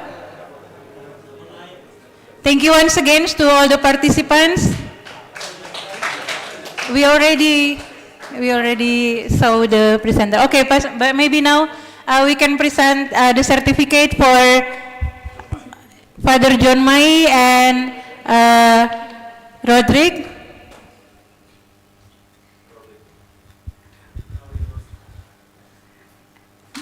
We can join in.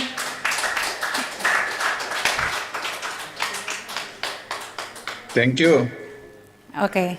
Thank you so much, all Thank the you, Pak. committees and Father Rector. Okay. So, all done, right? Okay.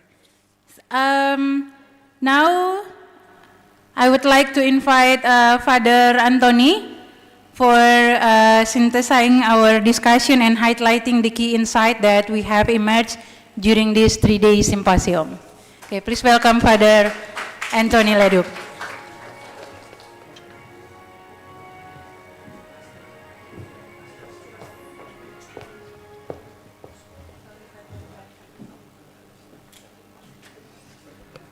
So good afternoon, everybody.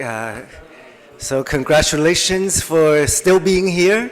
So you are the last ones that are still here. So that's very good. Actually, I won't be doing any of the synthesis. I think my job here is just for us to together reflect a little bit on what we have been doing for the last several days and see how this has spoken to us both intellectually as well as spiritually as well as emotionally. But I think before we go into that, it's been a long day, several days, so I think the best thing after all this listening and speaking and discussing is for us to take a few moments of silence. So I invite everybody just to put things down, you know, and just take some deep breaths and let us have a few moments of silence as we reflect on what has been happening for the last couple of days in this room. So I invite you now to, if you're comfortable, just to close your eyes for a little bit and let us be in silence together.